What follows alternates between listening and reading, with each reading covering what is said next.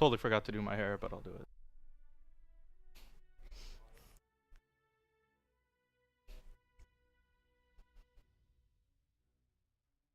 Hello everyone, welcome to the NorCal Collegiate Open here at the Academy of Art University in San Francisco, California.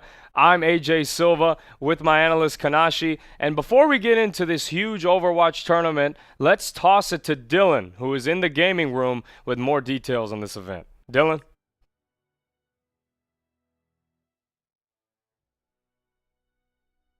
Are lined up, getting ready for the first game. Higher? What? Oh, and they're getting ready as we're about to have our first fight of SFSU versus ArtU Onyx. Let's go back to the studio to see for further analysis. And thanks, Dylan. And Kanashii, SFSU, their second team will be squaring off against the ArtU Onyx, which is our top team here at the Academy of Art. But what do you expect early? This is supposed to be a very intriguing first match. Yeah, it's going to definitely set the tone of how the rest of this is going to play out. SFSU 2, there's nothing to really underestimate about these guys. They're a very coordinated team, but same thing with ArtU Onyx, them being the A team. They're definitely going to bring in their A game. We will be seeing the Academy B team as well later, but for the most part, we want to set the tone. This is, hosted by the Academy of Art. They want to, represent the home crowd. And if you don't, you're going home. It's probably you're done if you lose. And the winner of this game will square off against San Francisco State's A team. So we could have a battle of the A's and see which team is truly number one here in San Francisco as of now. But also, there's been some new metas and buffs, and before the game starts, maybe we could get in on that in terms of what has grown, what has changed in the game of Overwatch. Exactly. So right now, we're still kind of in the same setup as what we were in, for the past few months. We've just been seeing triple tank, kind of the same thing. But it sounds like we're about to get started here as ArtU Onyx and SFSU 2 are going to be facing off. Yeah, at Lijiang Towers, and we talked about the 3 stages before the show, and now it's going to be big. But if we get into that final fight, as it's the ArtU Academy of Art Urban Knights squaring off against the SFSU Gaming Gators, but that control center right dead in the middle, that's a tight area, and I hope to see a lot of blows. Exactly. This is definitely a map for Reinhardt if they're going to be playing that. I'm expecting both SFSU 2 and Onyx to be bringing that out. So we'll have a quick look at SFSU 2. They are ran by their captain Kate, and they're sitting at about a 2.7K SR. It's nothing to scoff about. They're mid-plat, pretty solid. But meanwhile, on the other side, we do have ArtU Onyx. They're sitting at about 3.8K. This team is pretty solid as well. They're coached by Bamboo and Tay, so if somebody happens, feign or something, we might be able to see them swapping into their place. As the gates are about to open, we're about to start off things here at the NorCal Collegiate Open. Here we go. The Academy of Art going to show the home field advantage early, and we'll see T-Cat getting busy early. Yeah, he's going to be on that Junkrat trying to shred up that tower, or shred up the shield. Now, the thing to look out here is Kairos is on the new hero Ashe. It's really good at long distance range. Oh, and a quick pin by Harambe. A quick double elimination. It's already getting cooking early, and we're getting the pot going already. And we see multiple slashes with Reinhardt, and then finally eliminated. Yeah, you got a little too aggressive there, but sometimes the sacrifice is well worth what you get here. Right now, T-Cat just kind of staggering out the D.Va, making sure that the longer that they're out of mech, the longer they're inefficient. So even in that scenario, leaving D.Va just stranded out there without the mech is a lot better than killing her. And here comes a Riptire. The Riptire by T-Cat, and it gets destroyed, so it will not be utilized. But this is like the perfect spot for T-Cat to use Junkrat due to the fact that those grenades bounce off those walls, and next thing you know, it's right in front of your face, and boom. Yeah, that was excellent coordination vision by Ken on the other team on SFSU 2. He spotted that out. He heard the tire, and he just threw that immediately. And Harambe is asleep due to the dart, and hopefully he could get back in it. But in the meantime, Mumu is getting busy. Yeah, Mumu just trying to keep everybody up, keeping them aggressive, and that's the style that Onyx likes to play. They like to get aggressive and move in, and the words of Taeyeon, the coach, give up no space. If you give up any space, you know, you get benched. I'm not even kidding. There's an ultimate immediately lose by Senor Pac-Man, which attracts all of them together, and they just got a handful of eliminations. Yeah, it's a team kill, full wipe there, and another thing to look out for is where's Harambe going to be sitting? He's got that full Earth Shatter. That Graviton Surge has really helped out charge him up, so it was kind of an expensive fight, but if you're able to keep him off the point for that long, they might not even get a chance at a second fight. Yeah, as Harambe used that Fire Strike earlier and is still trying to maneuver his way through, is not just easily getting all over him and trying to quickly get right in with the charge. That was a 4-man shadow. That was huge, but he hit those Riptire at the elimination. Yeah, he's trying to clean up everything off of that. It's their, as ArtU's just trying to move in and trying to solidify dominance here on this first point, making sure that SFSU 2 won't be touching the point at all. Yeah, as they have really not been in it at all. ArtU showing why this is their A team and are doing an excellent job of fighting through that tight space. And 2 Riptires. Unfortunately, the first one didn't get used the way we wanted to, but the second one, our voices went up through the roof. Exactly. That's the thing to notice. Like, it was a good play by Ken. He realized, oh, I hear a Riptire to my left. I'm gonna throw a Fire Strike there, and he got the first tire. Now, the thing that opened him up though was on that last engagement when Harambe had the Earth Shatter, Ken decided to charge in and try to get a quick pin. But what that essentially did was leave the shield behind, and that's why the 4-man Earth Shatter was available for Harambe. He just took his time. He realized there's no barrier stopping me from doing this, so he just dropped the hammer. Well, what's cool is T-Cat, and then on the other side, Ron for SFSU, both with Doomfist, a character that every time I see, I'm like a kid in the candy shop, but a very highly skilled character that needs to be used right. Exactly, and he's got that one-shot kill potential, and he's very elusive, so a lot of teams have a little bit of issues trying to get him, trying to kill him off pretty quickly. And, well, as you say that, Ron, who is Doomfist, gets eliminated, so that's nice to see for ArtU to get rid of that Doomfist out of the way. Yeah, he made sure to get rid of him as quickly as possible, and they're going to look to maybe leave the Diva. No, they're going to kill her off as well.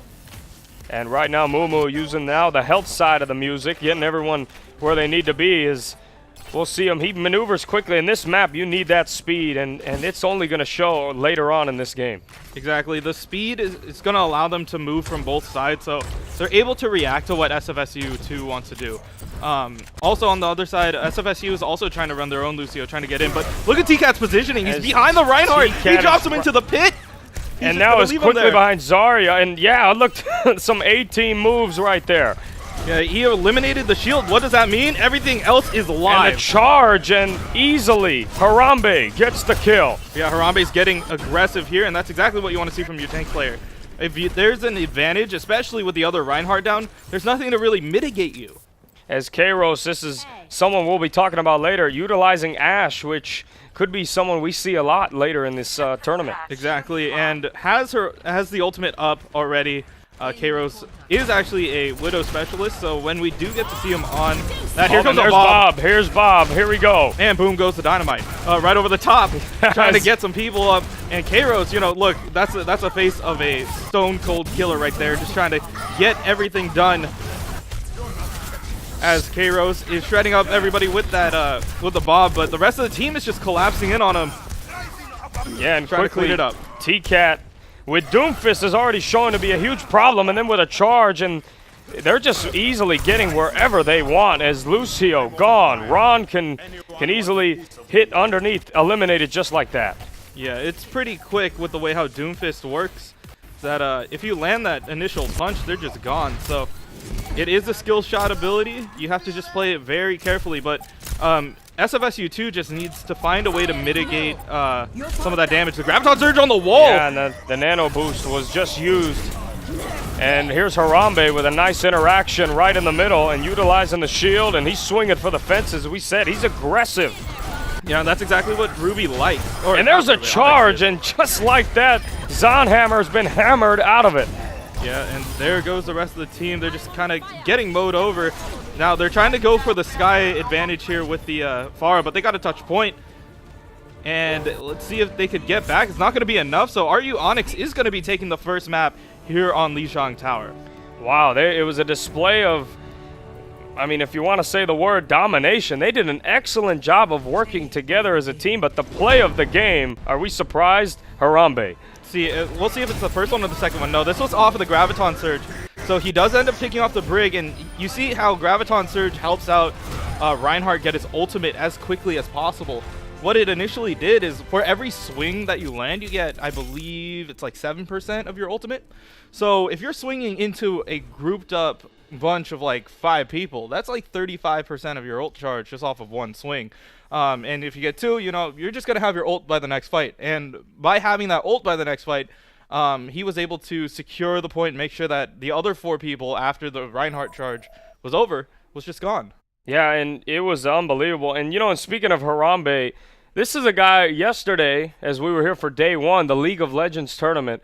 Harambe was by himself playing Overwatch. The only computer on the screen that had Overwatch was his, and he was getting a crowd surrounded behind him. So if that doesn't show you the dedication for this moment here, then I don't know what does. Exactly. Especially from your tank player for ArtU Onyx, you want to be knowing how the game works, ins and outs of every single character that you play. And that goes for anything, especially in Overwatch. Like, some people don't know that Mercy's got like this little hop that you can do at the end of your Guardian Angel. There's some people, like, there's some very little intricacies that if you learn how they work, you can definitely exploit them in a way. And like, even sometimes, like, it comes down to animation canceling, like figuring out the very, like, even shaving off like a quarter of a second could be enough between winning a fight or losing it. And just like with other sports, that split second determines if you're going to bed and you're knocked out sleep or you're advancing to the next round and winning. But also, for those watching, of course, I'm AJ Silva with Kanashii. We want to thank you. This event is presented by the Academy of Art University in San Francisco and eSport Management. We want to say thank you for all who joined in on this nice Sunday evening. And Kanashii, just like Lijiang was a very entertaining map, it was quick and fast. Do you think King's Row, which is our second map, do you see it being any different in strategy? So the way how King's Row works, it is once again a really tight quarter map. So we will be seeing a lot more Reinhardt. But the thing that I want to see, it's really different when it comes down to the offense versus the defensive way how you play King's Row. When you're on defense on King's Row, you play it very slow. You play like protect this corner, do this, make sure that, you know, if they get on point, you collapse on them.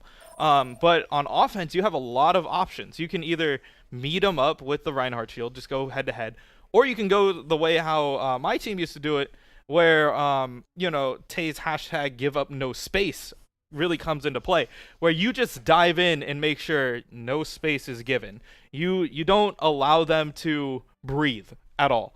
And in that case, we could see Harambe on his signature Winston, if that ends up coming out. Believe it or not, his main is Winston. It's not the Reinhardt, even though he's been showing it off here. Yeah, he proved. I thought if you didn't know him, you would have thought that maybe that was his main tank, like you said. Exactly. But also, wouldn't you say the map, like you said, enclosed, no space? I like that type of play because you get a lot of action.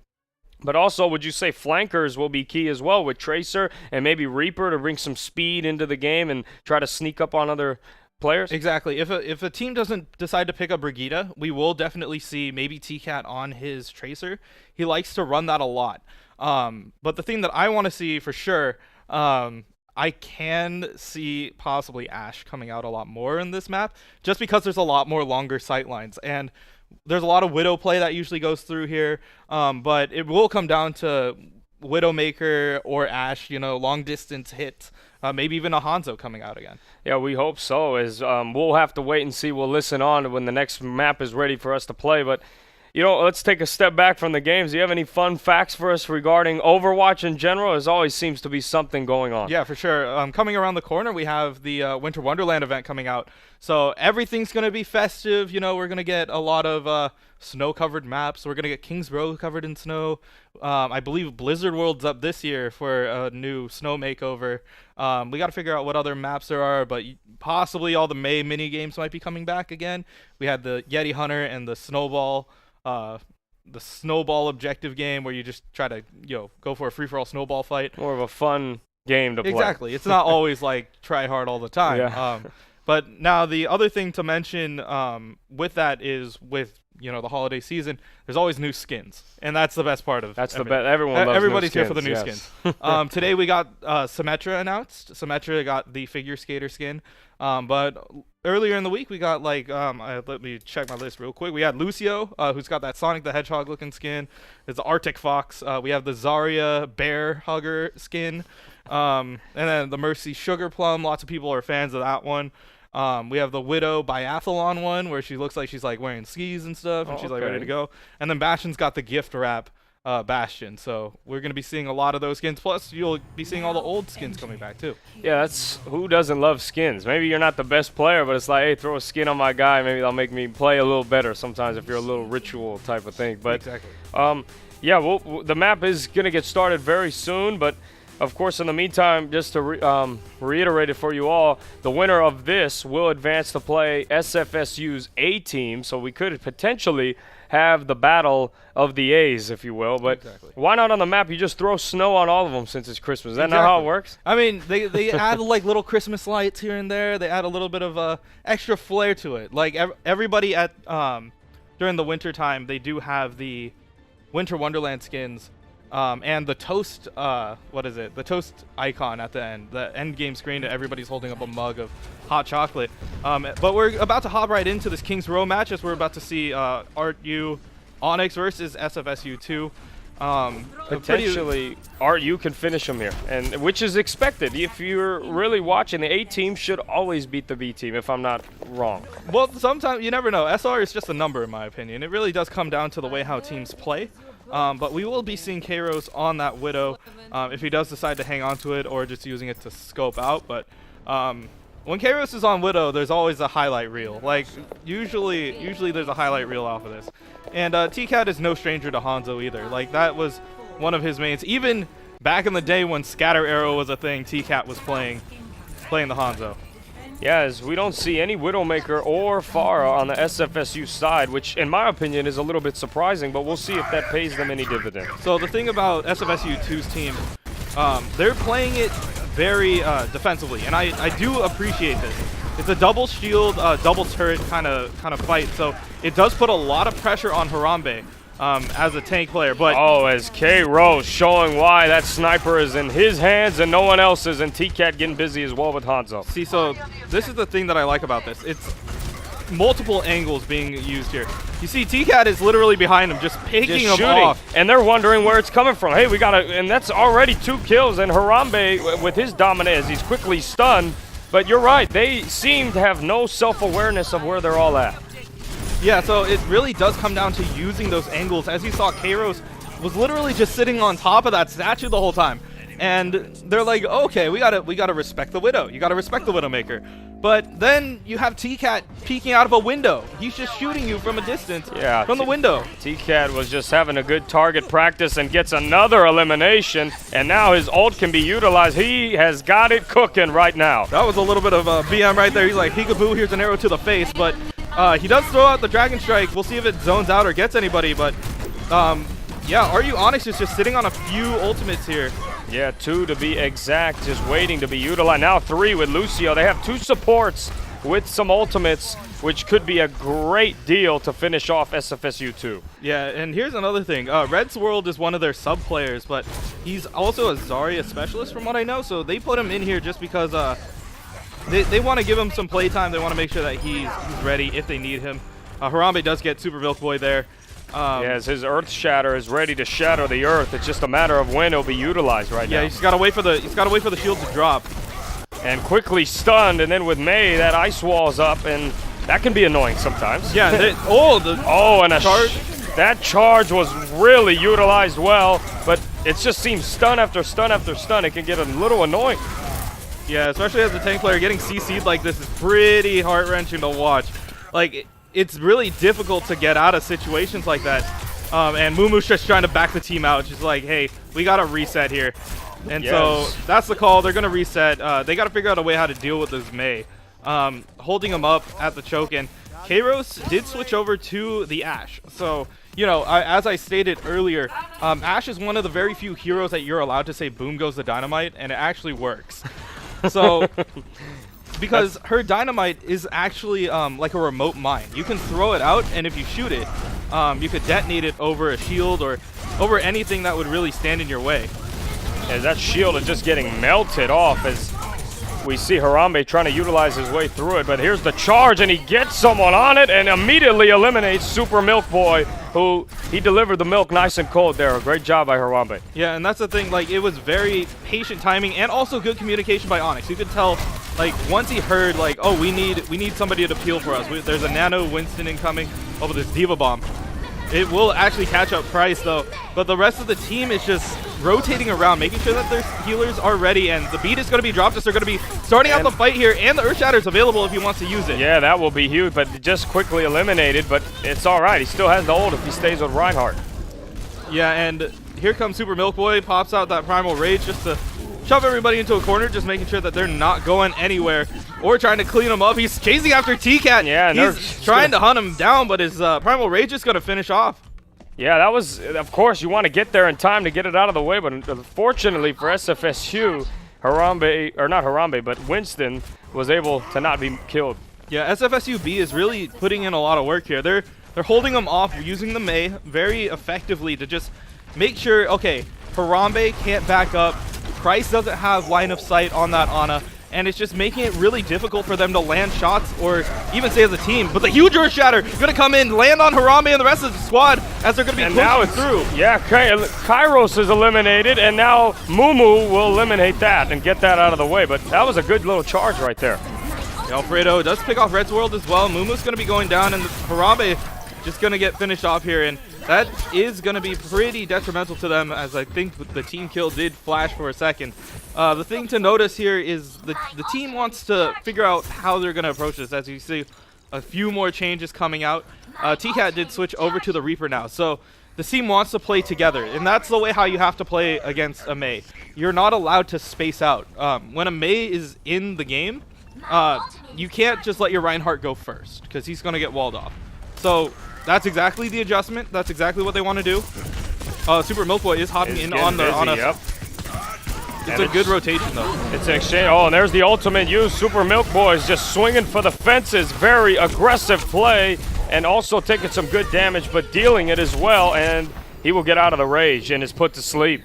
Yeah, as we see T-Cat finishing off Super Milk Boy, and the rest of ArtU Onyx just fighting on the point very safely and making it trying to make a really clean engage to select to get the point as they get point B, and they're moving on to point C. Yeah, this SFSU needs to pull a rabbit out of their hat. This will be very crucial. The T-Cat's positioning right now. Ron didn't even know it was coming. Gone. Unbelievable position. You were right. It was like peekaboo, I see you, and then the Junkrat, or excuse me, the Roadhog drags him in and eliminates him. Yeah, I think that was a solid trade, even though the thing to notice here is how much space ArtU Onyx got out of that.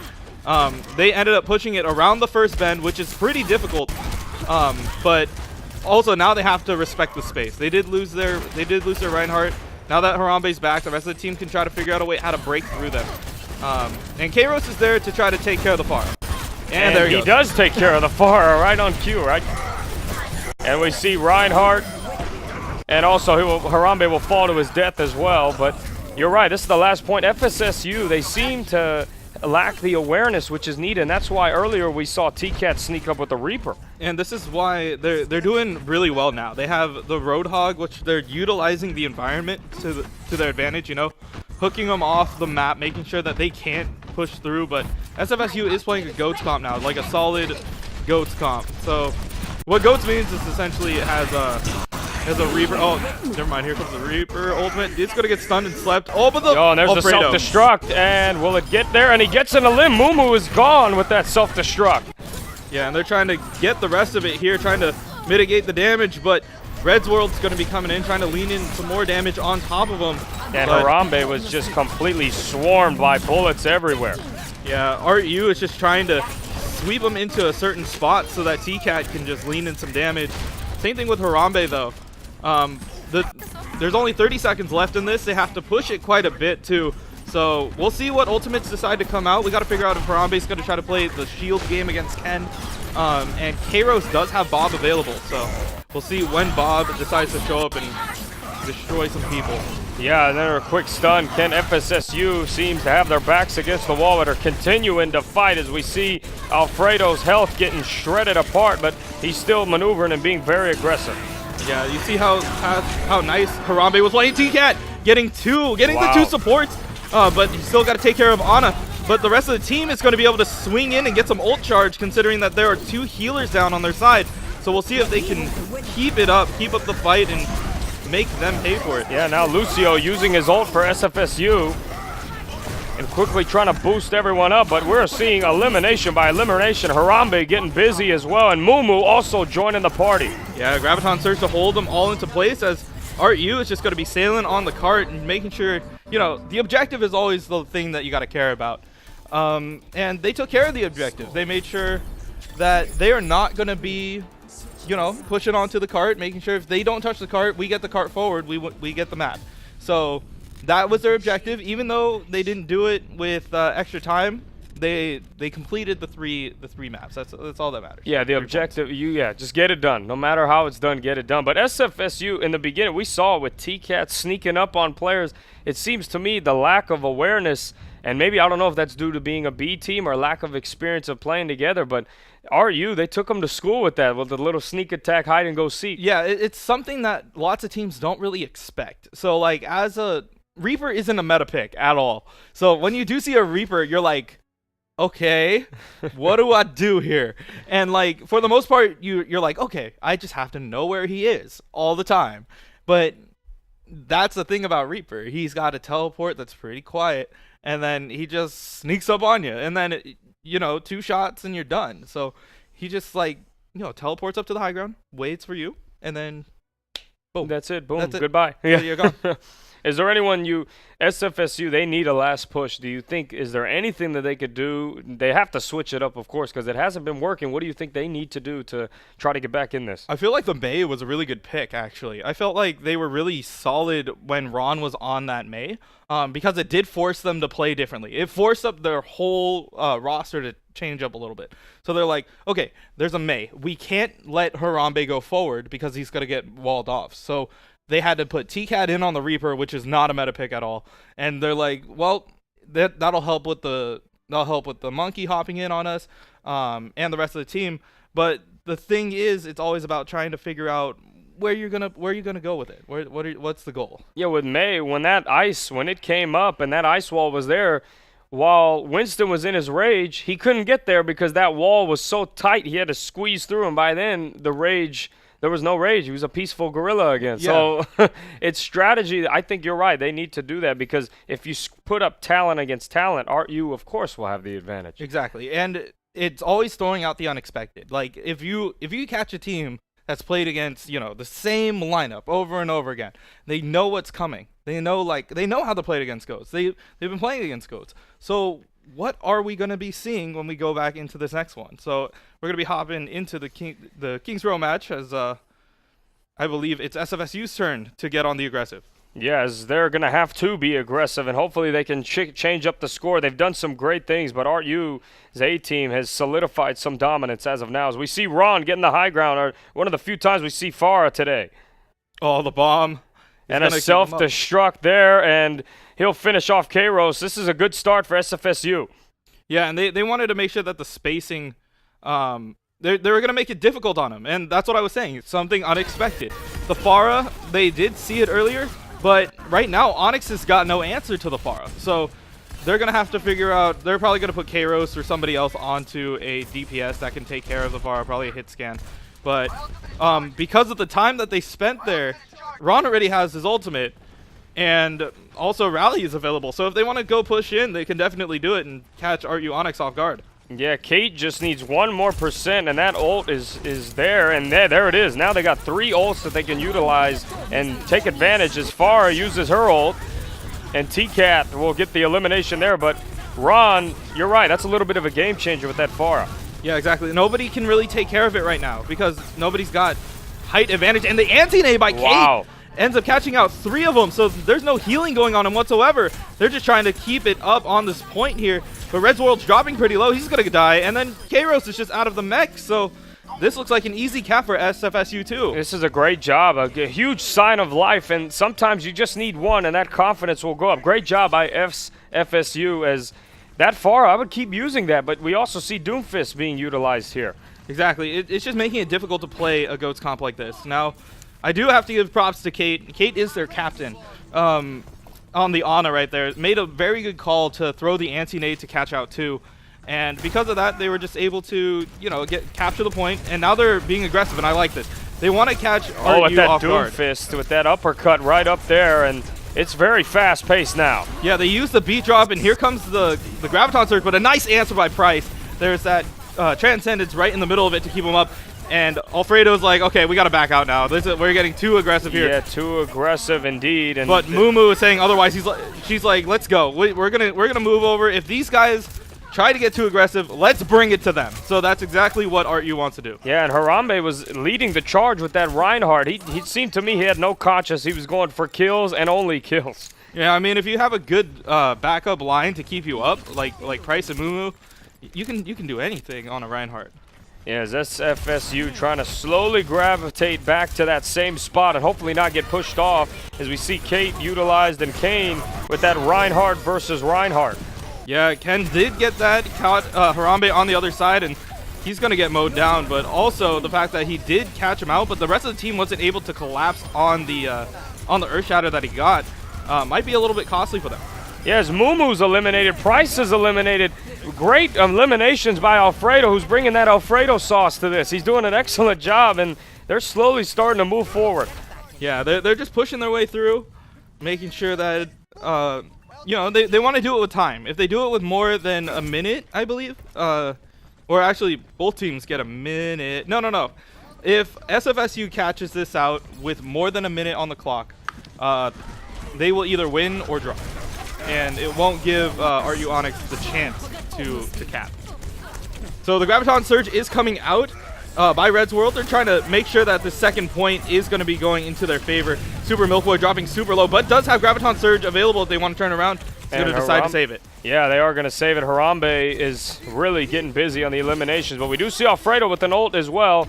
So they have 2 ults that SFSU can use that hopefully at the right time can help them propel.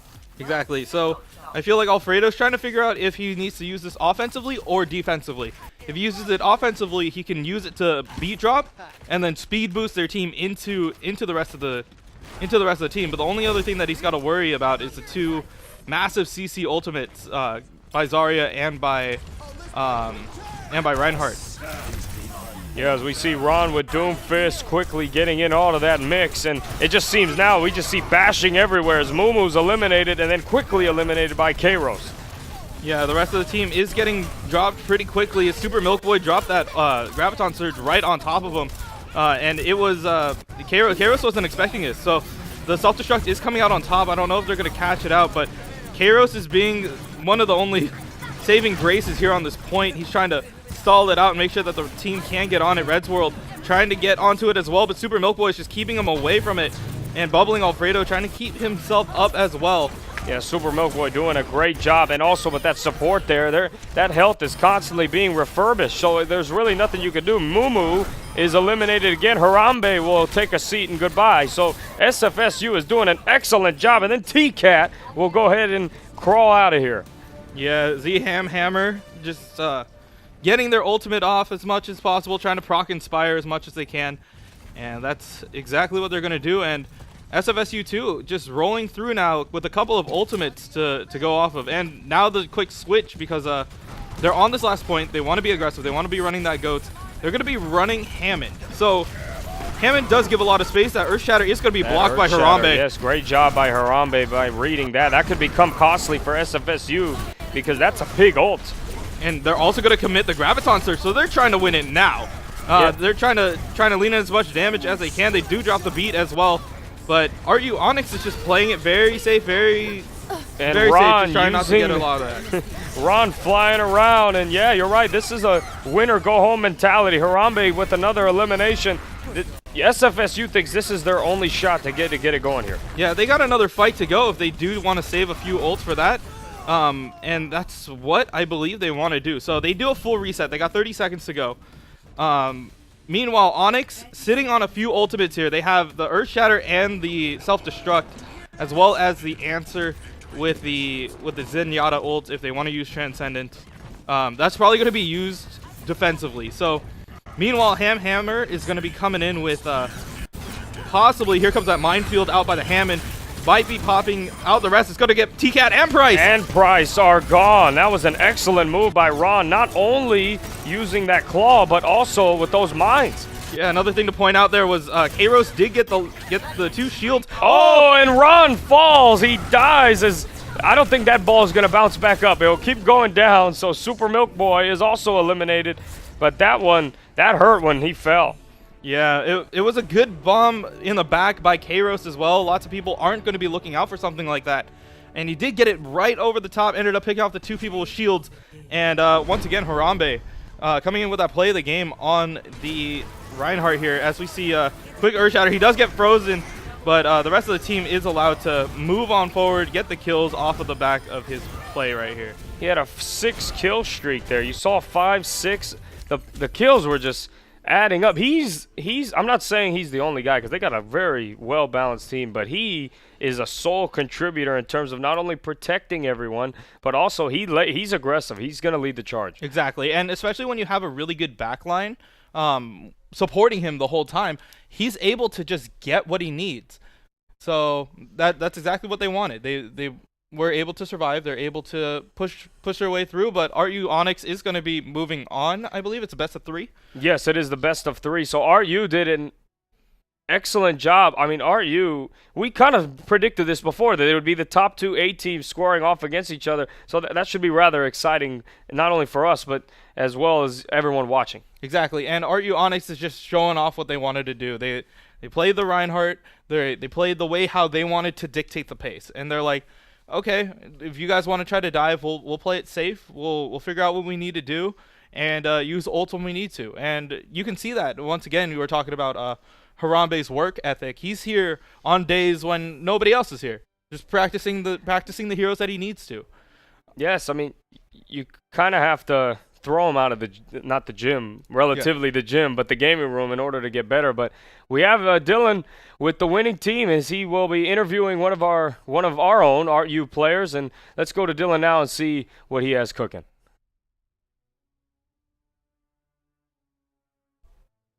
From the ArtU Onyx team, tell me, you guys won that pretty convincingly. What was your strategy going into that game? Well, we really practiced a lot, so at that point it was like just second nature what to do. So most of the fights, like there was some shaky parts, but we kind of knew how to adapt to it. We knew what they were trying to do, so we just played around it, and then we just edged out better. All right, and moving forward in the tournament, looking at the rest of the competition, is there anyone that you're like afraid of, or do you think you guys pretty much have things set as it goes forward? We looked at a couple of the other teams, so we have a general idea of what they might run, even though it probably is just all goats anyway. I don't think it's going to be any different. So, yeah, I think we have a solid game plan. We kind of just prepared around that assumption, yeah. And you guys feel like you're pretty ready for that like goats matchup and how to counter and deal with that? Oh, yeah, we'll take it all, yeah. All right. And that was Harambe for the post-match. Let's go back to the studio and get ready for the next game. Thanks, Dylan, and you laughed. You laughed sorry, when you guys. said goat, and Kanashii, what was so funny there, huh? Yeah, I mean, everybody runs goats, and he's ready for it. Like we saw him. He's just like, yeah, everybody's gonna be running goats anyways. You know, Harambe is very soft-spoken, but when he gets in game, he shows off everything, and that's just how he is.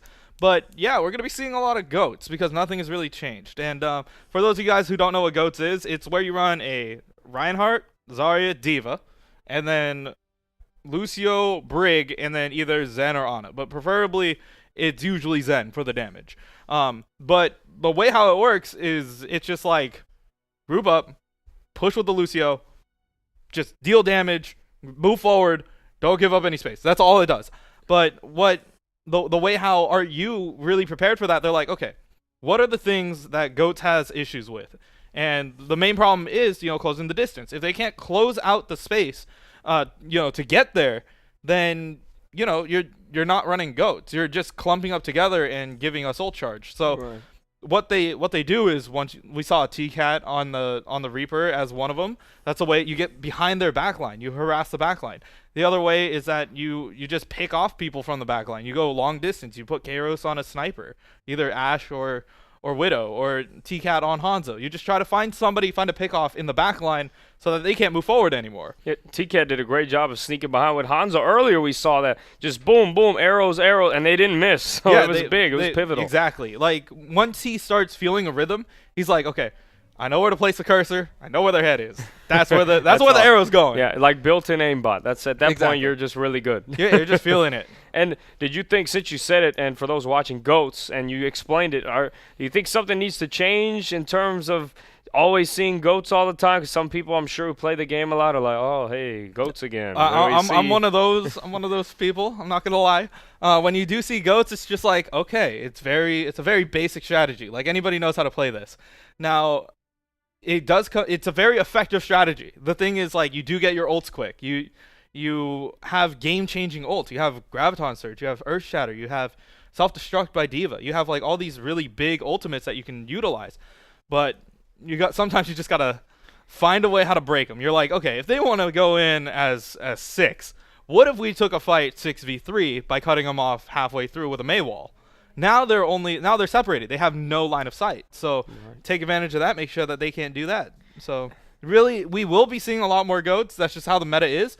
But we're expecting a lot of different counters too, because that's just how the game works right now. It's like there's Goats and then there's anti-Goats. Like, those are kind of the only two things that are out there. Hopefully we can get some more in terms of just mixture. We want to see more flavor in this game, and I'm sure that'll be something they do down the road. But for those watching, thank you again. I'm AJ Silva with Kanashii. This is the NorCal Collegiate Open here at the Academy of Art University in San Francisco, California, presented by the Academy of Art University, of course, and eSport Management. We want to say thank you for joining in once again, and we know the bracket's not popped up now, but the next match should be interesting. San Jose State squaring off. They are the 3 seed, squaring off against the Ohlone Renegades from Fremont, California, who are the 6 seed. Shout out, that's my hometown. So maybe I'm a little biased, but it's good. It's going to be tough because San Jose State, they have some really good players. Yes, and from what I know, I believe Junie is still on that SFSU team, and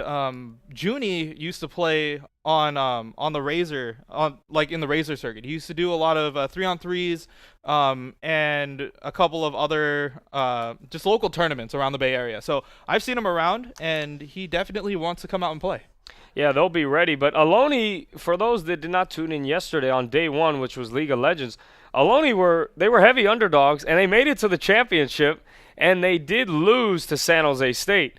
So I'm sure, although it's a different game and it's day 2, there's got to be some type of bitterness that says, hey, they beat us last time. Let's see if we can pull a rabbit and try to upset them here. Because it would be an upset. Exactly. I feel like SFSU, or SJSU, my bad. SJSU. SJSU. Yes. They want to go in. They want to get aggressive, and that's just the way how they want to play it out. And if Ohlone and SJ want to go head to head, bring out that League of Legends background, you want to keep the narrative alive, you could definitely do it here. Yeah, we hope to see that as the game will be starting momentarily. And in terms of the maps, of course, that won't change for a while in the best of 3, but Ohlone and SJSU, it's a blind game. They haven't seen each other play. It's rather new. Do you have any maybe advice that you would give, or something that you say that helps out with that if you don't, not familiar with your opponent? If you're not familiar with your opponent, just believe they're running Goats, and then if they don't, try something else. But for real, like, when you're playing against a team that you have no idea what they're going to be doing, you want to play what's comfortable to you. You want to play, you want to be at your best, even if you don't know what they're doing. So even if your team gets countered, you're like, okay, I know how to adjust to this. Like, let's say if I'm trying to run a dive comp, I'm trying to hit your backline, and they just decide to run, okay, we're just going to go play Brigitte, we're going to play Ana, we're going to keep you locked down. I'm like, okay, I'll play the long game then. I'll just pick up the Reinhardt, move slowly. And it's all about figuring out, it's all a game of, like, switching heroes, figuring out what you need to do when. And yeah, that's the big thing in terms of ults and anything. You got to know when to do it. It's nice to have it, but you got to know when. Yeah, but you got to know. The game will start later on, but I know we got some more stuff here. There's some new Overwatch teams. Yes. And many people are excited. Of course, I was excited. I wanted to see the logos. I want to get some new merchandise, see what we can freshen up here. But what are these new teams? What can you tell us about these and who they are? Okay, so we got 8 new teams coming in. That's amazing. That's a lot. 4 going to the Pacific, or 4 and 4, Pacific Atlantic Division.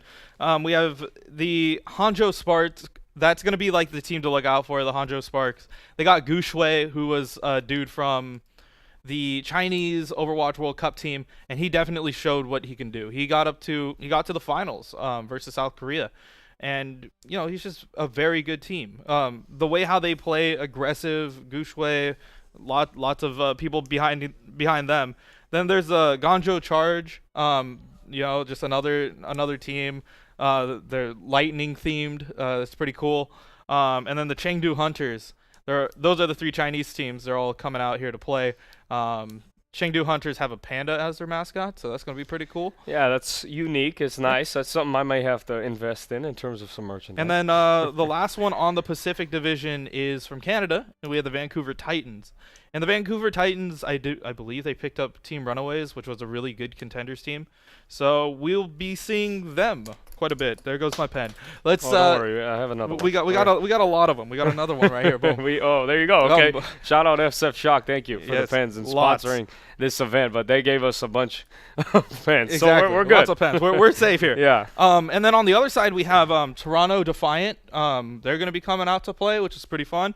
The Paris Eternal, which recruited soon from the LA Valiant, I believe. He moved from the Valiant to the Paris Eternal because that's homeland. You want to go back to home. That's definitely play that's that. how it is. So you gotta go homegrown. Then we have the Atlanta Reign. They picked up Defran. Lots of people were like, "Oh, Defran, is he really gonna be good here?" Because he was one of the guys who kind of bashed the league when it first came out, and he has kind of a little bit of a bad rep. But it doesn't matter. If you play well into the game and you get picked up and you're doing fine, maybe he might be a shining star in the Overwatch League, or maybe he'll just fizzle out. You never know. That's just how the team works. But the Atlanta Reign, that's another team to be looking out for. And the last but not least one for sure is the Washington Justice. I mean, that you can't get a more American name than the Washington Justice. That's probably going to be a fan favorite in terms of America. Yeah, maybe. I mean, they're DC. Yeah. Their colors are red, white, and blue. Yeah, and their logo is a shield. Oh, that's as American as it gets. It's as American as it gets. The only other thing that they needed was a bald eagle and yep, right on top of the shield. Yeah, you put a bald eagle on the shield with a cheeseburger in a car in a pickup truck in a Corvette or some American truck. There you go. Maybe that's what it is. There you go. And that's exactly. That should have been their logo. Yeah, yeah.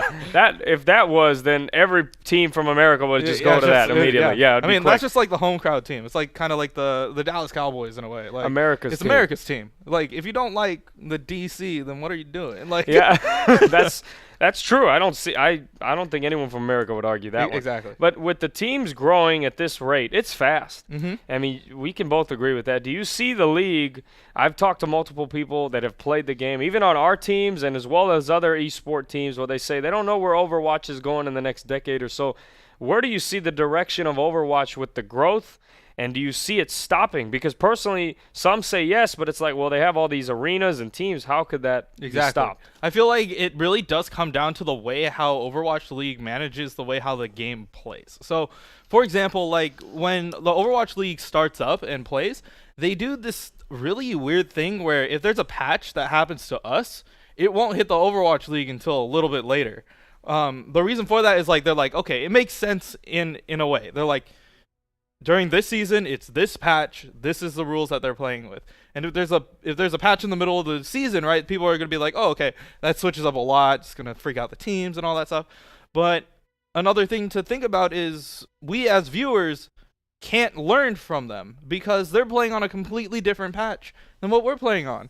And so yeah, that's tough. It's tough. So as we're watching it, we're that was from last patch. We don't have scatter arrow anymore. We can't shoot people's feet. Yeah. And then another thing was when we had Brig coming out and they didn't yet, and we're just All right, there's no brick. So now what? So the thing is, I feel like I do like the direction how Overwatch League is going. They did lower the number of games, so player burnout is less likely to happen. So because of that, they're going to be a lot more refreshed, a lot more less games. It might be allowing them to fit in a patch like right in the middle of the season. Sometimes I really do think that they could just be like, you know what, if we have a patch and it's bad, the Overwatch League should be able to play it, and then if we see that it's that bad, then we'll fix it. We'll take it out. We'll take it out. We'll right. fix it. So that's just the way how I think it is. It's like they have to figure out how they want to do it. Yeah, because the fans are there. I mean, we're talking about basketball arenas getting filled up. In other countries, they got huge arenas. They're getting filled up. And a lot of my friends who play soccer and basketball, those sports are at the top tier of the list. But esports, maybe in our 40s when maybe we have our own kids playing, instead of grabbing a basketball or a football or a soccer ball, they may hey, let me get the sticks, let's play or let me have a keyboard and computer. Get them keyboard and mouse. Yeah, and it's that simple, right? You leave them alone. Make them go outside just every once in a while, Yeah, gotta get what, vitamin A or is it D? It's something. Both, something. Yeah. But you need it though. I know that. Yeah. And also I feel like it's a good interplay, like the way how you take esports and regular sports as well. Like the way how I play a lot of my games, I have to take it into the same way how I would play like basketball.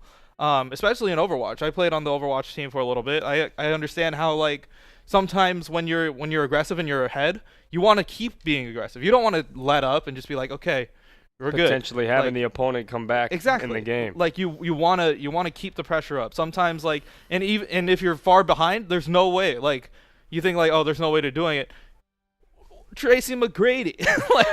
Tracy McGrady. That's just one name that just comes up. Like that's what you think about. Like there's always a comeback potential. And same thing in most esports. There's always like, even if you're far behind in the early game, there's always a way to come back. So yeah, that's something that's really interesting. And also what's important, I think, in esports is really the complications of the game. You don't want it to be too complicated because the general fan, although we may love it and millions of other people may love it, I know people that love League of Legends, and then I know people say, oh, there's too many characters and things. I'm not playing this game. Exactly. I'll blow my head off. I can't remember all these. Exactly. So I see both sides and why it would balance to a proper crowd. Exactly. It really does come down to the way how a team or, how a game really appeals to people. Like some people are really attracted to, large over-the-top FPS shooters, like Overwatch. Other people are into League of Legends, and for myself, I'm into like card games sometimes.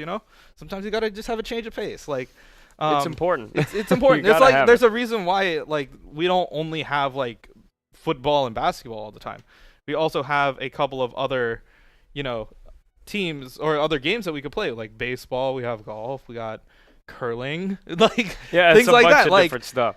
You just want to make sure that you're playing at a different pace. Sometimes you can't just always go fast. Like you can't be Sonic all the time. You just can't always go fast. Sometimes you got to slow it down. You got to figure out what you want to do. Sometimes a turtle is the best way to go. And you see on your screen now, we see San Jose State and Ohlone both prepping. It will take a moment for them to get fully prepared and ready to go. But so far, I don't think the first match wasn't disappointing. It was fun. We saw it. We're waiting for more. But in the meantime, we want to thank our sponsors, the San Francisco Shock, always supporting the Bay Area schools, very important, and we want to say thank you to them. But it's kind of nice when you got a professional team sponsor an event. It adds an extra flavor, I think. Exactly. And it shows that they care about their local esports. They want to make sure that the environment is growing. There's always, especially for esports, we're always expanding. Especially now, we got 8 more teams. But you want to keep the community involved, and SFS or the SF Shock have been doing that for us. So really happy that they're here. Yeah, no, thank you. And you know what else is great besides the SF Shock is that bow tie. That was something that I wanted to point out. Exactly. You see, someone's got to zoom in on this thing. This thing, that is what I'm talking about. That's dedicated fans right there. That's a true day one fan with that bow tie. Unfortunately, I don't have that type of swag on me right now. It was pretty difficult to find, but when I did, I was like, oh, I got to have that. It goes with the whole appeal of everything else here. So, we're seeing the Renegades versus the Spartans, right? That's going to be up next. Yeah, that should be a great game. Is there anything, Ohlone, of course, rankings and experiences, it leans on the side of San Jose State, but is there anything you think Ohlone will have to do? Would you try to be aggressive and maybe get that first punch with maybe a Reinhardt and try to grind our way forward? What's an approach you would like to see? I feel like when it comes to Ohlone, the way how they have to do it is just be unexpected, play what you're comfortable with at first, figure out, test the waters maybe in the first game.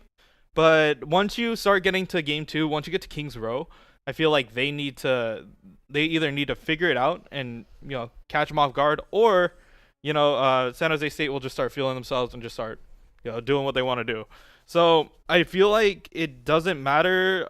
SR difference is quite a bit. It's 2.7K for Ohlone, average. These are averages we're talking here. Versus San Jose State's got 3.3K. So they're going to be sitting at a pretty there's quite a bit of difference.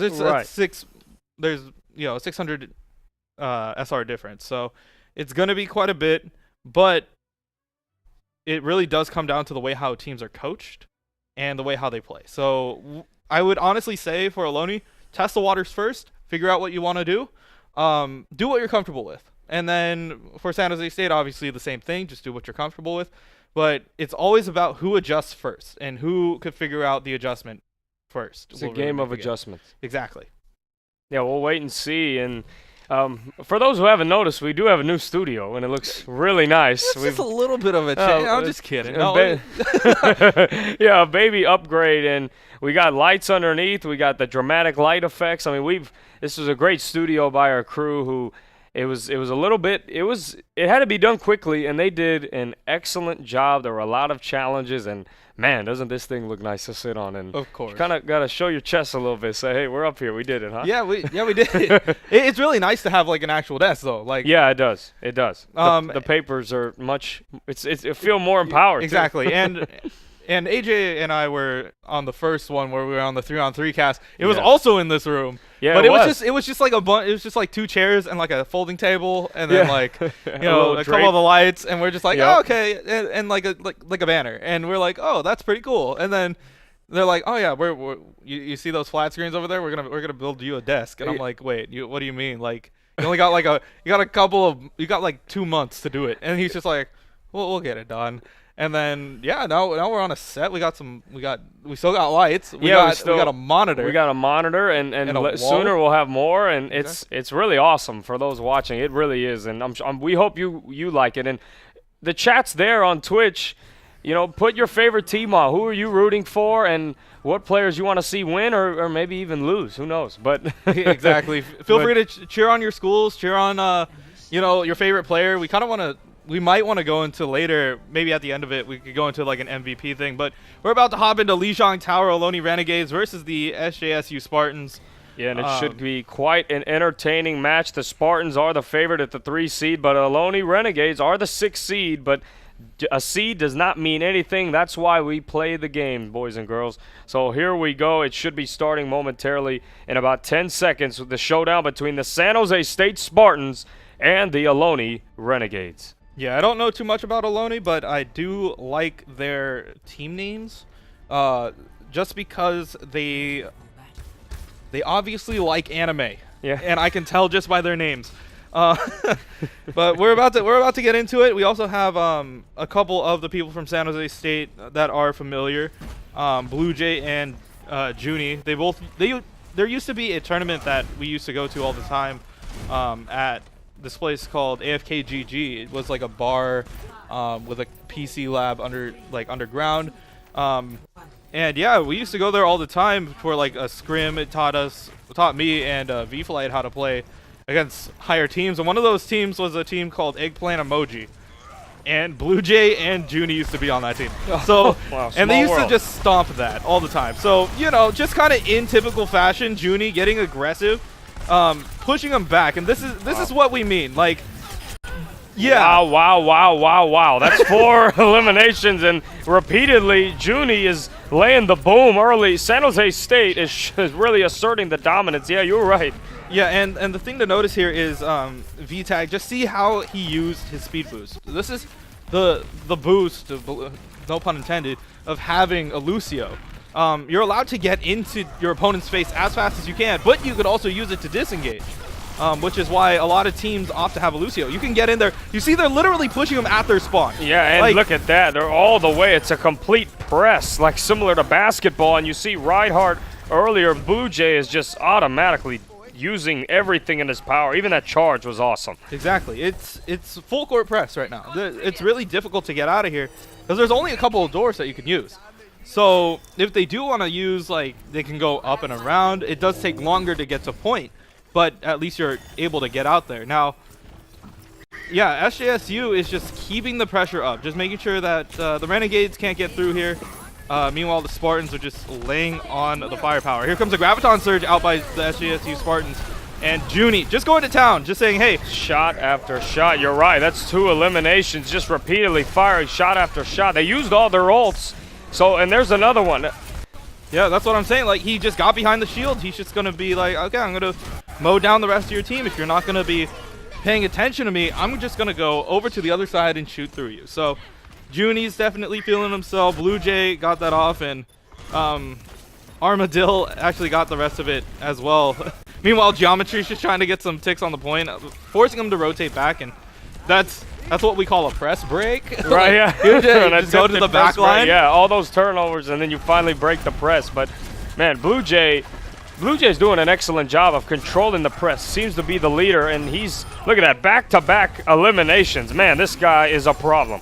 Exactly. It's really difficult to deal with a Reinhardt who's super aggressive in a way because, one, he's got a shield. Like, it doesn't really get anything other than that. You can't get through it pretty easily, but what they're doing is applying pressure. As you see, somebody is on point, so it's forcing the rest of the Spartans to the back line, and Junie's going to clean up Geometry. Yeah, Geometry is not smart enough to get that one, and there you get him. Yeah, and they're going to clean him up, and he tried to apply the pressure, but yeah, Blue Jay and there's that charge, and Gubaga is gone. Man, that was a nice way to end the round right on cue. Just smash you right into the wall. How's that? Yeah, there you go. So San Jose State feeling themselves. The Spartans going up 1-0 here on Lijiang as we move into control point, and this is just like a nice way to transition into, honestly. Blue Jay's feeling himself on Reinhardt. This is a map built pretty much for Reinhardt, so it's going to be up to the Renegades to figure out how they want to tackle this. Do they want to go straight through? Do they want to try more of a dive comp? And how are the matchups? And I said at first, you know, Reaper is a pocket pick, but Junie always feels comfortable on Reaper, and it's really weird. Like, it's not something that most people are like, okay, I want to play Reaper because it's kind of a point and click hero, but he gets the job done. Like, that's the thing. Like, especially with this team, the way how this team wants to play, obviously move forward and click heads. Junie is going to be the one to try to do that. VTag actually gets an environmental kill off of that. So, yeah, and VTag doing an excellent job with Lucio, and now he's gonna try to boost up the speed and quickly switches back to health. And it seems they're very organized and they're moving as one unit. Exactly. SJSU is playing pretty much as one piece right now. They want to do what they want to do, and they're getting their way right now. Ohlone feels a little bit scrambled up. Yes, they are like grouped up together, but it doesn't feel like they have a game plan kind of going into this. So if I were Ohlone, I would definitely say, you know, you learned what they did. You know that they're playing the Reinhardt. You know that they're playing the Reaper. You got to switch something up. Like, honestly, it could be a DPS going to Mei. It could be you know, goats. It could be anything. Just switch it up a little bit. Sometimes catching your opponent off guard will cause them to misplay. Oh, and Geometry. Wow, Geometry is wow. He found the right angle for that one. Yeah, he did. He did find the right angle, and that ult is being ready to use. It's just a matter of when, and there it is. It is used, and then the charge quickly by Blue Jay. Yeah, you could see him calling him out, but here comes that Graviton Surge to help out with the cleanup, and that's going to shut down anything that they wanted to do. So Armadillo, wow, and Blue Jay. There's the team kill right there. So yeah, Blue Jay just stacking up the kill. He had one more kill. He would have had a 5-kill streak there. Yeah, he was doing very well on that. He's playing very safe, very defensively, and playing it very smart.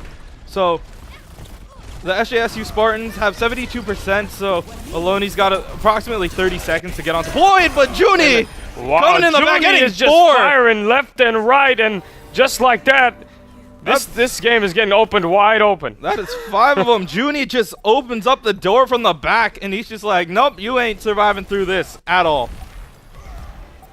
The 90%, they only got 10 seconds to get onto point, but it's going to look really difficult, especially since the team is holding you at choke. They have beat drop. How are you going to get in here? Yeah, I don't know. Is VTag waiting to... Oh, he was just about to use the ult just because it was about to end. But SJSU with a great team win. And there are multiple great plays, so I'm wondering to see what the play of the game is. It's going to be Junie's Death with that Blossom. Reaper. Yeah. Yeah, it's what's the right word for this? Disgusting in a way. Nasty. He just wraith formed in the back, hit Q, and got 5 of them. Meanwhile, the rest of the team, helps clean up the last player, but the fact that he's just like, okay, while my Reinhardt is fighting, everybody's focused on the big dude with the big rectangle. Yeah. I'm just going to go into a smoke cloud, walk straight ahead, and hit Q. It's just something that Junie has, the knack for. He's just like, okay, I can do this. Like, I know how this team wants to go. They want to move forward because, time is on our side. They need to get to the point. So their objective is to move forward. My objective is to erase them all. Right, so it's easier to move. So it's easier for them to not move forward. So Junie played that very well, and once again, I have to give props to Blue Jay.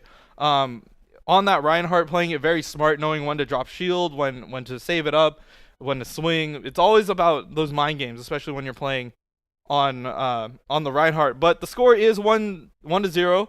The Spartans leading the Renegades right now. Yeah, they're doing a great job. And yeah, when you even said it with Reinhardt, with Blue Jay, he knew when to use that Earth Shatter in multiple occasions. Well, man, that Reaper, I kind of don't know what to say to that. Exactly. It's scary. It's a comfort pick for Junie, and it's just something that he's very used to doing. So it's kind of difficult to shut him off. The way how you do that is you have to play 2 Junie. But if you're playing 2 Junie, you're not playing 2 Blue Jay. So... Right. It's a little bit of a 50-50 here. Yeah, it's kind of contradicting a little bit, but it's still yet effective. I mean, they pressed Ohlone, like you said, all the way back to their spawn area. That was crazy. That was complete domination, I think, in that moment. Exactly. So the way how Ohlone, I want to see Ohlone adjust. So they saw what the SJSU Spartans are bringing out. They know they have a Reaper player. They have a Reinhardt player that's really good. How do you break that? And it could be the Mei, it could be a Junkrat, it's got to be something else to kind of like shake it up against them. And I want to see that as we hop into King's Row, getting ready for this next map here. Yeah, this next map will be crucial. But don't you say, how about adjustments, maybe a Widowmaker or a Pharah to get above? Do you think that could be a good adjustment maybe? That'll be good here, especially. King's Row's got a lot of long sight lines that they can use. So using the Widow right out the gate, you could also use the Ashe out the gate as well. Yeah, but utilizing those long sight lines as we saw in the first match with ArtU and SFSU, Kairos utilizing the statue, meanwhile TCAT flanking behind. Right. It forces 2 different angles of approach, and it forces them to either, first off take care of what's going on in front of you, or get picked off by the other thing that's behind you, or take care of what's behind you, get picked off what's in front of you. Yeah, it's more of a just preference at that point. Exactly. But yeah, Ohlone's going to need to step it up in this hybrid map because that first map was dominated by the amazing squad of SJSU, but they're another good squad, so is ArtU, and Ohlone's here for a reason. So they're also a good squad, but it's going to start soon. Do you have any predictions? Honestly, if Ohlone could find an adjustment to take care of Junie and Blue Jay, like mix up what they initially wanted to do, I feel like they can pull out a win here. But they got to figure out a way how to mitigate SJSU's pressure and push. But we'll see how that comes in as they're making their approach onto the first choke in King's Row. Yeah, as we'll see it right now, and Reinhardt, 2 Reinhardts will be used, so that's both a big tank and a big body to move. Yep, and their enemy Ryan dropped pretty quickly because of Junie on that flank as well. And look at this, is gone too.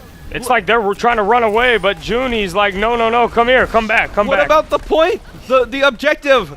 There you go. Now they're running back. Yeah, but they were pushing so far ahead. They got all the kills. They're asserting their dominance. Now here's the thing about the way how this spawns.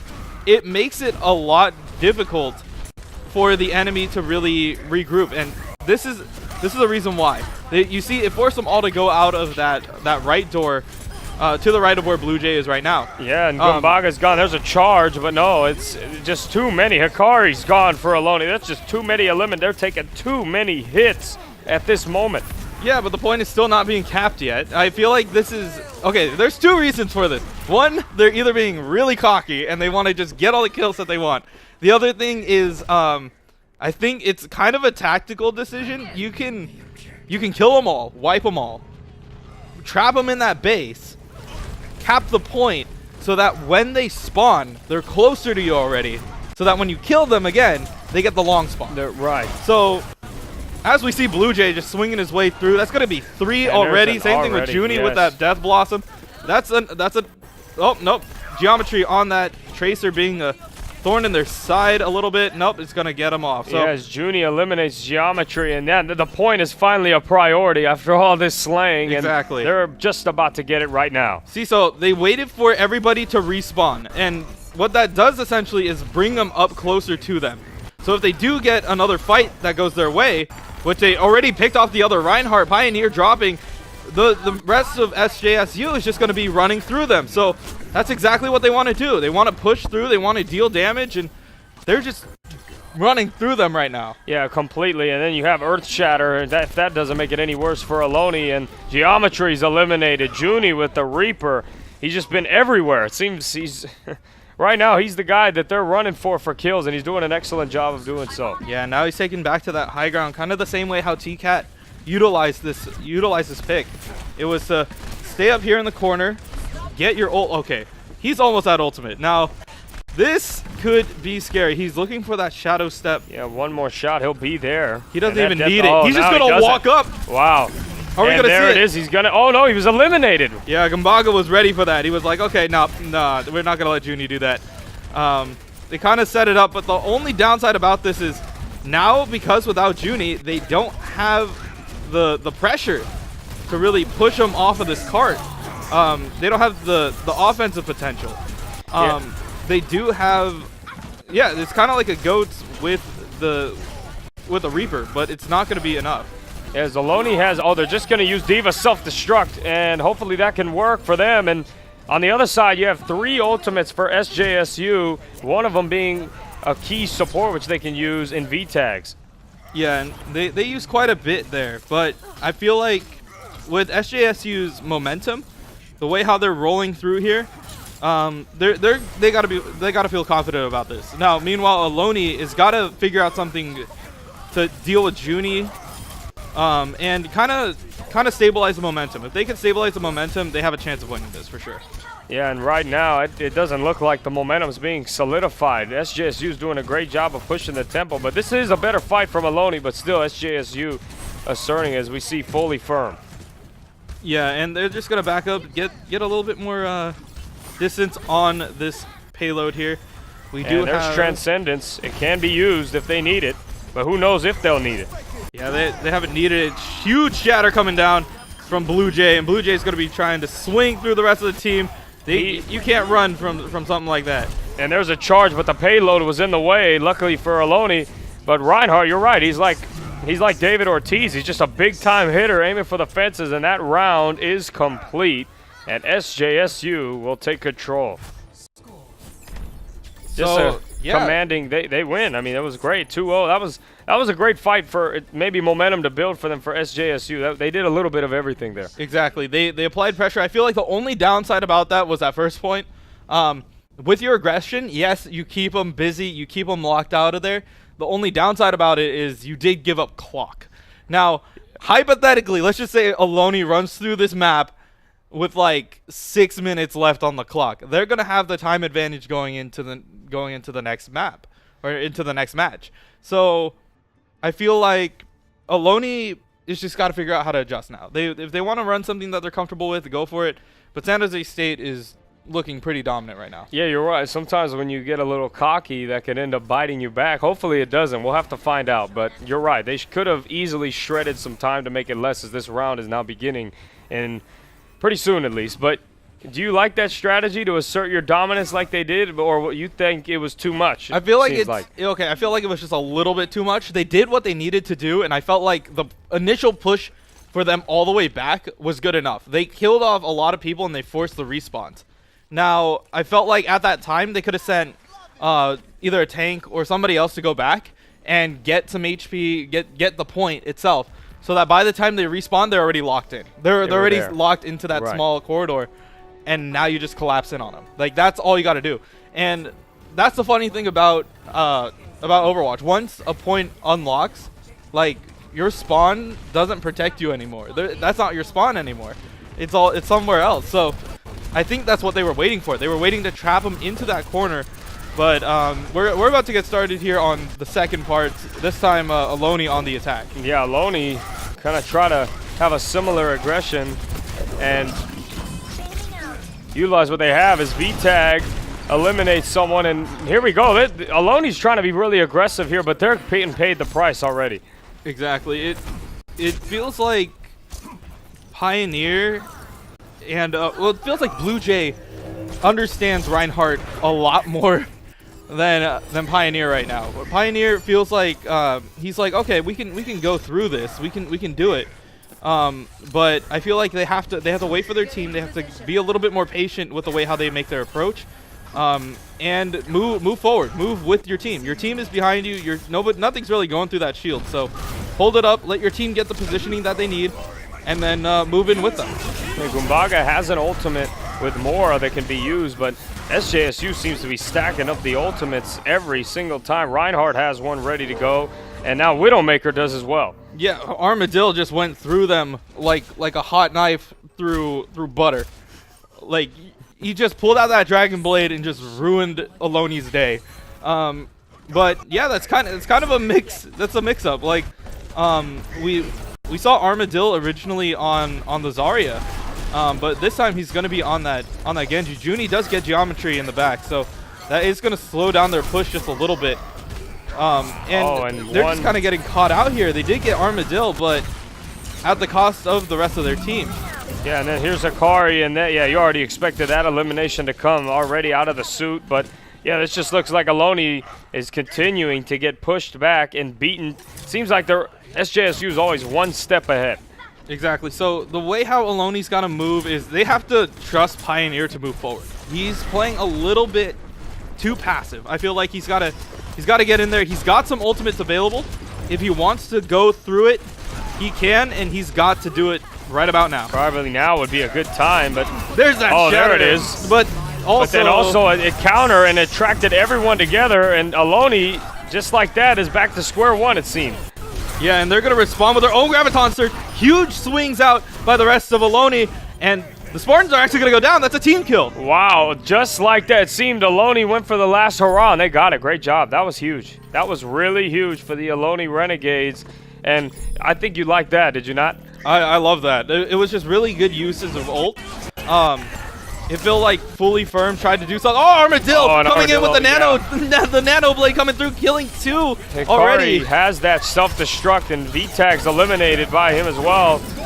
And there's that self-destruct and eliminated also by Armadillo. Yeah, that's the thing. Look, they're so close to capping it. 98.7%. They only have 30 seconds to do it, so they have to regroup, figure out how they're going to push into this. But Pioneer is almost out of Shatter, and they're going to switch Huz onto a Tracer to try to maybe do a last-ditch effort to cap the point. So the way how he's going to try to make this approach is going all the way around. Oh, and he finds Junie! He does. Junie's eliminated. Maybe this hope is still alive. It is not over yet. They have 20 seconds. That was a pick that they needed. Junie was the one who was applying a lot of the pressure. So as long as they can keep Pioneer up, he used his ultimate already. And there's a charge and gets the elimination. V-Tag gone again. This is a great push by the Ohlone. Yeah, and the Ohlone Renegades will actually cap the first point.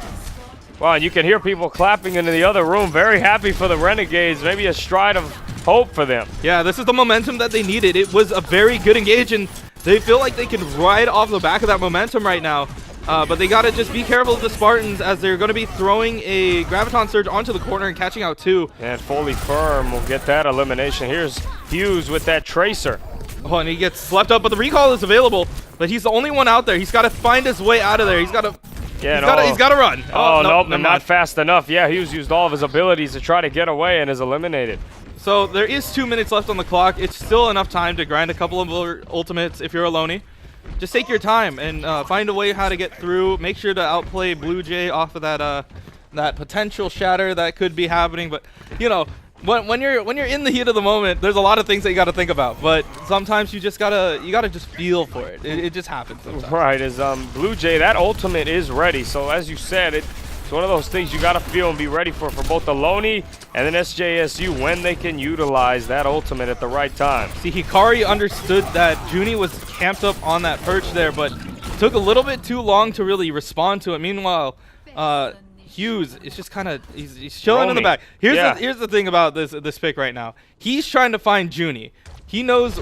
Oh no! And there's some shots fired toward. Yep, he is spotted. He's looking for Junie to make sure that the Widow pick. Oh, and Armadillo with the elim with Genji. Great job utilizing that. He even went right on top of it too. It gave him a little bit of BM right there. He's like, nah, you ain't messing with my Widow. Yeah. And Kevkun Wow. getting the kills right there. Just saying, nope. Okay, you know, if my DPS can't do it, I'll just, you know, Jonak them to death. What a great shot by Zenyatta. Yeah, I mean. Wow, an amazing series of events, but here we go with the Reinhardt. Oh, he had to wait for the shield. He waited. And now he's going to charge. They're moving their way through, trying to apply a lot of pressure here. Huge. He's just trying to get into their background and trying to get the rest of them off. Nice response by Kevkun on the Ohlone Renegades to answer that Dragon Blade. But the fight is still going on. No bodies are really dropping here. Yeah, it's just shots getting hit and then getting healed right back up. Hughes trying to find ways to sneak around and get some kills, but then V-Tag and Junie are eliminated. Yeah, they had to pick off Junie. Junie ended up getting 2 of them, but we'll see if they can keep their momentum onto this payload. As here comes Geometry. Oh, he's Doomfist. looking for here we go. The drop, and he will try to get the Reinhardt down. Oh, yeah, he did. Blue Jays eliminated. Great job by Geometry, and as you said, a little cliche, but he used the right angles to get it. Yeah, he had to figure that out, especially with Doomfist. You have to. The thing that he was trying to do was make sure that he wasn't going to stay there. He wasn't going to back out. He wanted to make sure that the kill was going to happen. And when you secure a kill like that, especially on a Reinhardt, you do secure the fact that your other Reinhardt will have a lot easier of a time. Yes, here we see Kevkun trying to maneuver his way with that Zenyatta, and they're trying to move that payload. Ohlone, it's not over yet. It's not over, and they are riding that payload right now as well. So the thing is, they need to do this with any amount of time on the clock. If they do that, they don't have to attempt the overtime and have a chance to actually win this map. But we are getting to the point where it could be a potential draw or a win for the Spartans if Ohlone can't get the point with time on the board. Yes, we saw Hughes fighting once again with Armadillo, and it was a great little interaction that got interrupted, but now Geometry, that Doomfist, that ult is just waiting to be used. That's a team kill as well. Look at where Hughes is. He drops the bomb. All the way. He's going to be like, you know, Kerrigan, you're not going outside. He's gate controlling and making sure that they can't get outside. And wow. Ohlone is going to bring it back. Ohlone is right back in it just like that. That's hard. You don't quit. That's why you keep playing. That was great. That was a great job by the Renegades. Yeah, they pulled that out and they grinded it out, and they deserve to be here at least. So Ohlone Renegades at least putting time on the clock, giving them a potential to win. As long as they get 33% or something on the board, they have the potential to win. Now, meanwhile, SJSU, yes, they do have a time advantage. If Ohlone plays their defense super well, after their 1 minute attack, they could potentially win this map and then bring it to map 3. If not, the SJSU Spartans will be moving on to the next round. Yes, and Ohlone putting up a big fight, and as you said, they made the proper adjustment, so that with that adjustment, they're right back in it.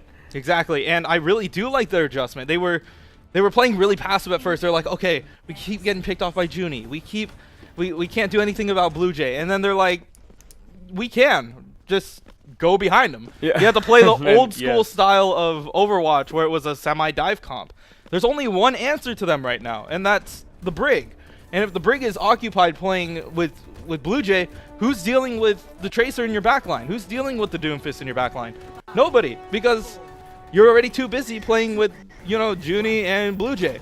So Ohlone found that angle, and they're going to try to use it again, trying to cap this in a minute. Yeah, this minute will go by faster than you know it, but let's see what they can do. Ohlone, as we see Hughes flying to the other side with Tracer, trying to use that speed to get behind him, and so far it seems to be working a little bit, laying some type of damage. Yeah, he tries to go into the back line, trying to tickle them a little bit, but at the same time, Ohlone is dropping pretty quickly, so they do have 30 seconds left. That's a full regroup on their side if they want to do it. Meanwhile, Hughes, I feel like he's gonna try to go for the sneak behind, maybe go for a Hail Mary as the clock is ticking. I feel like he's gonna be the one who's gonna have to contest point. That is the safest bet when we get to that. So he is just chilling there for now. He knows that the rest of their squad is gonna be looking ahead of him. So that's exactly what's gonna be going on. Geometry hopping into the back, trying to get a back line pick. But he is dropping pretty low. He finds Junie though. Junie is behind him. And they're trying to capture it. They're both on there. Oh, now he gets out of it, but Geometry still fighting and gets an elimination on Armadillo. But look at Junie. Junie with a triple kill off of that Death Blossom. Meanwhile, Geometry trying to do it. Yes, but a stick by Hughes. Oh, what a series of events. But Junie's going to be the last one standing on the point, and the San Jose Spartans are going to prevent them from capping any point in that first push. Wow, so that was closer than expected. That was a great little series. It went down to those last few seconds. Exactly, and some of those ultimates that Ohlone, although it didn't really benefit them, were clutch. They landed a pulse bomb. They ended up getting a couple kills with the Doom Fist, and they were able to push them off. And the only saving grace for them was Junie, and Junie did drop in the back, kill 3 of them. But that helps. Yeah, you know. Yeah, just a little bit. If you could hit Q and nobody's paying attention to you and everybody dies, it's kind of their fault. But Junie did find that opening and saved everything for the San Jose Spartans going into this. Yeah, and Ohlone, I think, has a lot of good things to take from this. But you're right. Sometimes those last seconds, of course, matter. But Ohlone has, I would say the momentum is more in the middle, because right now Ohlone grasped a lot of it back, but then San Jose kind of finished strong. So I'd say a little bit of a tug for this last one that Ohlone needs bad. Exactly. I feel like Ohlone, if they're going to do it, it's going to be a grind game. But they can play, if they play defense super well and they play it, you know, slowly and figuring out how to deal with it, they can do everything that they want to do. So it's very doable. Well, they can, if they continue to use, I like the Doomfist usage, a little bit of more aggressive tactic, even Tracer sneaking behind and maneuvering through, flanking. I like to see that more. I love that fast play and try to be sneaky. I enjoy that. All right, SJSU is playing 6 DPS lineup. Now, very aggressive. very aggressive indeed. Yes. But Junie finds Hughes first, and we'll see. Oh, spot Geometry. Oh, and Geometry eliminated a great toss of that dynamite. Yeah, boom goes the dynamite once again. Yeah. Going through, trying to apply the pressure, and yeah, the rest of them are just, they're toying with the Diva. They don't want to. Oh, the hammer kill! Oh my goodness, fully firm with that Widow. He doesn't need to get in the air. He's just continuing to fire shot by shot on the ground. Yeah, and Hughes not going to be able to get there in time. Meanwhile, the Spartans are just going to cap the point, and that's going to be the game. If that doesn't describe their gameplay so far, I don't know what does. Fully aggressive 6 team. They went for it there. And the play of the game is going to go to Kevkun on the Zenyatta. Now, this was a really good transcendence, as we saw earlier. Sadly, the stream isn't, but you know. Yeah, they don't see it, but we do. We can help them. It's a good use. They used the play of the game. They kept it alive, and they tried to do what they needed to do.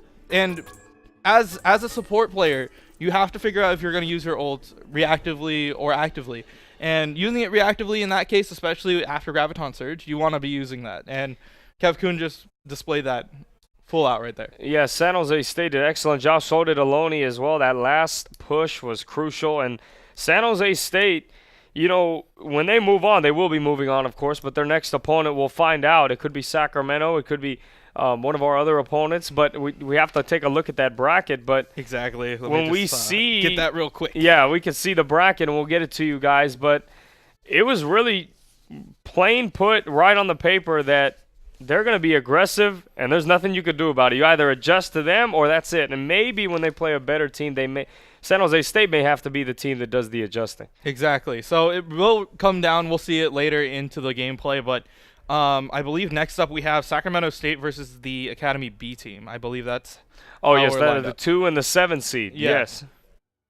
So we're going to have an interview pretty soon. Dylan's out on the floor with one of the winners. Oh, not And yet. Never mind. we'll get to him. Yeah, shortly as I'm sure the players are going to get prepped. But no, yeah, that's Sacramento State versus the B team. Academy of Arts B team is decent, but we haven't seen Sacramento State yet, so it's kind of up in the air of what to expect. As like these other games, we are not sure until we're in the game and right in the action. Exactly. And, Sacramento State, we haven't seen anything from them, but we definitely know who they are. They got their way here. And, these two teams, I feel like it's not really that much of a disparity when it comes down, even though the SR difference might say something else about that. But I honestly think it does come down to the way how the teams will play. Once again, communication and figuring out how your teams want to play really does come into how you're going to do it.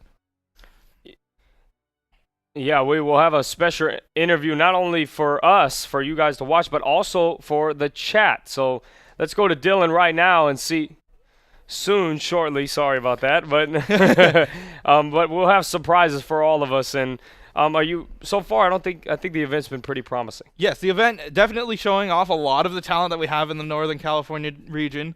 Ohlone and San Jose State, even though it was a 2-0, doesn't tell the whole story. They did very well.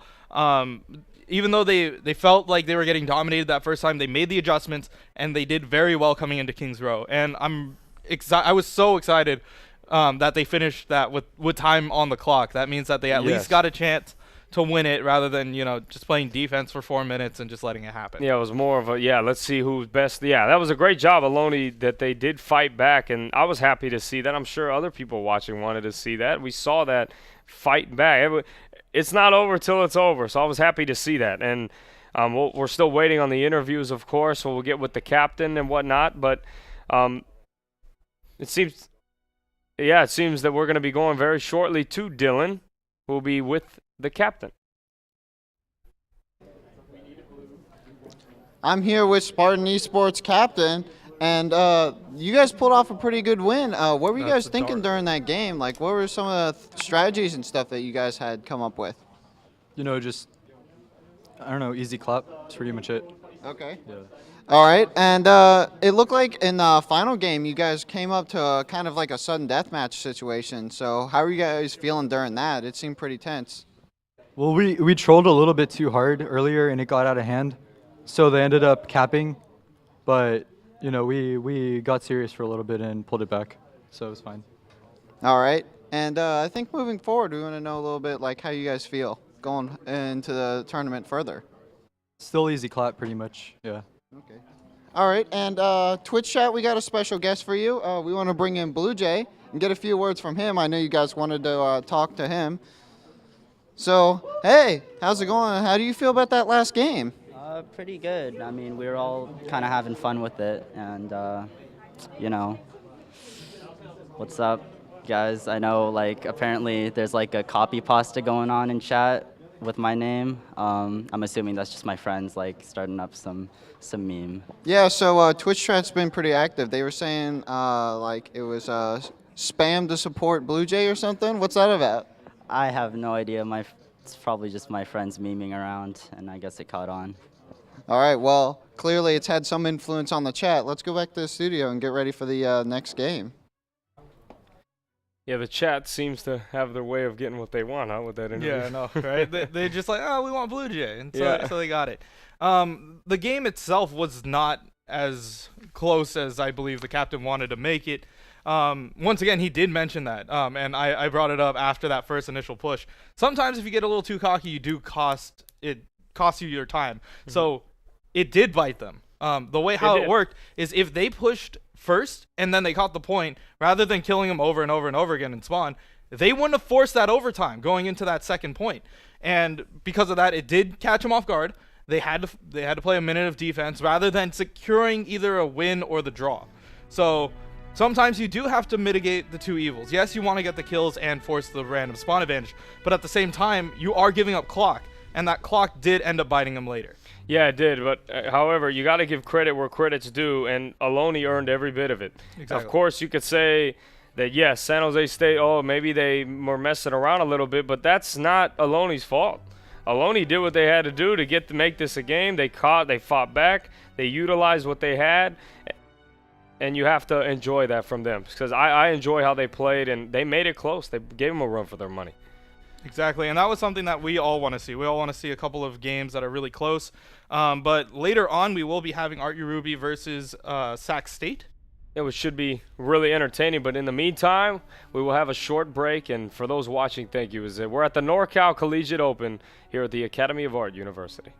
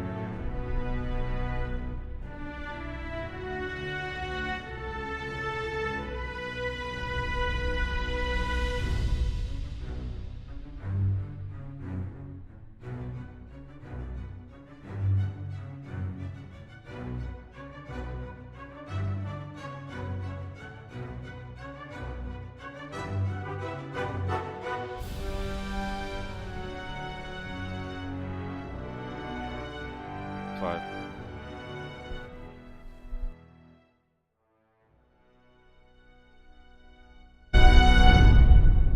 Hello, everybody. Welcome back to the NorCal Collegiate Open here at the Academy of Art University, sponsored by Esport Management and the San Francisco Shock. I'm joined by Star Fox. Nice to meet you, Kevin. Thank you. What's up? So yeah, we're about to hop into the next one. It's going to be between Stinger Esports and ArtU Ruby. So Sacramento State and the Academy of Art. It should be an equal matchup. So far, we've seen between the two games that we've seen a little bit of balance with it seems like with the cohesion and the team.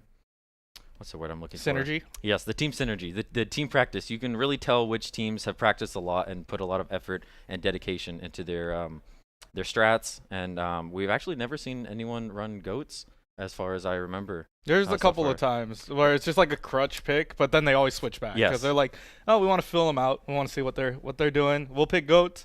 If they don't show anything unusual, then we'll stick with it, I guess. Yeah. It's just No one wanted to really commit to it, though, Yeah. throughout the whole thing. exactly. Yeah. So at least they're showing a little bit of variety. We're not seeing the same, bleh. It's nice because I was reading chat, and all of chat was like, oh, everyone's going to go goats. Everyone's going to go goats. And no one really went goats. We saw a lot of Reaper, which I was really surprised by. Yes, we did. Junie really did tear it up with Reaper in the last game. And we've seen Junie before. We've done Razor tournaments together. Yes. And we've seen Junie do that stuff where he's just like, oh, I'm going to pick Reaper. And everybody's like, why Reaper? He's a really good Lucio, too. I was Yeah. very much expecting him to go Lucio this time around. Yeah, exactly. Like, he's just got a solid pool that if he wants to go and Yeah. reach from, he definitely could. Little fun fact, Stinger Esports, they're from Sacramento State.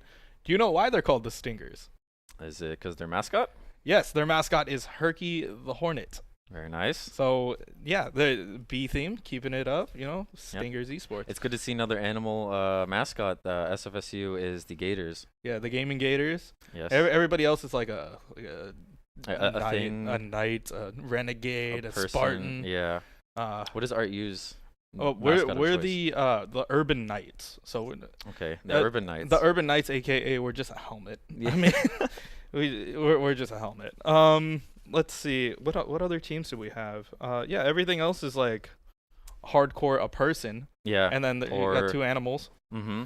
And then Berkeley, who's not here, is The they're Bears. Bears. And then let's see, The other local Stanford, ones. who was supposed Stanford's- to be here. They're a tree. They're correct? okay. Yes, They're- their mascot is a tree, Yeah, it's a tree. but they're called the Cardinals. Yeah, I was confused with that. Because Yeah. I actually have a Stanford shirt, and the logo's a tree. Yeah, exactly. But and it I'm says like, Stanford Cardinals. yeah, I was like, that tree can't fly. I'm pretty sure. Last time I checked, Last they time I cannot, no. checked, that doesn't happen. But yeah, Stingers from Sacramento. We haven't been able to see them at all. Not too much. Mhm. Did this team play in the Collegiate Cup? I believe yes.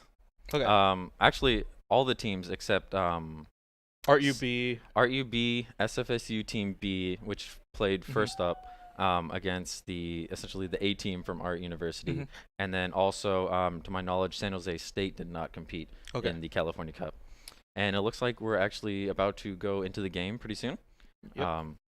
So I'm looking forward to this because we really don't know what to expect. Mhm. Yeah, so it looks like their average SR, just looking at it, the average SR on the Stingers esports team is around 2.8K, and then the ArtU Ruby team is about 3.5K. Yeah, and that's nothing to really like. It's relatively in the same ball field. Exactly, it's Yes. in the same ballpark. We're not going anywhere way too far off. Definitely not. And so yeah, we get to definitely see these two teams duke it out. Going into this, we don't know anything about the players, so Yeah. we can't really make a solid prediction about here. But is there any specific pick that you think might make or break a team like either side? Like anything that you want to see, especially on Lijiang Tower, that might I'm really looking forward to. I believe it was Art University, the very first match that they went Ash, and that was a really interesting pick because they were able to get that long range sniping damage, and then they're also able to I forget who. I think it was. I forget who was playing Ash that. It was K-Rose. K-Rose. They did a really good Bob ultimate right there on the bridge. That was quite amazing. And it looks like the game has started here. Yeah, we're gonna be hopping right in. ArtU Ruby versus Sac Stingers. Mr. Fancy Pants here swinging around, trying to lean in some of the damage.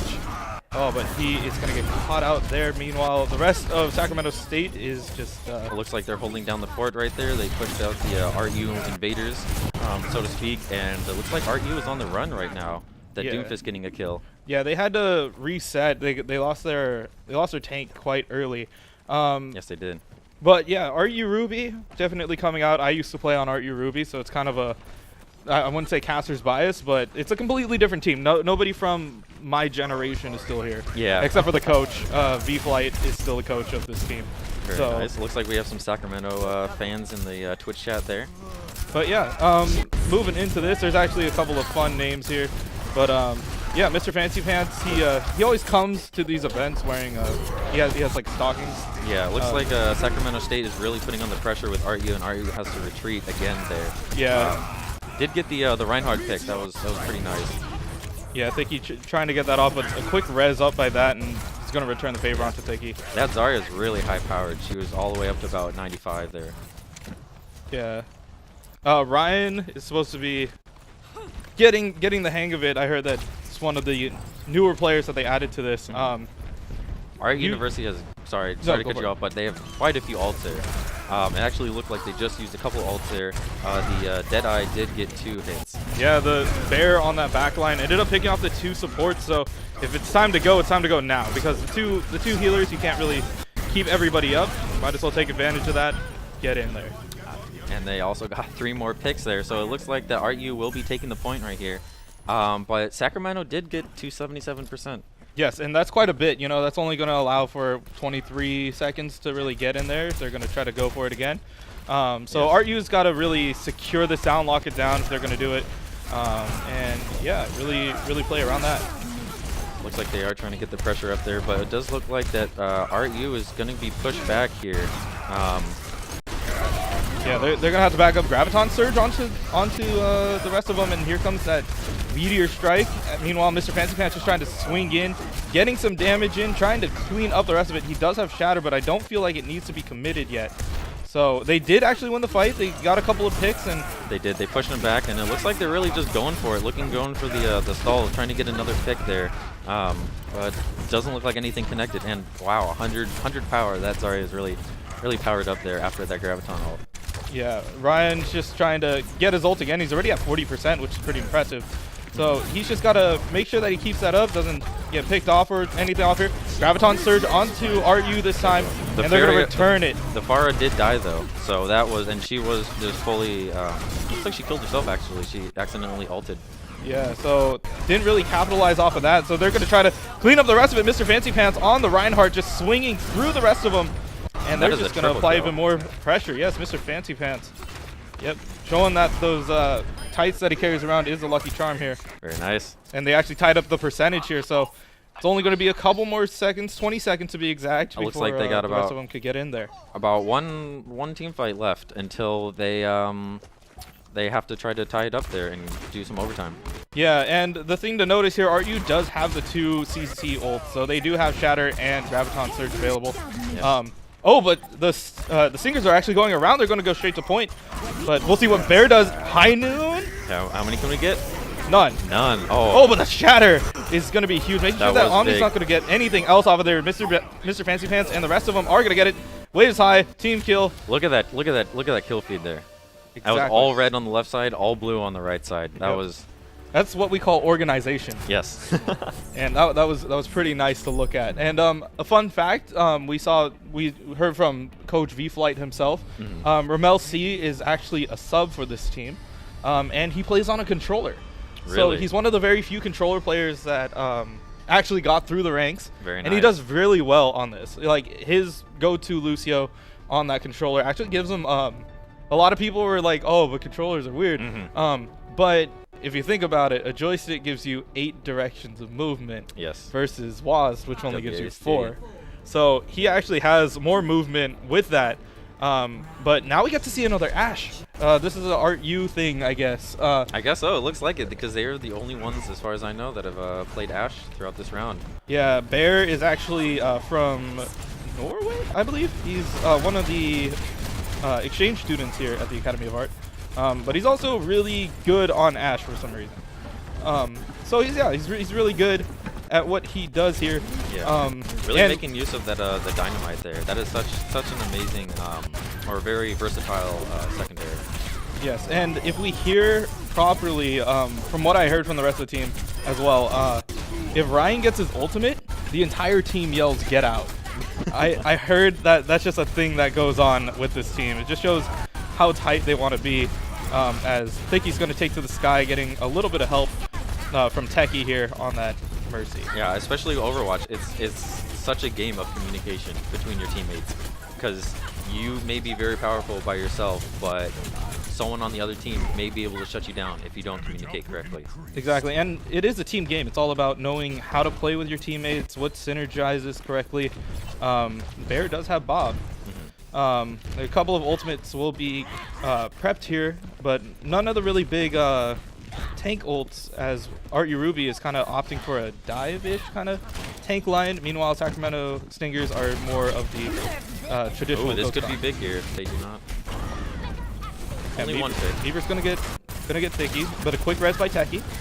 So Techie's gonna keep him up. Bob's coming down to play, and also the rain is coming from above. So gotta look where everything is. Thickie's actually gonna get the two supports, but he's looking for even more. Meanwhile, Bear's just going from the top. Nobody can really contest that, and that's kind of the crutch of goats here. You can't contest anything that's really high up, and the only one who can do it is D.Va. Yes. And if you pop her out of the mech, she can't really contest that either. So she's pretty much nullified in her ability to do that, correct.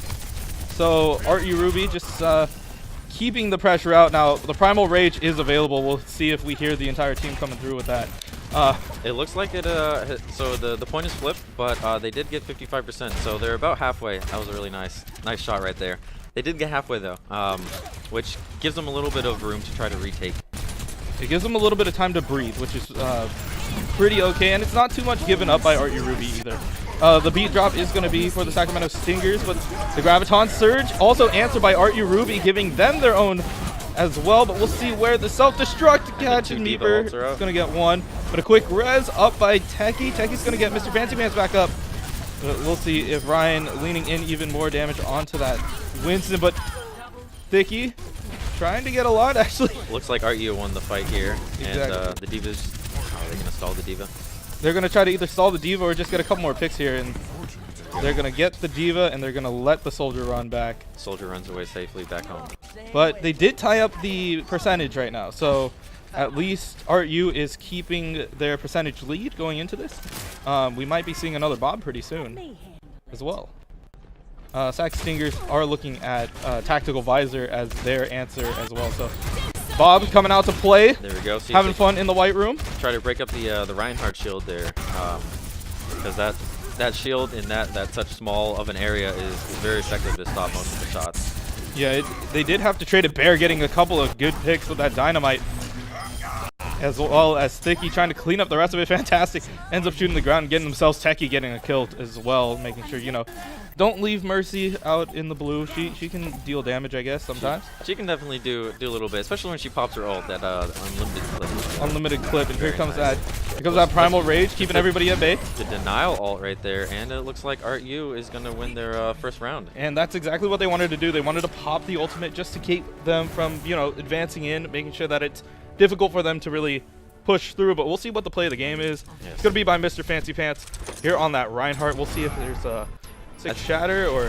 Oh, yeah, this was off of the Graviton Surge and a couple of swings. He was like, okay, he's not going to hold up a shield. I'm going to take advantage of that real quick. And you can see in the kill feed there, 3 right there with a couple of assists. That's pretty awesome. Yeah, exactly. And that's exactly what we wanted to see. We saw them, they were just, you know, synergizing so well. Honestly, I can't think of a better word. Just the use of their ults were so timely. It never seemed like any of their ults were just thrown out there kind of willy-nilly, if you would say. Yeah, it was always used with something else, or they found the right time to use it. Like, they were like, okay, Graviton Surge, Deadeye, right? Yes. Graviton Surge, Deadeye.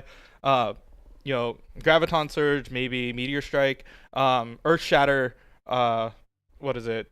Barrage. Like those two always like went together. It was very nice. Also, the Bob ult at the end there. When Sacramento State was trying to get in, when it was around 80% or so, Ash used the Bob ult to break up that whole bubble, and then everyone just jumped right in and started getting picks after picks, which really solidified their win on that map right there. Exactly. And Lijiang Tower, once again, it's a very tight and closed map, especially on like Control Center. Yeah. You have to play really tight together, try to figure out how you're going to do that.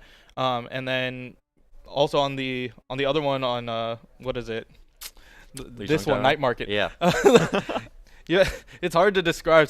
They're all towers, right? It's Lijiang Tower. You know, they're all there's a big Spire one in Gardens. There's, you know, the middle section of Night Market, and then there's a middle section of Control Point. So sometimes, I mean, sometimes I don't even memorize or can't remember the exact name, so I'm like the one outside. Yeah. Like the one with the thing in the middle, and then there's the two bridges, and then the one with the pond.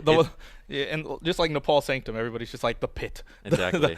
Same thing with Ilios well, it's the pit. It's not like called by anything else. It's just like where you play Roadhog and Orisa. Like there we go. That's pretty much the only name for it. So yeah, ArtU Ruby taking the lead against the Sacramento Stingers, as we're going to be slowly moving on into the next one.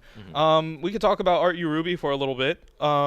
They seem like a very strong team. Yeah, they're very fun group. Like, I play along with them. I train with VFlight, and so I get to watch their team, and I'm like, okay, yeah, this.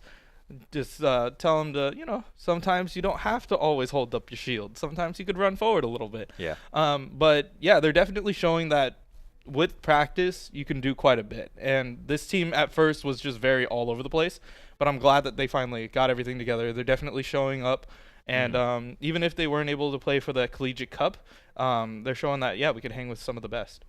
That's awesome. That's what I like to hear. Yeah, because speaking from my experience, San Francisco State's Overwatch team started from just 7 people saying, you know, hey, let's make an Overwatch team at San Francisco State. So we had the 6 and then the 1 sub, and then that turned into, now we have about 70 people in our Discord and 2 full teams showing up here. So it's really great to see, and that's only in the last year. So it's really great to see that even if your school or your team or your friend group doesn't have an Overwatch team, that it's very, very easy and very accessible. Just find people who love Overwatch and just want to join to be a team and just be better. Exactly. And it's also great to represent your school. If you could get your school to, you know, pay for a couple trips, you know, get you out to a tournament or something. Only if. Yeah, you know. Still working on that. Yeah, you have to, you know, maybe, you know, GoFundMe page, figure something out. There we go. Sell some cookies. If there's a will, there's a way. Exactly. And we used to do like the AFK GG tournaments over in San Jose when that was still a thing. Still around. Rest in peace, F in chat. Yeah, it was an experience though. Yes. That's kind of where like I learned through the fire. I remember my PTSD when having to face Junie in those. Oh boy. It was like, and we're like a really scrub team. We're not like great. Like we're just there to kind of learn how everything works. Just gotta grind your teeth, really. Exactly. And then like you just get faced up against Junie and like, you know, a stack of just top 500 peeps, and you're like, all right. Yeah. He's just running around the walls as a Lucio, and then you're trying to hit him. Yeah, and they got like 5 DPS, and you're running an actual team comp. Yeah. They got like the one Zenyatta who's stealing everybody, and you're like, I can't hit anything. It's just that's just kind of how it ended up happening. But yeah, we got a quick look at ArtU Ruby here, as they're setting up to get ready for the attack. We are seeing Bear on that McCree. We got to see a couple of high noons. Looks like Sacramento is gonna go with the goats and see if it works. Yeah, and ArtU doesn't really have that much of like high ground or different angle presence. I mean, they can get the Hanzo over in some weird angles, but as I know, I feel like ArtU just kind of plays together. Yeah. They're more of a stay close and deal damage from afar kind of team. So it does look like they're pushing back Sacramento there into the corner, and then Hanzo is just gonna try to get in the back there and pick them off. But yeah, so when you are comfortable as the player who you play with and comfortable with the people, the comp matters a little bit less on who you pick than someone that you're confident in and that you know is going to work very well. Exactly. It does come out to comfortability. Of course, Yeah. it's always about like if you feel comfortable on a hero and you know you can perform on it, you can do whatever you want. Yeah. Like, Well, in this case, it looks like Sacramento's Goats did push back ArtU on their first attempt. yeah. So they're just gonna send out a Sonic arrow. There's no scatter arrow anymore. Not anymore. Rest in peace. Yep. Rest in pepperoni. Throw an arrow at their feet. No longer a thing. So. There are a couple of ultimates coming out. Here comes the Transcendence out by ArtU Ruby, just trying to solidify their presence on point, making sure that not too much damage. But Looks like they got the Diva mech, and they're starting to get picks there. But that Zenyatta on the Sacramento swerved. Oh, just died. But he got 2 picks there. yeah, he was just kind of off on his own, but he was able to do some damage. Kind of that Jonax idea where it's like if my team isn't getting the kills, I'll do it myself. There we go. And he did actually get a pretty solid flank route. Ended up killing off 2. And ArtU, this is Taeyeon's his motto, his mantra that he beats Catchphrase. into every single team that he coached. It's don't give up space. If Yes. there's an ability to if there's an ability to push up for free, do it. Like there's no reason for you to give up. You got to space. take every inch because every fighting, especially around this corner, this is starting to be one of the chokeholds after you get the payload here. Yeah. So it looks like the Graviton is out. We'll see if there's any follow through though. Yeah, Giga Rock just trying to lean in some damage off of that Reinhardt swing. And they're just trying to get some kills off. They're going to pick off Mr. Fancy Pants, and I feel like ArtU is going to start retreating here. Rubik, what you doing, buddy? You're not going to get anything, and Thicky's going to drop as well. So this is going to be pretty much a full reset. We'll see where Bear decides to go. He's almost at high noon. But, yeah, once again, Rubik is going to be in for Rommel. Rubik is one of the main players, but they put Rommel in because he's a better Lucio. And it looks like ArtU is going to go into the next team fight with about three ults and the Zenyatta ult charging as well. Almost there. So we'll see if ArtU thinks it's necessary to pop a couple ults. I feel like it's a time. If you're going to find the opening to do it, you might as well. Yeah. I think they're trying to mow down the shield just to make sure that it's... It does look like it. Oh, and here's Graviton Surge, and they're saying we don't even need any ults here. Yeah, they're not gonna use the Deadeye to get anything. He's just gonna get a couple of good hits in there. Bear going face to face with the Zenyatta. He's like, okay, I'll do it myself if I have to. Yeah, and just look at the ArtU ults right there. Everyone except Zarya is charged up. Yeah, they only use that Graviton Surge, so they're gonna be coming into this next fight with an ult advantage over Sacramento They're Stingers. going to be very strong in this next team fight. Yeah, so we'll see if there's a shatter. They are gonna secure that second point. As they're going to be moving into the final phase of King's Row here. So we want to see a lot more synergy. We'll see if where this Earth Shatter decides to go. Mr. Fancy Pants usually very patient with these kind of things. And it does look like Sacramento State switched off to the Doomfist here fairly recently. Yeah, they want to make sure that the Reinhardt is either getting pushed all the way back to open up their own Reinhardt, or they're going to find a Shatter and the Dragon Strike right on top of it. Mr. Fancy Pants and Thicky synergizing, making sure that the rest of the team isn't going to be moving forward. And a team kill for ArtU Ruby. That was a very nice triple kill right there. Yeah, with very Hanzo. clean engagement, honestly. And they do have a couple more ults if they need to use it. They could use High Noon to zone, which is exactly what they're going to do. Let's see if they get anything out of it, though. And they're not gonna need it. They're just using it to, scare them off with the sound. A nice Transcendence to answer the Dragon Strike. That was a good response right there. Yeah, it's just patience by this team. Like, I'm proud. No, I can't really pick anything and say like, oh, they should have done this, because they did just about everything right. Yeah, They it's like textbook, like what you need to do here, here, and here. exactly. and- Exactly. Patience is a virtue. Yeah, and ArtU definitely's got that, but we'll see if Sac Stingers come back with something even scarier, maybe to switch up or ruin ArtU's day if they want to. I hope so. Close games are the best games. Exactly. Close 'Cause games it's exactly what we watch Overwatch for. Yeah. We watch it for the close games, not like, the full stomps like the You're on the edge of your seat. That's when the crazy plays come out, the crazy moves. That's really the Twitch clip perfect yeah. part of it. Yeah, the crazy plays, the ones that like either make or break a team Yeah. are like the points that you want to highlight, of course. Yeah. And yeah, both of these teams definitely showing that off. Like ArtU Ruby just playing very meticulous. They're like, okay, we do this. If A happens, then throw B. If you know, all that, just very. They're really saving their ults there, and that's I think that's the key there. Especially at the end, they didn't necessarily need it at the end there, since no one was on the point. But it was just so perfect. Just Hanzo ulted. All right, let's go and do Zen trance, and then just make sure that not even an ult can deny their winning at the end. Exactly. They wanted to make sure that their win is there. As we're going to be moving in, this time Sac Stingers on the attack. And so we'll see how they attempt to break ArtU's defense this time. And ArtU still kind of running the same thing. They're going to be running pretty much the same thing that they ran on attack. And Sac State this time going to be opting in for a Genji and a Widow. That's going to be very interesting. They did get pick on the Zen there, but Techie did have a quick revive. And it looks like that Ryan is looking a little low there, Mr. Fancy Pants. Yeah, Mr. Fancy Pants has got to dip around the corner. And the thing about this healing lineup is it is single target. So you can't really burst heal an entire squad up, as we see Meeper and Swag also getting a couple kills. That was a nice purple right there. Yeah, huge anti-nade coming out as the Sac Stingers now on the attack. Pushing them all the way back. It looks like they're oh no, they're all going. Oh yeah. They had that whole area of space. Yeah, they could have gone up there. Yeah, they could have pushed up a little bit more, but Techie tries to contest point, but it's gonna give up her life, and that's gonna be pretty hard of a stagger. So they're gonna have to regroup, only knowing that Rubik is going to be the only form of healing. Never mind, he's in the ground now. So they're not going to have any healing. Techie's going to go over to the Ana.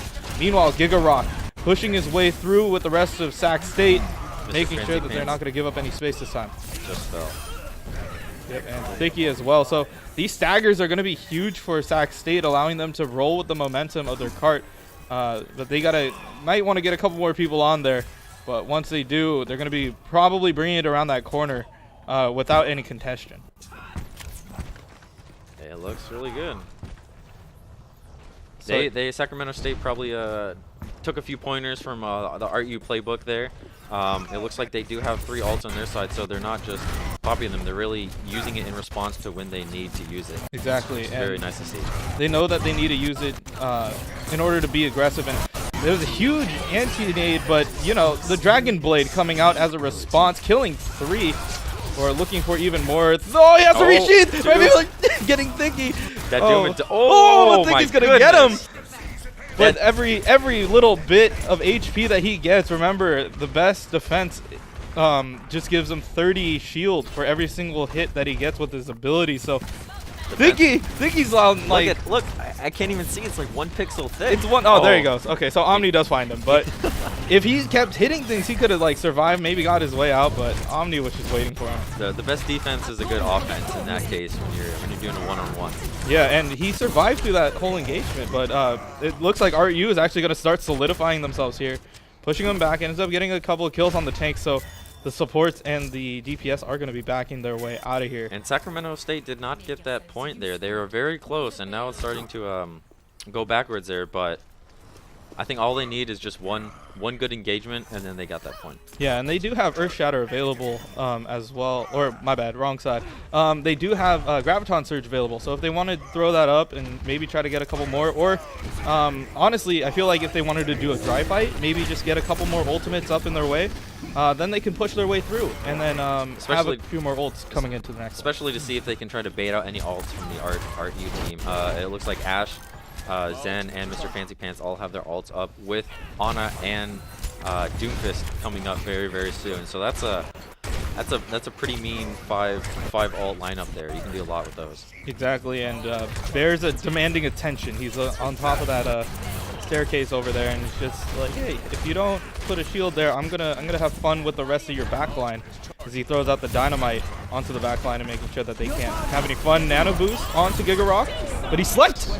Oh, they're gonna wake him up. And the trans ult with the deny there. But Bob is coming out to play as well. He's gonna get a couple kills. Swag is gonna bring him down, but Bear has already done his damage. He's already killed 3. As they're looking for even more there's only going to be a couple more people surviving on Sacramento State's side, so they're going to have to just back their way up. Yeah, it looks like they did retain the Zen ult and the Zarya ult, so not a complete loss. They did get all the ults out of Art University though, so they have the ult advantage right now. Yeah, they have the ult advantage, and they just need to get it a little bit more behind that bend, and they can roll their way into point C into the final bit of this King's Row map. Yeah, and look at Ash on the Art University side. She's already all the way up, back to 50%, 60%, 70%. My goodness. And yeah, here comes a charge. Nice pin by Mr. Fancy Pants. He's going to pay for it with his life, but Swag doing his own thing.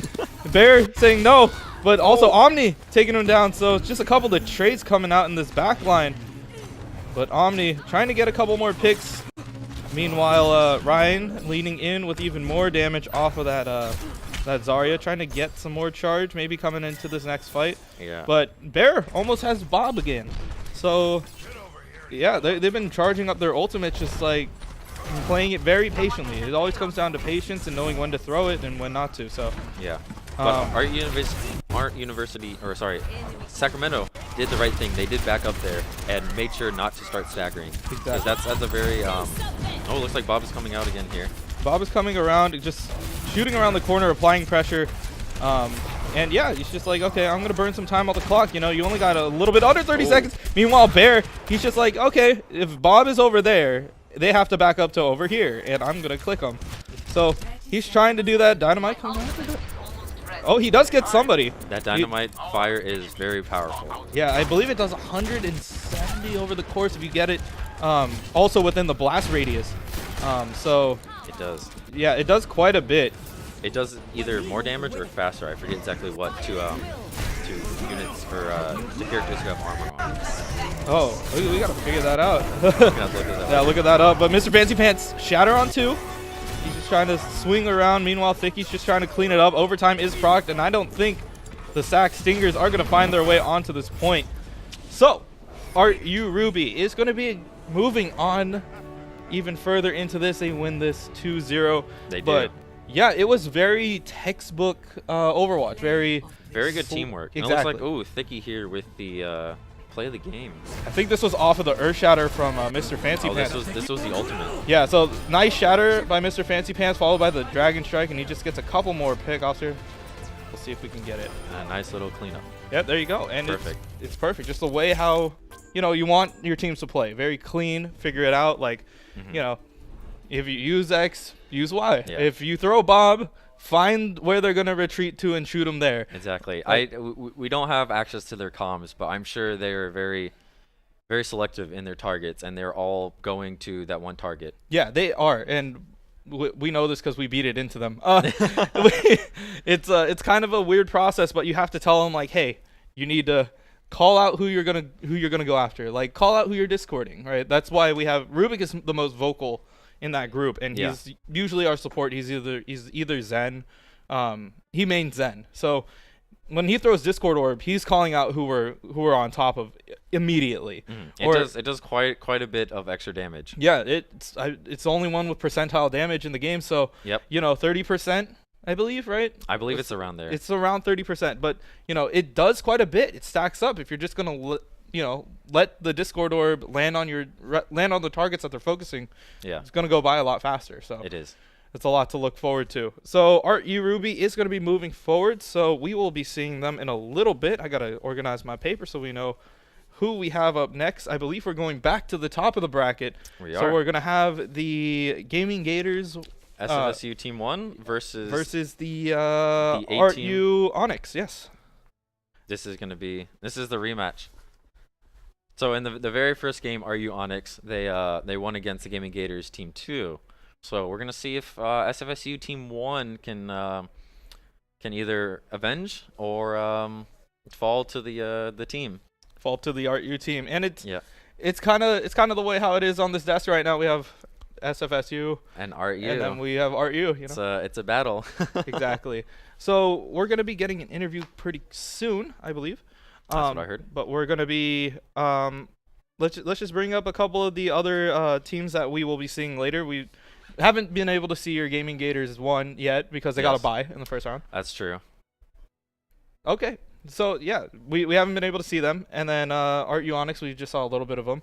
But before we get into that, let's toss it out to the floor. Thanks, guys. I'm with Bear, and it was a great game. Congratulations, Bear. But you had a lot of success with Ash, and explain how that went. I mean, it was a great match, but you did very well. Yeah, it was primarily thanks to our team, really. The way they kind of set me up for high ground, so I could just free shoot everything all the time. They just gave me a lot of space, so I just had free headshots all over the place, really. Yeah. Headshots are always great, right? Yeah, it feels really good when you get them. And of course, advancing to the next round, which is great. And you could hear the fans and over there cheering. They're really excited. And for this next match, what do you think? Is there anything you need to improve on yourself or your team in order to continue to move on? Actually, I think we're doing really good right now. What we are a little bit scared of is goats, always. So maybe, but the way Thicky and play with Zarya, or played with the synergy with Zarya and Ryan. So I think if we continue that with Hanzo and Zarya, I think we'll do really good, yeah. You heard it there first, and thanks, Bear, for your time. Congratulations again, and back to you in the studio. All right, he got the handshake right, unlike Seagull that one time. So yeah. At least he didn't leave him hanging. There we go. He got the handshake. But yeah, we heard from Bear. Yeah, the team allowed him to set up where he wanted to go. Yeah. And that really enabled him, as we got to see a lot of the highlight reel going into that. When you can enable your DPS to do their job of DPSing, then it can sometimes be a steamroll. Exactly, and especially when you don't really pay attention to Ashe. Yeah. Like lots of teams, all the teams really haven't had enough time to learn Ashe or figure out how she works and where she's gonna be. But sometimes if you play it a lot, you can maybe figure out some random peak spots. Like you can. Yep. She's a long range, highly mobile McCree. Exactly. And you can also fan the rifle. I mean, it's not necessarily effective, but you can. It's an option. It's an for option. Sure. If you're running away from something, you're just like, I can't scope right now. I just you just gotta get the shots. Yeah. What I do find interesting is her reload is per shot. Yeah, and it's one shot at a time. Yes. So that really evens it out. You can just spam all 12 shots, but you have to reload every single one. Yeah. So that kind of when your decision process, like should I just shoot at this Rhine shield to break it down, you have to remember I have to reload every single one. Yeah, one at a time, and it's not like a clip or a belt that you could just. It's not like McCree's just whip it out and then all at once. No, it's. Yeah, 1, 2, okay. Yeah, but if we were to go back to an older game like TF2 where you had to pick up your ammo, it would have been something way too long. Thank God we don't have to do that. We have to do that in Overwatch. It's just we have unlimited ammo. That's cool. Yeah. So we'll be moving on. If we were to look at the bracket real quick, I don't know if we could pull that up, but if we do, we'll be hopping into this. As we're going into it, we're going into best of fives now. We are. So there's gonna be hopefully a lot more crazy, awesome plays from the best teams that have made it this far. Exactly, and the map rotation, we got to see Lijiang and Kings. Those are still gonna be here to stay. But on top of that, we will also be seeing Temple of Anubis. We will. We will be seeing Rialto, and then Ilios if we need to go to a game 3 or 5 now. Game 5, yeah. Rialtos is going to be very interesting because it's as far as I know, the newest map out of all the ones in our rotation. Yeah, it's the newest one in our rotation, and I think I hope not, but if there is a draw along the lines, which can happen, do we get to pick the 6th? We get to pick the 6th, right? We have some mechanism. We have some mechanism where we just instantly go to Busan, right? That's just, I think we roll a 20-sided dice and then whichever one, Yeah, exactly. We have all the maps on one die, and that's just how it works. We're gonna be playing Ayutthaya. Capture the flag for the final. That'd be awesome. Why not Lucio Ball? You have to do. I was just about to say you have to do Lucio Ball. Lucio Ball, Maze, snowball, ice snowball challenge. The snowball challenge. Yeah, it's the time of year you could definitely pull that out if you wanted to. But yeah, we're not gonna do something like that. I mean, no, That's not in the competitive spirit. I don't think. Can you even do 5v5 Lucio Ball? I don't even think that's. I don't know. I don't think. I don't think that's possible. Gotta pick the best top 3 then, I guess. Yeah. You gotta put your three supports on there. Overwatch Rocket League style. There you go. Yep. That's the way how we're supposed to do it. Yeah. But yeah, also let's discuss a little bit about what's coming around the bend. You know, we have the Winter Wonderland thing going on. Is there any? Have you seen the new skins? Yes, I have. My favorite is Mercy. You like the Sugar Plum Mercy? I do. I'm more of a support tank kind of player, so a nice skin to a support player really makes me happy. Yeah, I was happy when we got the Zenyatta Nutcracker one. That was probably like one of the best like support ones. Mm-hmm. And I was just like, next golden weapon, I'm gonna get gold nuts. I actually. Oh, yeah. I actually did buy the mastery weapon for Zenyatta and the Nutcracker one, so not to brag, but I do have golden nuts. Yeah, you got gold nuts, dude. You gotta just Yeah. keep throwing gold nuts. It's amazing. I'm excited for the Zarya skin. I like the bear theme. It's like a cozy Zarya bear skin. Yeah. They really play off the Siberian the Russian bear thing, kind yeah. of theme going on with her. Yeah. I like it. And it kind of makes it easier for her skins too. You're just like, okay, what does Zarya need? It's like, oh, well, she talks about bears a lot. Yep. Yeah, let's give her a bear. Let's Just give put her one on. Yeah, just put her in a bear costume. We'll get a full like onesie bear with a hood. Yeah, Just, exactly. like, or even if we want to crank it up another notch, we could have like a bear mouth here, one in each shoulder, there you go. just one on the top. Yeah. Perfect. There we go. And then we got that Lucio Arctic Fox skin. That's gonna be something for some people. For the Lucio players. For the I Lucio. feel like Lucio Sonic. gets a lot of skins. I don't know as much as Tracer though. That's true. Yeah. But then again, Tracer hasn't gotten one in a while. Yeah, because, they gave her a lot of skins at first because she's kind of like the iconic. She's the mascot. The player, the mascot of the whole game. So we gave her a lot and was like, okay, let's look at our other characters and try to give them some legendaries. Do you think we'll be getting an Ash like skin for Christmas? Oh, and if so, what would the theme be? I think this is just me. I want like Ash and like a Mrs. Claus thing, and then like Bob as a big Santa Claus. Like that would be cool. I feel like if they're gonna go pretty iconic, just like the Christmas hat. Yeah. I don't know if we have a Christmas hat, but just the iconic Christmas hat. Ooh, give me a second. I believe we do have a Christmas we do. hat here. It's one of those super long ones, you know. Oh my goodness. I'll do one. Take one for the stream. There you go. There we go. There we go. Yeah, something like that. As a skin, you know. I think if you were like Tracer though, you'd probably get caught on stuff. If you had a hat that long. Here we go. Could we get a yay or nay in the chat, please? we'll see if we keep this on for the rest of the cast or not. There you go. It's nice and comfy, I'll tell you that. Yeah, it's nice, especially to escape the cold air outside right now. But yeah, we're looking at a best of 5 in the next 2 rounds, as we're now in the technically semifinals, correct. Even though SFSU Team A did not, one of the teams or however it was structured, we just didn't have an even number there. So they got to buy into the second team, the semifinals. But I think they can.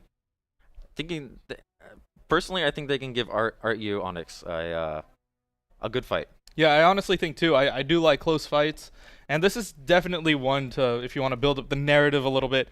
ArtU and SFSU, we're both from those respective schools. Correct.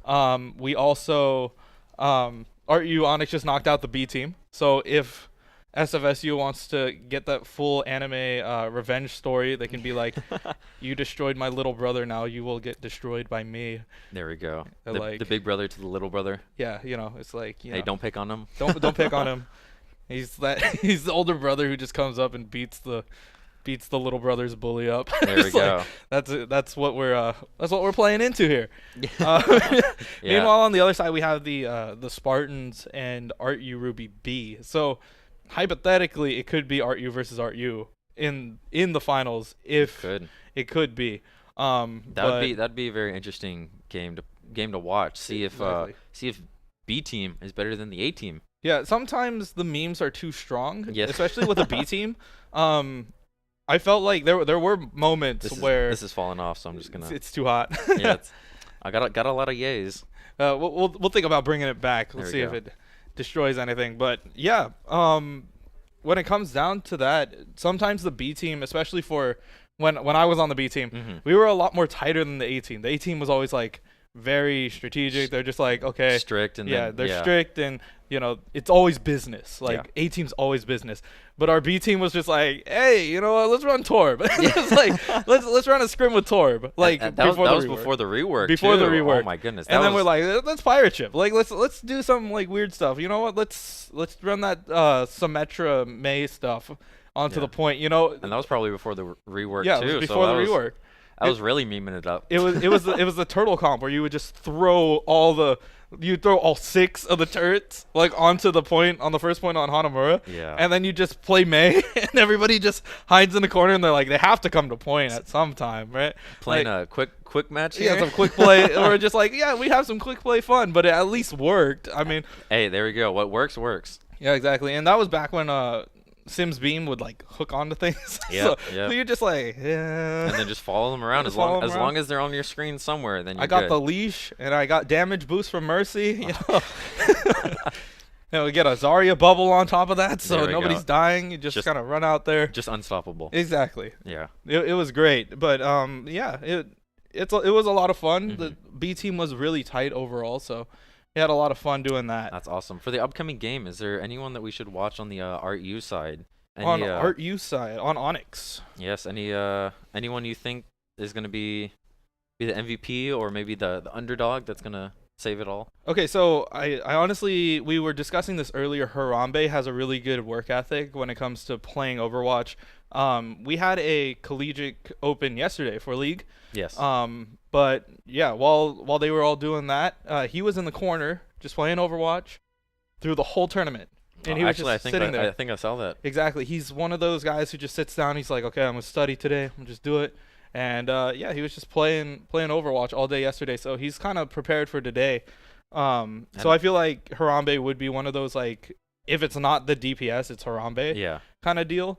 Meanwhile, what about your Gaming Gators 1? What do you got for us? So Gaming Gators 1 there, and actually we can see in the very bottom left corner, Solify. He is our top 500 player, and he actually had his open division match today against, I believe, it was Harblue's team. I'm not sure if they won that one or not, but he's really teaching us a lot and showing us some good comps. And I know they were studying pretty much all before their match today, which is right now. They're all going over comps and like, all right, we should do this on this map. We should try to do this on that. And, just the last minute polishes. Exactly. It always comes down to, like, which team has practiced the most, what to expect coming out. Yeah. So, Gaming Gators, ArtU Onyx, we'll be seeing them clash pretty soon. We will be going through the same rotations as always. So Lijiang Tower will be first. Is there any, like, weird pickups that we're going to be seeing, or is it going to be still, like, pretty standard, you think? We saw Kairos earlier on those on Ash. I'm not going to give away all our secrets, but Solify is playing Flex, so he'll play some pretty interesting characters. And a lot of times they actually work. And if average SR for the teams is any indication, as maybe not. Gaming Gators Team 1 is 3.5 K SR. And then the Onyx team is 3.8. So this is, I think, pretty much the closest matchup that we've had in terms of SR ranges throughout the whole tournament here. Exactly. It's very close, and we're just going to see them duke it out pretty soon. Yeah. But yeah, let's see if there's any other weird facts, anything that we could bring up about these teams here. Yeah, nothing. Both teams actually did play in the California Cup. We defeated one team, and then we lost to Berkeley, unfortunately. Yeah. Berkeley was a really strong team in the California Cup. Yeah, Berkeley, and we lost to Irvine, which ended up taking the whole thing. Yes, they're so we were there. It was flexing their muscle with Zerocious there. Yeah, just getting Zerocious on that team was pretty much a blessing for that. Yeah, I remember when he played in the Razor tournament. store. I remember those days. Yes, that was. I was like, fun. It's Zerocious. Like, he's gonna be on his Widowmaker. Yeah, and then he was there with Hero at the time, and then a bunch of other like top 500 grandmasters, and Yeah. it was quite interesting to see just the skill. The skill gap. Yeah, Like, the skill gap as well. The skill and the skill gap. His chair just. There we go. Just didn't like me sitting on it. It's just like, nope. The nah, chair you're just finally gave done. out. Yeah, it's just like, screw this guy.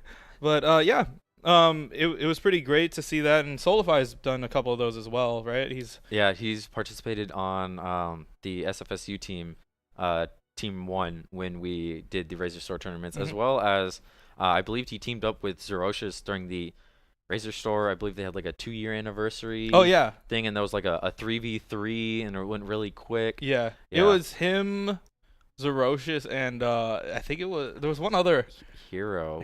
Yeah. I know he changed his name, but I forgot what it is too. So if you're watching, I apologize. But yeah, we're seeing the 2 teams set up right here. Yeah. Yeah. Onyx, I think the greatest achievement that this Onyx team has done for the Academy of Art, at least, is get us jerseys. Very nice. We've been waiting for those for a few years, and it was finally with this team, and it was the Collegiate Cup with the SF Shock and the Valiant.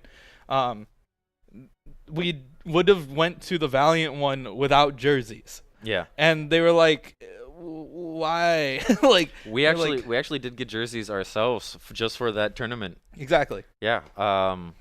Shout out to eSport management. Thank you. But it's really nice to see this image right here. Now we're in it, but it's really it was really nice to see him very big.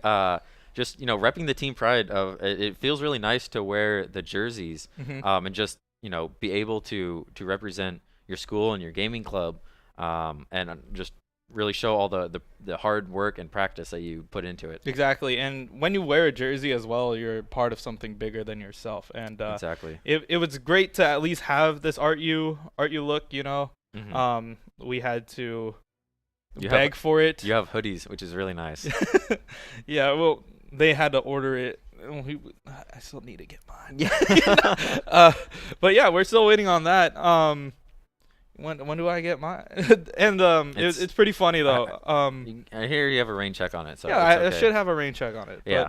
But, yeah, I got to figure out what name they're gonna put on it too, because I went by 2 different names when I was like, I had like a really long, like boring, hard to say name, and then I was like, I gotta get into casting.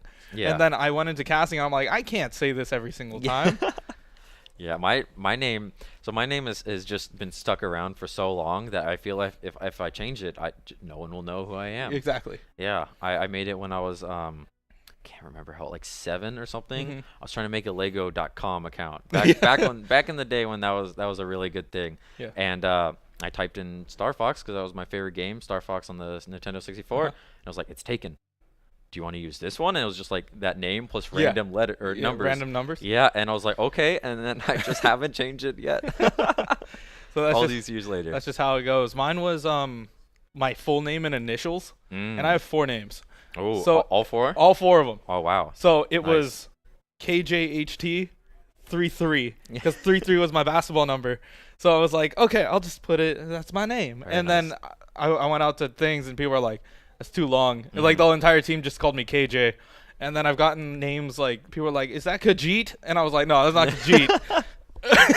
Nice try. Thanks, but nice no. try, but no. So I switched it to Kanashii because it's just way easier to say. It is. It sounds cooler. It sounds cool, but it means depression in Japanese. Oh. But it's a cool name because you could say if you ask it in a question, it's like Kanashii desu ka? Yeah, Kanashii desu ka. It's like, are you sad? Daijoubu desu ka? Yeah, I'm okay. It's just like you can control them a little bit. With a little bit. It's a double-edged sword. Yeah. But yeah, it's a lot of fun having.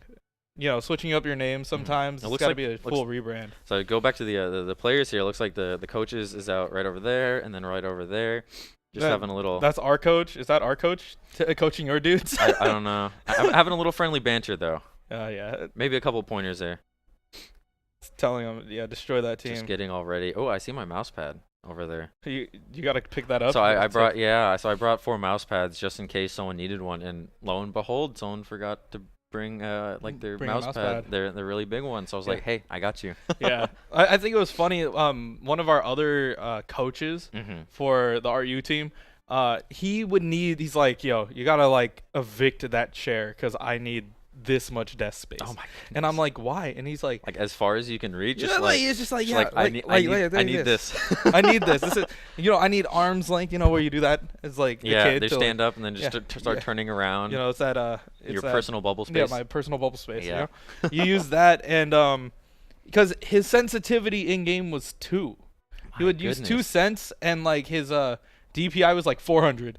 So I'm like, what are you doing? He's like, but he was a DPS player. Yeah. So he would get the kills, but he's just like, whoa. I was like, That's a whole arm workout. I mean, right yeah, there. I mean, he's probably ripped on just the right arm, but Oh, imagine if yeah. he's playing Genji. It's just like actual sword slashes to get the kills. But yeah, we're gonna be Yeah. hopping into Lijiang Tower, moving into this. Yeah, is there anything that you wanna give a prediction as we move into this? Oh boy, I do not. Yeah. Or anybody who we should look out for MVP? MVP, I think, is either going to be on at least the SFSU side. Is either going to be Solify or I think Donzo. I'm feeling both. Donzo is your Donzo is our off tank. off tank. Yeah. Okay. So, and then ArtU, I think Kairos is probably going to do what he does, and then it's going to come down to how well Harambe really takes the blows, because he's kind of one of the pacemakers of the team. So Yeah. I'm going to have a lot of fun hopping into this as we're about to get started into our first semifinal. So ArtU is going match. to go in the back there with the speed boost, see if they can try to take the point, maybe get a boop off there. They're just gonna chill here. T-Cat on this Doomfist. People used to say, cosmetics usually wins games, but we'll see how the Thanos fist comes in here. Yes. If this Doomfist can get, it looks like they're going to shut down the Doomfist pretty early. Yeah, and they're gonna have to back up here. Kairos can't really get the distance that he wants on that Ashe, so he's gonna get mowed over. Meanwhile, SFSU, rest of the team is just this is a full reset here. So Yes, it is. that's exactly what they want. SFSU is gonna cap the point and move on forward. Once again, no space. But it's very early on though, so it's okay. I mean, the point just unlocked though. Yeah, it is just the beginning of the game. They are setting the pace though, so we'll see if ArtU can get their momentum up and rolling again as we're moving into this. Looks like Gapshot got slept there and it was just a little overextending at the end there. And yeah, he's leaning in. Yep, rally's going to be popped by Chris Cade. They're moving forward even more in. Ooh. And it's just going to clean up Harambe. It looks like ArtU just going to be backing up there as they lost that out. Meanwhile, SFSU just... That's definitely some good synergy. And also, if you just look at their ults, they have they're gonna have the Gapshot's gonna have this up any second now, so they're gonna have 5 ults on the table. Yeah, they're going to have 5 ults, and they're all still buffed from the armor from Rally as well, so they're just sitting pretty at, 600 HP on a Reinhardt. Yeah, and as you stated, 5 ultimates pretty much coming in here. Graviton search by Double ArtU. Graviton. Yeah, they're just going to switch it out, but Solify actually getting the better part of that while the rest of the team is swinging through and being on the aggressive side of this. And it looks like Gapshot's gonna get 2 kills there. Yeah, he's going to catch T-Cat out off of that charge. And 77%, almost 80. So only 20 seconds left for ArtU to really get their way. Might be a completely a clean sweep here on this map. Yeah, it might be a full hold as ArtU is going to be going to semi goes with the still keeping the Doomfist to try to push them off, but they're going to try to rotate their way around, and SFSU making the proper response by going all the way around. The beat is dropped by ArtU Onyx, trying to keep everybody alive. But we'll see how if that will play into their favor, or if they could get the kills. T-Cat actually trying to solidify a couple of them, and It looks like ArtU is gonna get this overtime here, which is really gonna save them, and they could. Honestly, in my personal experience, holding and defending on this map is way easier than attacking. exactly trying to get that little bit of space in order to just get in. Like, you have to use or commit your amplify as Lucio to get all the way around. It's kind of difficult to get through, especially if a team's watching you from the choke here. Yes, but Solify did just get his Graviton ult there, which they've really used it pretty well so far. I believe this is his 3rd ultimate. Yeah, it oh, would and be it a looks like third. we do have a pause out here. We have a pause. Yes. So we're getting a quick hold. I guess we're going to come back to us, I guess. But I'm gonna just sit and chill here while we wait for this game to be paused. So it looks like it is a problem with the tank on the SFSU side here, but we'll get that fixed really quickly. So yeah, it shouldn't be too long. But yeah, is there anything planned for the holiday season? Anything you're looking forward to?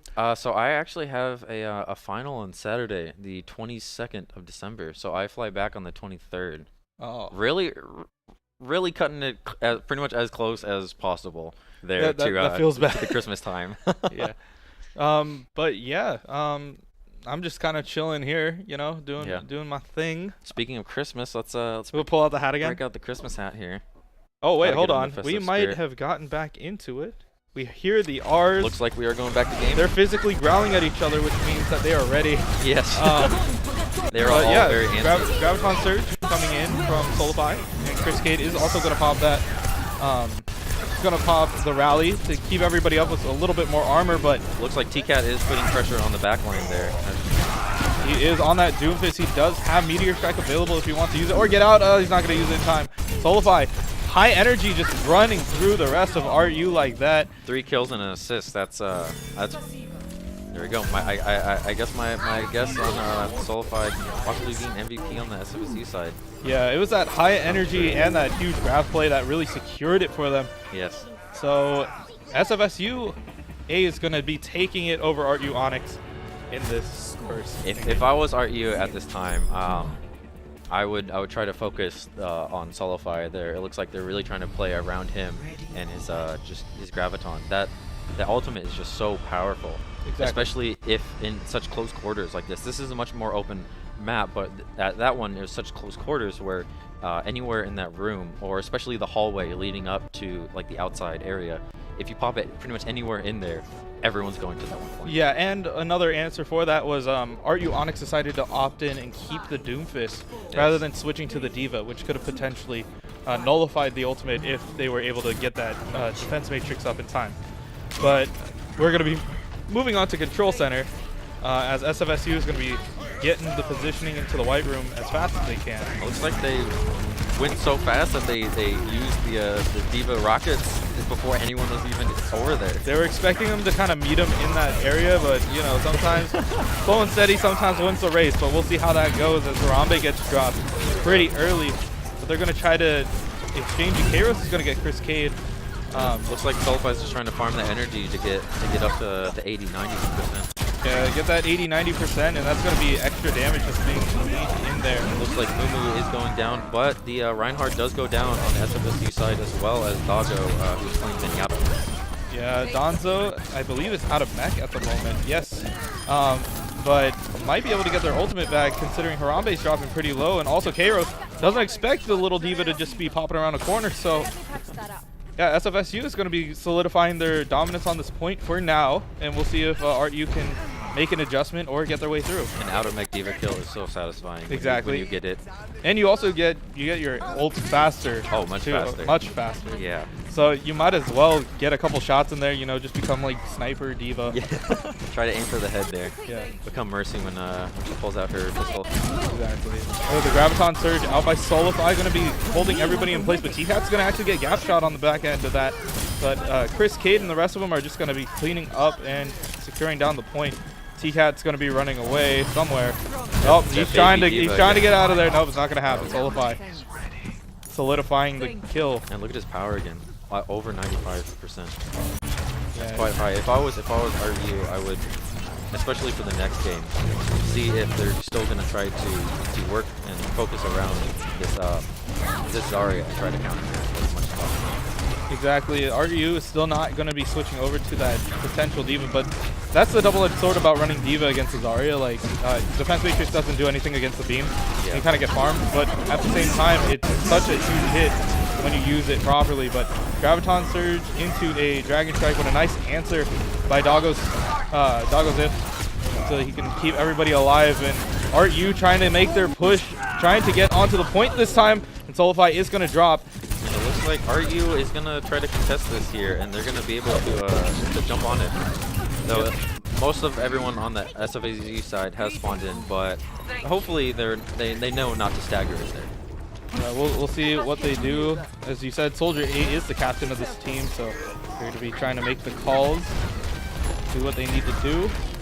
Looks like ArtU is just trying to get some shots off of there and return some of that damage that they received. Yeah, trying to keep the positioning. Nano boost onto Harambe. T-Cat with a triple kill off of the tire, and they're trying to look for more. Meanwhile, Solify just leaning in the back on his own, but he's going to end up getting caught out there. He does not have enough support from the Zenyatta there, so unfortunately he dies. But it does look like ArtU is starting to climb the percentage there at about 35% right now.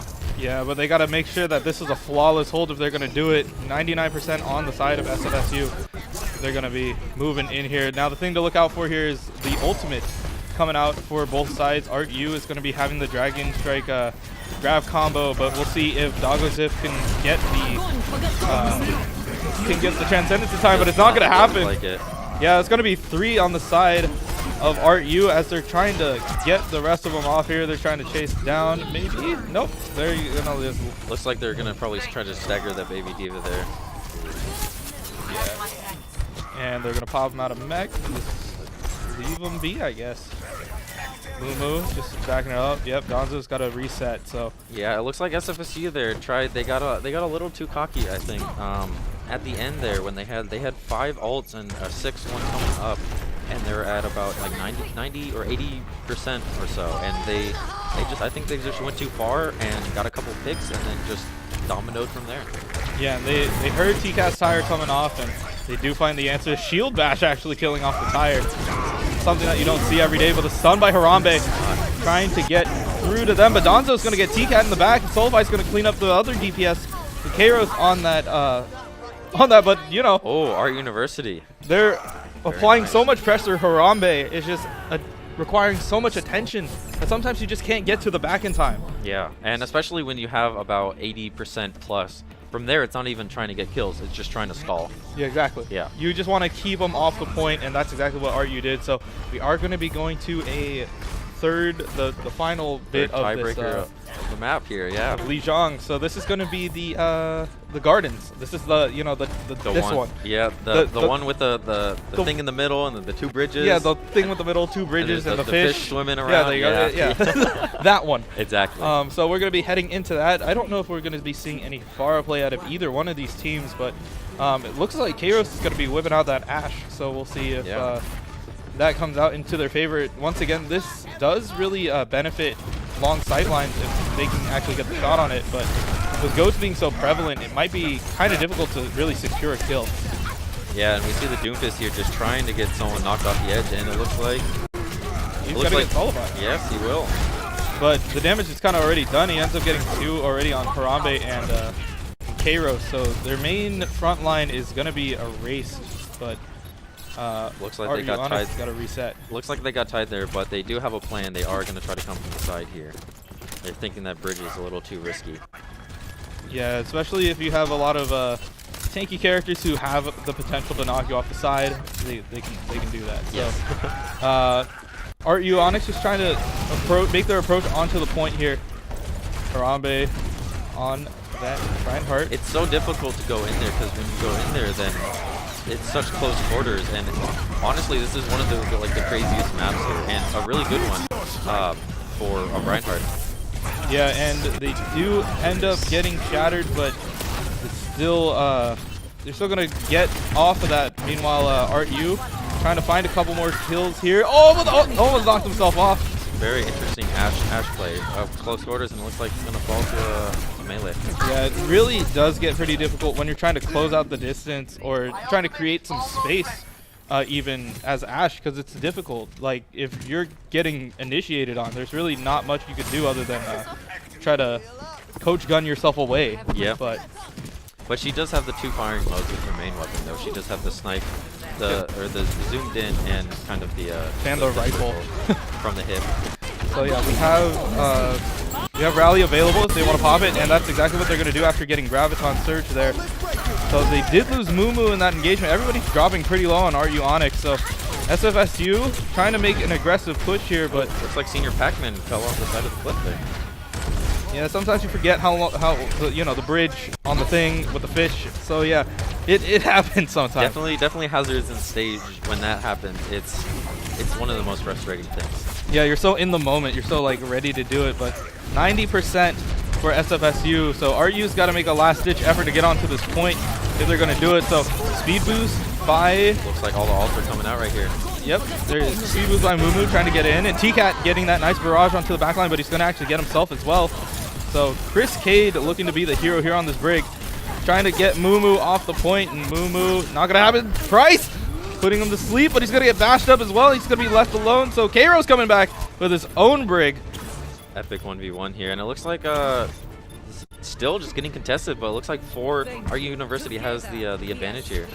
And they are going to flip the point this time, but 99%, the damage is kind of done. Oh, and Solify is going for the Widow, see if he can get a couple picks. And it's really almost, when you're at 99%, it's just, you gotta, if you can get just a few picks, just a couple picks, then it can steamroll, and then it's all over. Exactly. And once again, you stated, you know, you have such a point advantage, so even 1 or 2 picks here could mean the difference between winning or losing this. And yes, there you go, it gets Price. So Solify looking to push even harder on this, and the fact, huge shatter. That precision German engineering right there. Oh, it looks like he's going to try to take him all to the rock. Yeah, and he's going to get him off the side there. Meanwhile, Gap Shot still swinging away at the hamster. But he's just going in circles. Let's see if they can figure out where he's going. It's not going to catch him though. Yeah, at least kind of knew, but he had to throw down the mines. But 99% out on the side. It's going to be flipped towards SFSU. Overtime is proc. But can ArtU get on the point? They're going to be touching for a second. Solify gets TCat out of the air, and he's looking for more. He's trying to find somebody else coming around the edge here. He does have Infrasight. And the hamster is not going to quite make it there. SFSU is going to be taking the first map. That's the kind of games that we like to see. All the way overtime. Who's going to win this? Who's going to win that? Just overtiming like the overtime. Yeah, exactly. It gets you on the edge of your seat. So exciting, those plays there. That was a really good choice at the end there to switch to Widow. Because Solify is really good at DPS and can definitely get those picks. So in a situation like that, where if you're just sitting in the back and you get a couple picks, you get the very far line of sight, then it can mean the difference between winning. Exactly, and the first initial pick was on Price, so yes, it was the Ana, so no anti-nade, no way of really countering if they did decide to pop Transcendence to get in. So yeah, getting a single pick, even if it's on literally anyone on the team, just balances from the 6v5. It just, and I believe he got a pick on one of the support players too, immediately when he went in there. So that's big. That's really big.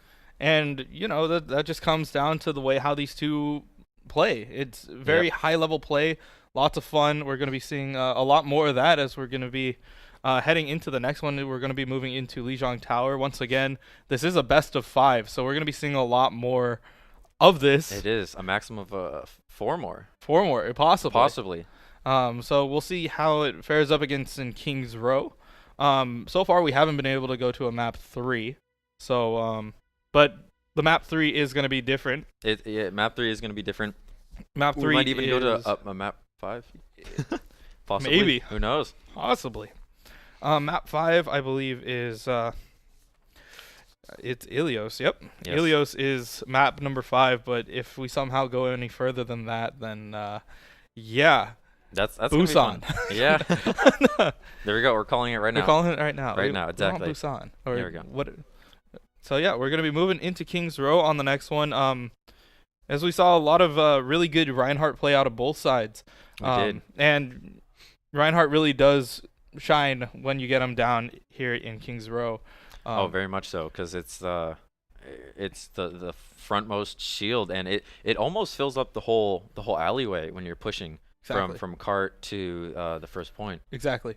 And you want to use that to, move forward, initiate, or get your team into a more advantageous position. Yeah. As a Reinhardt player myself, I really like it when they're like trying to get the other one to use their ult, trying to like fake it, like, oh, they turn around but they actually come back with the shield. Yeah, that's the most like the interesting, or the Ryan 1v1s, or the hilarious thing now that we're allowed to see on the other side. Yeah, when you let go of your shield, you're instantly looking at that other side, so you can be holding up your shield, looking this way, and then just shatter that way. Yeah. And they're like, wait, his shield's that way. What is he what the doing? heck? It's like, yeah, because it's third-person perspective, we're allowed to to do that. So yeah, we're going to be seeing a lot of that coming into this next one. SFSU having the lead. Yes. Over ArtU Onyx. But it's only one, and it's still very much anyone's game. Exactly. And they were close games, so these could become like, you know, tooth and nail, very close matchups. Yeah. And they're very different styles in terms of who you need to play, what strategies you need to do, when to engage, when not to engage, because it's just so completely different. You can be very good on one kind of mode, like King of the Hill, and then like a hybrid or a complete like push, you can be absolute garbage. Yeah, exactly. And it does come down to just the way how teams play and how comfortable they are on said map. Like, what is it? When Eichenwald first dropped, when we were on ArtU Ruby, we studied that map like crazy. Oh, I bet. And then we saw it in rotation for Tespa when it was first like allowed in. Ooh. And we're like, we can do this. We studied this map and we would play like Orisa on it. Yeah. And it was a lot of fun. But we're gonna be hopping straight into this as SFSU is gonna be on the attack first. And it looks like SFSU did get 3 picks there and really pushing the space all the way back. Yeah, they're just really applying their dominance real quick. They're taking a lesson out of the ArtU playbook and not giving up any space there.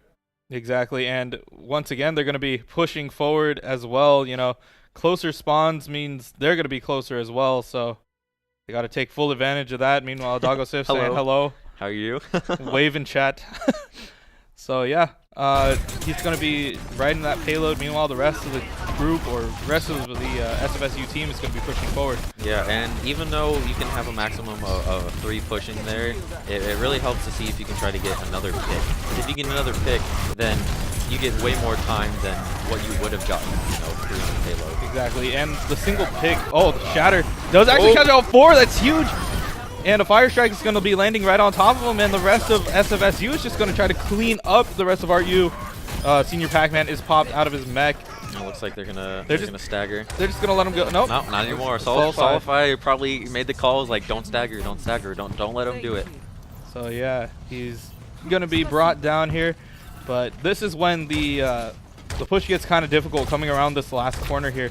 But SFSU is sitting on 5 ultimates, so hopefully they can just get their way through here. Solify sitting at a solid amount of energy, just trying to get more. But ArtU might counter with do have a couple ults pop there.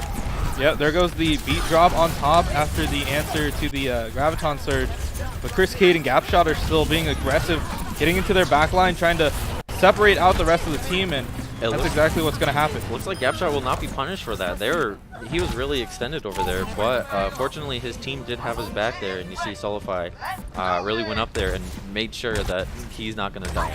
Yeah, gave him a bubble and made him choose between giving him damage or securing the kill, so that's exactly what's going to be going down. Rally's going to be popped by Chris Cade to just give everybody a little bit more armor going into this fight. Harambe's going to go down, and that's a go sign if you're SFSU. The Zen ult is popped on the ArtU side, just trying to stay alive there, and it looks like the Lucio is going to fall.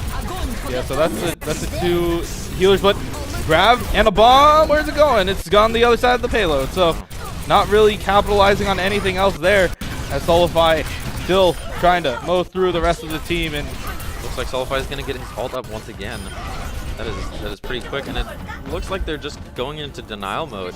Looks like no one's on the right side, but they're really... Heroes trying to get in, but... Oh, Graviton Surge catching out 2 more here, just making sure, hey, you ain't touching the payload. But T-Cat does actually touch the payload. He's trying to get his way in, but he's already super low. And 20-player kill streak. If anything, that just... If you look, notice right there. It's... Wow, that was really quick. Everyone on the SFSU side was on fire. Yeah. That's when you know you have good synergy.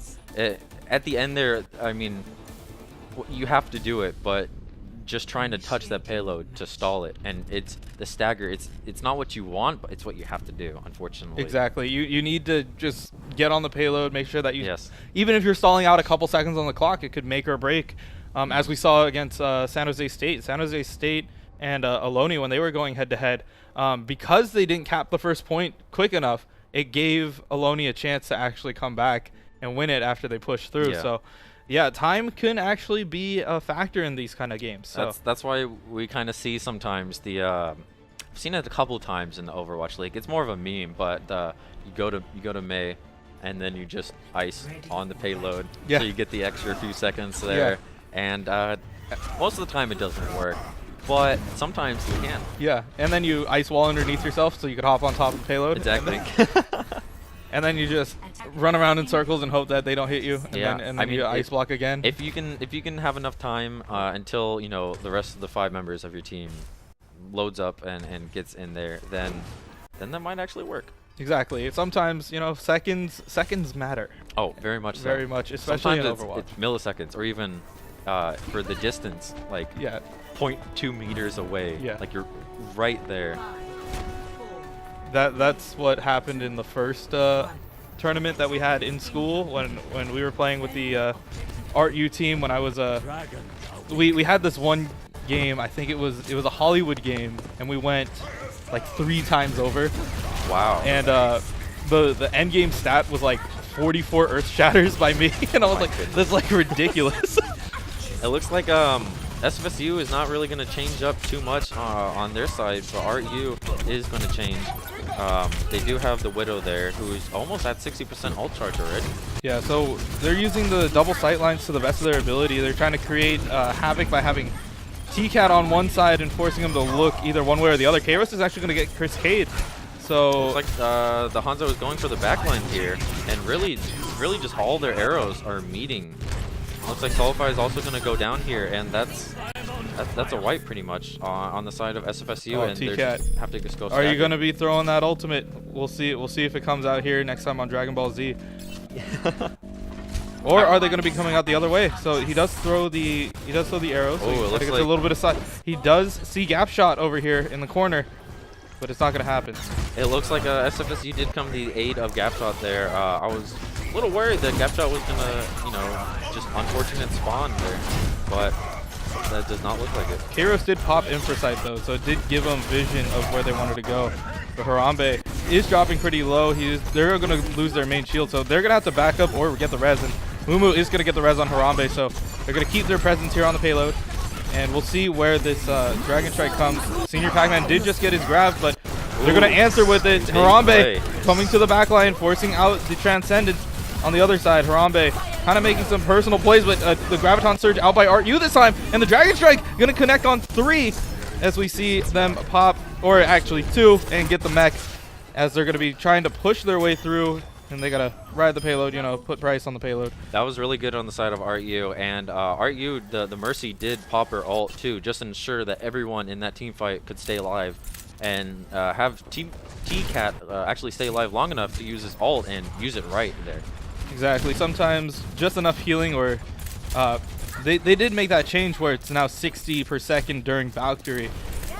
Kind of just reverting it back to where it was originally, but sometimes that's just enough to keep somebody alive or let them go down. So yeah, rushing your ults, especially for something aim-wise, is not a smart idea.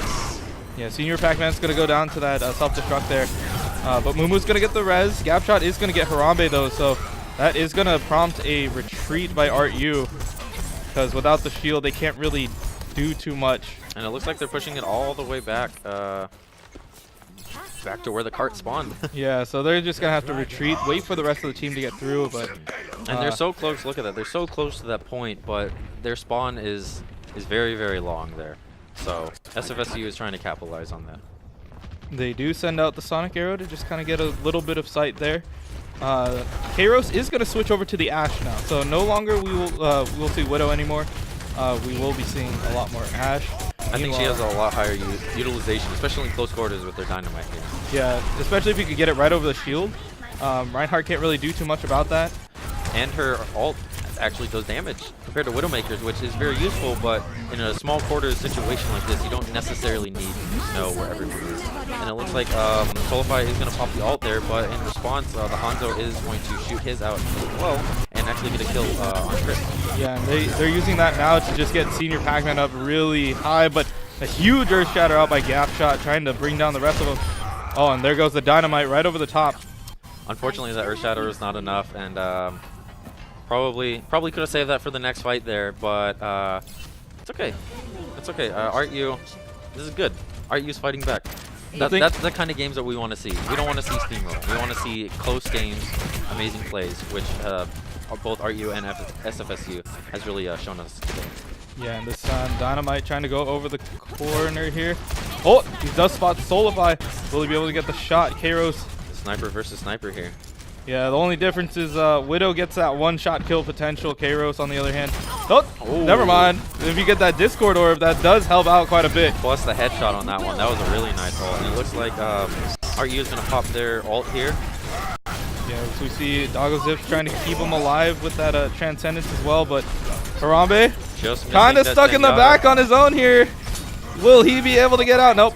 And it looks like Solify did switch to the Genji, and he's actually, I don't want to say he's a Genji main, but Genji is definitely one of his really good players along with Zenyatta, or sorry, Zarya. Sorry, yep. So they are going to have to reset. ArtU does lose it quite a bit, but they do have quite a bit of ultimates coming in here. And that's something that, if you're ArtU, you know that you probably have the ult advantage, because they had to use quite a bit to get you off the point. So. And also, I can tell that SFSU is really nervous here, because Solify did just change from the Widowmaker to Genji, and he just changed from Zarya to the Widowmaker before that too. And it looks like this is going to be the make or break moment here. Yeah, they are throwing out as many ultimates as they can here. Kairos has Bob available. Where is Bob going? Bob, do something. Well, it doesn't look like they need Bob actually. They don't need Bob. He's just gonna keep keep him away. Maybe using it when they're trying to make the last ditch effort. Oh, a nice 2-shot onto Solify as well. He's really going hard on Ash here. And there we go. Connecting all those shots there.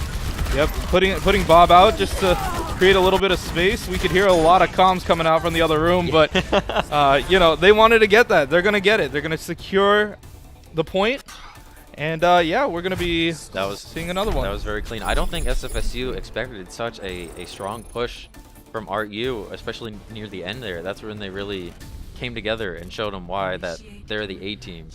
Exactly, and same thing. We didn't expect the Genji to just come out of nowhere. It was able to just push us back just a little bit. The ArtU team was just like, wait, we took out the Widow. Yeah. Where did she go? And now you have a Genji just running around in your back line. Jumping around, doing all of his you're gymnastics like, that's not a Widow. But yeah, that's what ended up happening. Yeah. And but you can see ArtU there. There are lots of smiles on that team, on that side. Yeah, it took them a little bit of time to get it together, but by the time they did, they had to run the excuse me, what is it, they ran the Ash to try to yes, you know, get around the shield a little bit, and it really did play into their favor. So I think the Ash was a very good pick on their side, because Widowmaker is very powerful, yes, and you can get the one shot, but if you miss the with Ash, you can get many more shots off successively. So if they're floating through the air and you know their trajectory, you can go boom, boom, and then possibly boom when they land on the floor. So yeah, we're gonna be seeing ArtU Onyx having less time this time, so they're gonna have to start on the attack and maybe rolling off of the momentum that they started out with. Hopefully they can get what they wanted. SFSU is still going with the comp that they know. At least for the beginning part there, so they're pretty confident that they can hold it back here and just see if they can run the timer down. Yeah, Kairos is just trying to get the full angles here. They understand that he's trying to make the approach, so he's gonna sit right on top of Mandata's head. Oh, but Zen is like, get off my brother's head. Zen's fighting back there and not gonna take any of that. So yeah, the 2 DPS are gonna be going down for the side of ArtU. They have a little bit more than a minute to get in there, so this could be a good time to just wait and figure out, come back as a full 6, figure out what you have, and especially on this first point, you have to remember that spawn advantage is going in the favor of the attacker. True, and you definitely do not want to rush it, because the moment you start staggering, you already have limited time to begin with. Exactly. You know, maybe a couple minutes at the most. So you want to do it right. Yeah, and you want to do it as cleanly as you can as well. Exactly. So they do end up getting gap shot, but they are graviton surged into this. Mumu could only do so much healing while she's just hanging out there. But yeah, the rest of the team is going to be going down. Mumu's just going to nicely retreat back to her home. Looks like there's going to be, it's probably going to go into overtime. They're probably going to try to just touch it right there, but they have at least one good team fight left. And the alts are just starting to get up there with Zarya, T-Cat, Harambe, and Price. Yeah, and Solify did use that, did use the initial, but here comes the Graviton Surge. The Dragon Strike also answered by Doggo Zip. Nice Transcendence though, but the Earth Shatter, they weren't expecting that one. Oh, They're trying to big. come in and try to get the rest of it, but Doggo Zip is going to take him down, and with no shield, it's going to clean up 2 more off of that self-destruct in the back line. So Price is going to pop his as well. He's got to stay on point though. He's the only one left along with Kairos. So it's Kairos and the Zen versus the World Solify. Oh. Dropping low. Kairos is also going to drop, and they're not going to get any percentage there. It doesn't look like they get any there. That was a very good last try though, and Solify did fall there, but SFSU just one extra person just was able to just go over there and help them out and just give them that extra little push that they needed. Exactly, and especially it's really hard to bring down 2 tanks when you're only a McCree and a Zen. I mean, Yes, you yes, can it is. you can heal them and try to deal extra damage as much as you can, but in the end, you know, they have a ton of HP. You can't really shred through it as quickly as you would probably like to. So this time ArtU Onyx either facing the draw or the defeat. So they got to play this point flawlessly. Can't even let up 33% here. And So, SFSU with see how that goes. the goats, it just you gotta goat back. Yep. You just gotta turn this into Goat Simulator. Yep, that's pretty much what we're Yeah. going to be seeing here. I'm just trying to think of an Overwatch goat simulator now, where it's just like, you know, Zarya charge. Well, actually, I mean, the funniest like physics kind of thing in Overwatch is like, you know, when you get that kill and the body just starts tumbling. Yeah, the tumbling, ragdoll. When it you just- toaster yourself, when you die as main, you throw an ice wall underneath yourself right before you die. Yeah, You yeah. just go. Or actually, Farah is a really good. She can easily do it with her explosives. Yeah. Actually, I was watching back one of the old Razor stores, and Selic, he was playing Farah, and the way he died when we won the map was he shot himself and he tumbled like 5 times down to the ground. So SFSU is going to try to push here because all they need, they just need 1 tick here. So they're going a little bit aggressive and just trying to take as much space as they can. Exactly, and especially right now, if you just build up your ultimates, you can just go in. If you win 1 fight, you got the game. Exactly, So. and I mean, look at that time. They have over 4 minutes. And looks like- they can't really touch the point either. So. And it looks like that's it. Yep, SFSU is going to be taking map number 2 as well. So.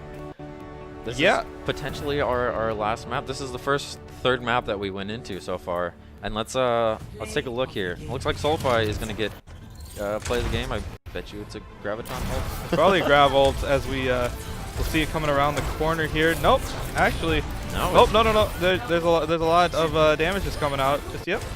I don't think grab was really necessary there. No, it looks like that the Gap Shot actually used his hammer to knock all of those down, and then everyone was just swinging away, and he ended up doing the most damage and getting the most kills there. Exactly. Once you throw you don't even need graviton surge at that point. Exactly. They had the Earth Shatter down. They had enough people on the floor. They can just lean in with. I've sorry to interrupt you, but I've noticed something that I want to say is I've noticed that the what really distinguishes the top players, the I guess you could say maybe the A team from the B team, or even, you know, the masters, grandmasters from, you know, plat, diamond is when to use your ult. Exactly. When you're in that much of an advantage, using your ult's just a waste. You're helping the other team. Mm-hmm. If you can do it without your ult, no need. Yeah, it's always about knowing where and when to use it. Exactly. Yeah, and a lot of teams, especially newer teams, they're just like, "Oh, we have the advantage. Let's just throw it. Kill them all. Let's do it kill in 'em all." style. Yeah, exactly. But then you realize, like, oh, I could have had that for the next fight, and then you lose the next fight, and you're like, what happened? It's like, oh, I could have had my ult here. Just be like, I could have had that graviton surge, but you know, nope. I like using them. It looks cool. It the looks graphic. cool, you know. Yeah. It's like black hole, man. Just throw it on the ground. Yeah. I like your pins, by the way. I like the Thanks. is that the Bible thump on the The right Bible side? thump on the right, And and then what's Umaru Diva. It's like little baby diva. Is that a little energy green gremlin energy drink? gremlin diva that we got Very going nice. on here. It's just, yeah, it shows out the weeb half of me. You Yeah. know, you have a Japanese name like Kanashii. Yeah. You gotta represent with the pins, right? Somehow, yeah. And I'm representing the SF Shock jacket that I actually Did you get anything at the Blizzard sale? Oh, Yeah. yes, I did. They had the I Cyber ordered Monday. quite a bit. Very nice. Yeah, everything was like, okay, not everything, but just about everything was like 75% Yeah, off. 75% off of all like Overwatch League gear. Yeah. I don't know if that's just because they're planning on like revamping everything, or they're just gonna come out Maybe. with new jerseys, new everything, and it's gonna be like we're gonna have like a Even twice as cool as yeah, I everything know, else. right? Yeah. And we're just like, oh, we're stuck with the okay stuff. Yeah. And then Yeah, maybe on this one it has the inaugural league and Mhm. then the date. So maybe, you know, like, ooh, we're getting close to new season. We can't sell the old season. yeah, exactly. Yeah. But hey, I'll take a 75% off discount. And then I also had a coupon from Tespa as well. So Even more. double deep discounts. There you go. As we're moving into Temple of Anubis for our next map, is there anything that you expect to see here? So I SFSU, I hopefully I like to see Farah on this map. Farah is always a good pick on this map usually, but it looks like they're both gonna run kind of a goats there. But I know Solify is a really good Farah player, so hopefully we'll see it from him. But if not, you know, his Zarya seems to be going pretty well, and it actually looks like Gap Shot right down there in the middle is using a controller. Is he? Yeah, Gap Shot is Symmetra right now. Probably gonna change since he's the main tank for the team. No, we don't know about that. Maybe. Who knows? Okay, no, they are. Okay, going to be there we running go. the goats. So yeah, we'll be seeing that. Meanwhile, ArtU is going to be trying to break that shield with the Junkrat, T-Cat picking up that, and Kairos is just going to try to look for a couple of picks on the far side here.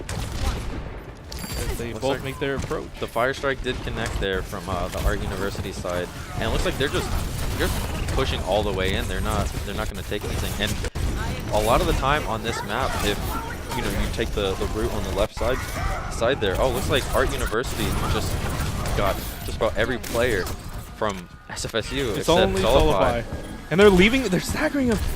Oh Just a my little goodness. bit. And then Solify's just like, yeah, I'll do it myself. Yeah. I'll see myself out. Yeah, it looks like they were too aggressive on there. I know SFSU, they're probably thinking, you know, if we can just go in there, push them, try to just catch them off guard, maybe we can get some picks. But it looks like it actually reversed there. Yeah, they really answered back. This time Gap Shot's going to be on the Winston. Yeah, so he's the main tank, so he switches to Winston. Soldier A switches, actually he doesn't switch, sorry. Solify switches to the Widowmaker, and then Chriscade also switches. So they're rethinking. That strat didn't work, let's move on here. Yeah, they had to figure that out as well. So Gap Shot is going to go down. This is kind of like a semi-dive with the massive pick-off potential of Solify. So if they do make the fight a 5v6, it does really just play into their favor. Yeah, and it looks like, I mean, it could work. Our university is not going goats. You know, kind of like the joke is the only way to defeat goats is to have a goats yourself. Yeah. But it looks like both of these teams not playing goats, but T-Cat's going to find 2 off the tire. So I feel like SFSU got to back up just a little bit, maybe get a full reset. They're really pushing them back. They're just getting a pick, getting 2 picks, and SFSU has more or less no other opportunity or option other than just to wait for them to respawn. Yeah, I mean, you have such spawn advantage. There's no reason to really like trade or throw everybody else into that fight as well. So yeah, they're trying to do that. Harambe is going to get Gap Shot. So they are playing 5v6, but we'll see if Solify has an answer for that as he's looking for a quick pick. Senior Pac-Man is going to get Soldier A. But yeah, we'll see if Solify finds something. It looks like they're just trading pick for pick here. But it looks like ArtU is going to come out on top here. And SFSU has no other options to retreat. Yeah, ArtU is going to be sitting on a couple of ults coming into this next one. Meanwhile, SFSU also looking to return the favor. Yeah. As Senior Pac-Man is going to get Solify. 5 actually now with the Widowmaker. So ArtU is in a pretty good spot here. And TCat already used his ult, and he's already back at 50%. So yeah, we got to just figure that out. Chris Cade Is going to be And almost at his Dragon Blade, but I feel like they could go with a dry fight. They did pop Infrasight, so they do understand where they're going to be at, and Kairos does respond with his own Infrasight as well. So Solivai is going to find Kairos, and that's going to be the time to go. This is Gapshot's going all the way to the back, forcing that trans ult out, though. That's exactly what they wanted, and what happens when trans is already used? Dragon Blade usually comes out. Let's see if I can get on cue. There it is. There we go. And he gets one on Kairos. He's looking for more. He's Going for the focusing D.Va. down. Probably not going to get the D.Va, though. Yeah. And even if she gets popped, there is the self-destruct, I believe, available for Senior Pac-Man. But yeah, Senior Pac-Man keeping it pretty safe. Solify trying to find something. Nope, he's going to be like, all right. Going all the way back, and maybe he might get... This is the ultimate flank route. Yeah. He's going all the way back to spawn. He get pushed all the way back there. He's probably waiting for his team to go. I don't know if our university knows that he's back there, though. The rest of the team is rotating that way, but all that means is that there's less presence on the point at the moment. Exactly. And Gapshot understands that. He's going to be going in. He realized tight quarter. Let's pop the Primal Rage. Let's make sure that they're not going to be going anywhere as the rest of the team is going down. Gapshot is going to kill off Harambe, but there's quite a few bodies dropping here. And Solivai looking to get more, but he can't quite get on the point. So ArtU is going to be doing a full hold, I believe, here. Yeah, and it's surprising, though. Art University really kind of understood that that they just had to get a couple picks there. And when they got a couple picks, then they forced SFSU back to spawn and just had to wait for there. And they did that multiple times, all the way until about like a minute 30. Yeah, and even though the spawn advantage is in their favors, I feel like if your whole team is already there, you don't have to like back out. You can just die there. Yeah. You're all gonna respawn anyways. Yeah. And so it's either way. But then again, I'm not a super high IQ player. It could just be like, don't feed them ults, or it could be just like, wipe as a team. Yeah. Get back, give the healing to the people who need the healing to get their ultimates. Exactly. And So, if we look at the cam there, it does not look like Gapshot is using a controller anymore. Maybe it was just for the initial, Symmetra fun time in the beginning. maybe. Yeah, let us know in chat who you want to see from either team or even both teams interviewed. Yeah, that'd be great if you could just let us know exactly who you want to see. Yeah, unfortunately, Blue Jay is not on either of these teams. He's on San Jose State. I know say nay to help Blue Jay something. That was a nice little chant in chat there. Exactly. So we're going to be heading into this next one. This time ArtU is going to be on the offensive half. We'll see if anything changes up here. We saw how effective the Junkrat was on defense, but we'll see TCAT this time pulling out the Genji this time. Very much so. But yeah, I haven't seen TCAT's Genji. I've watched this team play quite a bit, but still, like I don't know what they do. So Yeah. we'll see how TCAT plays on this. The surprise unknown. I mean, honestly, if they just get a couple picks, then all they have to do is just get that 1 point. Yeah, Chris K gets a quick pick onto Kairos, but a quick res by Mumu, keeping them all up. So they'll be making their rotation here. Nice and popped off. And it looks like SFSU is going to hold on the bridge to the right there so they don't get in that sniper path there. And they understand that it's there now that Gapshot did get tapped a little bit. Yeah, so it's going to be battle on the bridge over there, or also battle in the back. See, this is exactly what he wanted. Harambe, he saw the line, and he was like, all right, she's over there. Just got to follow. And then Donzo is retreating. He knows that he just can't do anything against a Winston that has a Mercy. And another res onto Kairos, keeping him up as Mumu kind of in a difficult position here. But it looks like ArtU might be able to solidify themselves onto this point here. Can they get the kill on Donzo? Donzo is going to go down in time. So ArtU actually going to be taking their first map off of SFSU in the series. Very nice. That's good. So let's look at the play of the game here. Who do you think it's going to be? Quick. Harambe. I think it's going to be Mumu. Oh, It's Price. Price. You can say the price is right, you know. Right team. Yeah. So let's see exactly what happened here. Probably a fat right click There's there. a fat right click, couple Very of nice. another pick. He's just kind of falling into the back, just getting what he needs. I love it. So I'm a Zenyatta player myself, and I love it when you're doing Zenyatta and you need to do as much damage as you can. So you're just throwing, you're just like holding down left click Yeah, there, he's just and everyone just the stars align and everything, and you're just getting hit after hit of squishies there. And he took down the pretty much the whole back line support of SFSU right there. Exactly. He took out the Zen, and then he got the Lucio, and then he also popped the mech from the far end. So, you know, just having a little bit of extra damage as well with that Discord orb, you can definitely get some more kills out of that. So. Oh, for sure. Zenyatta is a force to be reckoned with. If you can play Zen, he's, in my opinion, one of the best off supports. Exactly. Because he can help do more damage. He can do damage. He can do healing, and his ult is really nice. Yeah. When you're in a a graviton or any kind of AOE thing, like maybe even a Genji ult too. Yeah, exactly. But it's also a double-edged sword, like as we saw what SFSU tried to abuse there. They threw the graviton surge knowing that the Transcendence was going to be popped, and then they answered with their own Dragon Blade, trying to wipe off the rest of ArtU off the team. But yeah, if you don't pay attention to that, or sometimes you just see the Dragon Blade come out to bait the Transcendence. But yeah, it always does come down to those split-second decisions. Do I use this? Is it really a threat?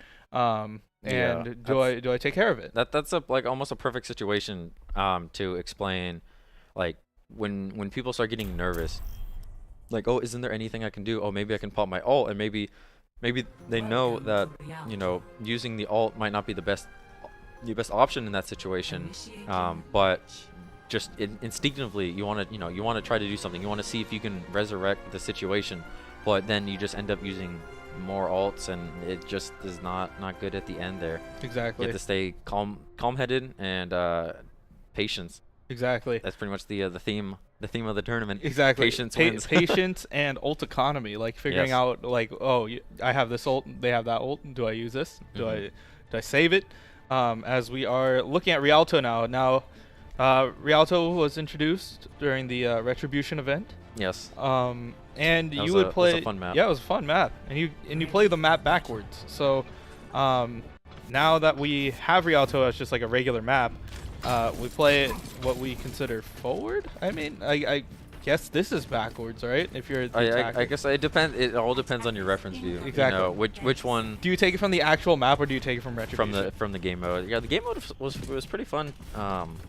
Playing as, let's see, who did I play as? I think I played as Reaper most of the time. Yeah. Yeah, I can't aim, so it's either Moira or Moira. Yeah. Just throw out the healing ball, throw out a thing, and all. You're guaranteed a gold. Like, perfect. As long as you heal more than Reaper shoots, I mean, yeah, you should be okay. I love it when like a Roadhog gets like gold healing. It's just so funny to see. You're just like, what are you doing? Yeah. Hello? Either you're taking a lot of damage, or the healing's not that great. Exactly. So, Onyx is actually going to be pushing the cart up and around here, and it looks like SFSU is going to, or SFSU is making the push. ArtU is going to be holding around the corner.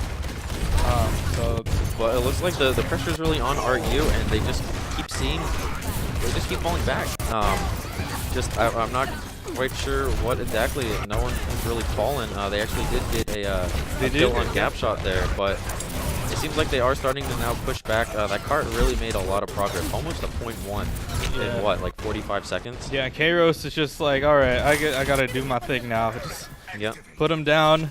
But sometimes I felt like, yeah, they were too passive on that. They were just like, oh, we have to give up some space, but they eventually almost gave up too much space, but luckily they were able to put on the brakes. They realized, oh, it's almost at the end here. We gotta stop.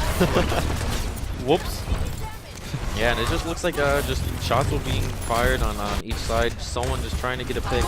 Anyone really. It looks like the ult will be going out though. Wow. That is a big brain play there. SFSU will be pretty much wiped except for that Zenyatta. Oh nope, now it's a wipe. Zen's just like, nope. I'm done. Yeah. He's like, I don't want to accidentally give them another kill. So, exactly. That was really good team cat there. Some really good coordination and communication on the team of ArtU. Yeah, and it cost them 2 ultimates, but it was used to the maximum effectiveness. So yes.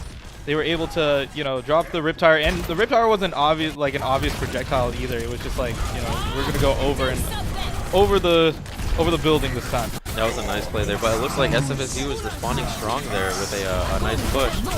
Oh, and it looks like the Mercy did get pinned with gap shot. He does get the res though, so we'll see if Harambe can make a big play here, but it doesn't look like he's going to get much out of it. So, meanwhile, Bob is somewhere. Bob is doing something. Oh, okay, never mind. Bob's sleeping.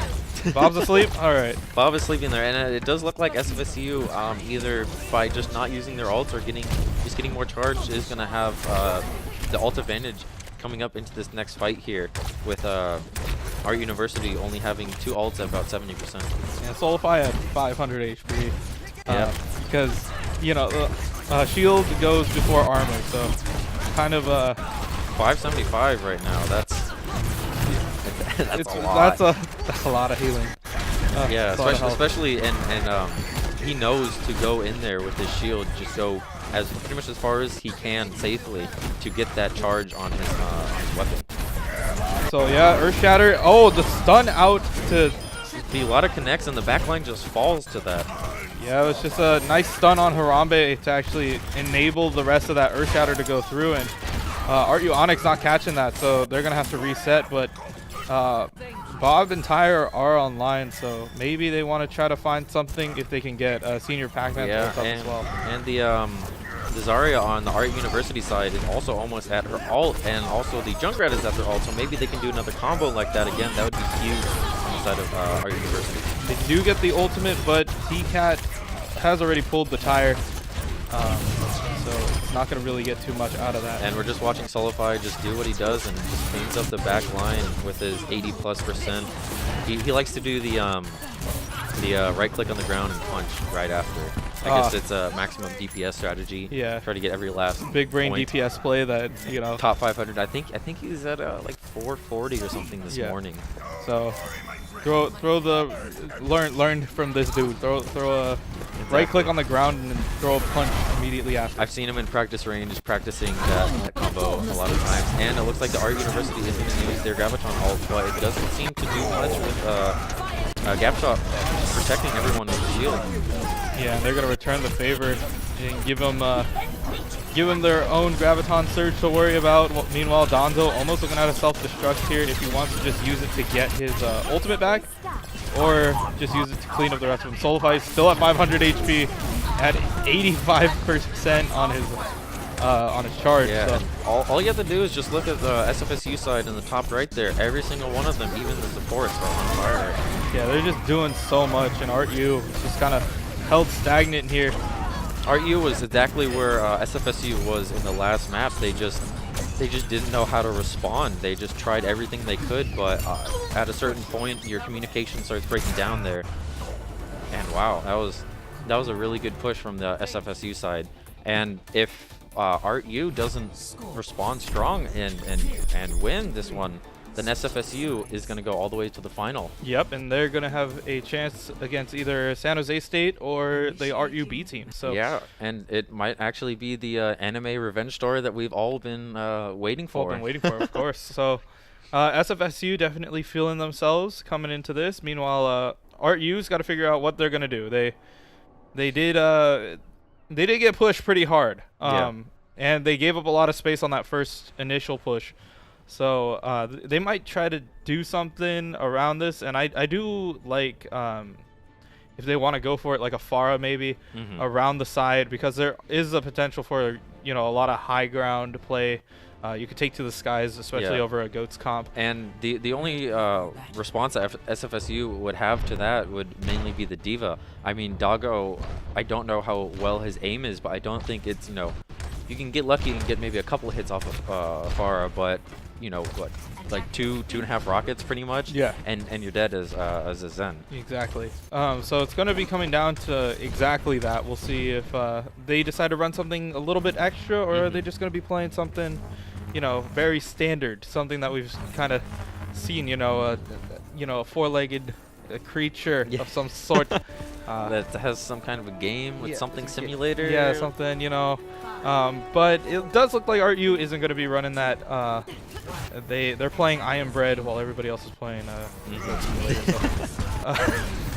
Hey, that's a good game, and it looks like our SFSU is going to be really aggressive. They do not want to give up any space here. That's going all the way to the spawn. That's a very risky move on there, but they think that they can pay that pays off. Yeah, they were afraid of that that potential pirate ship. So they're just like, nope, we're gonna close out the distance, make sure that you got no space to breathe. Senior Pac-Man just gotta back up a little bit, try to get some HP, and the Mercy did use the res, so you can't use that for later. But it looks like they're starting to make a little bit of progress there. The instant healing and the spawning right there is just completely at Art University's advantage.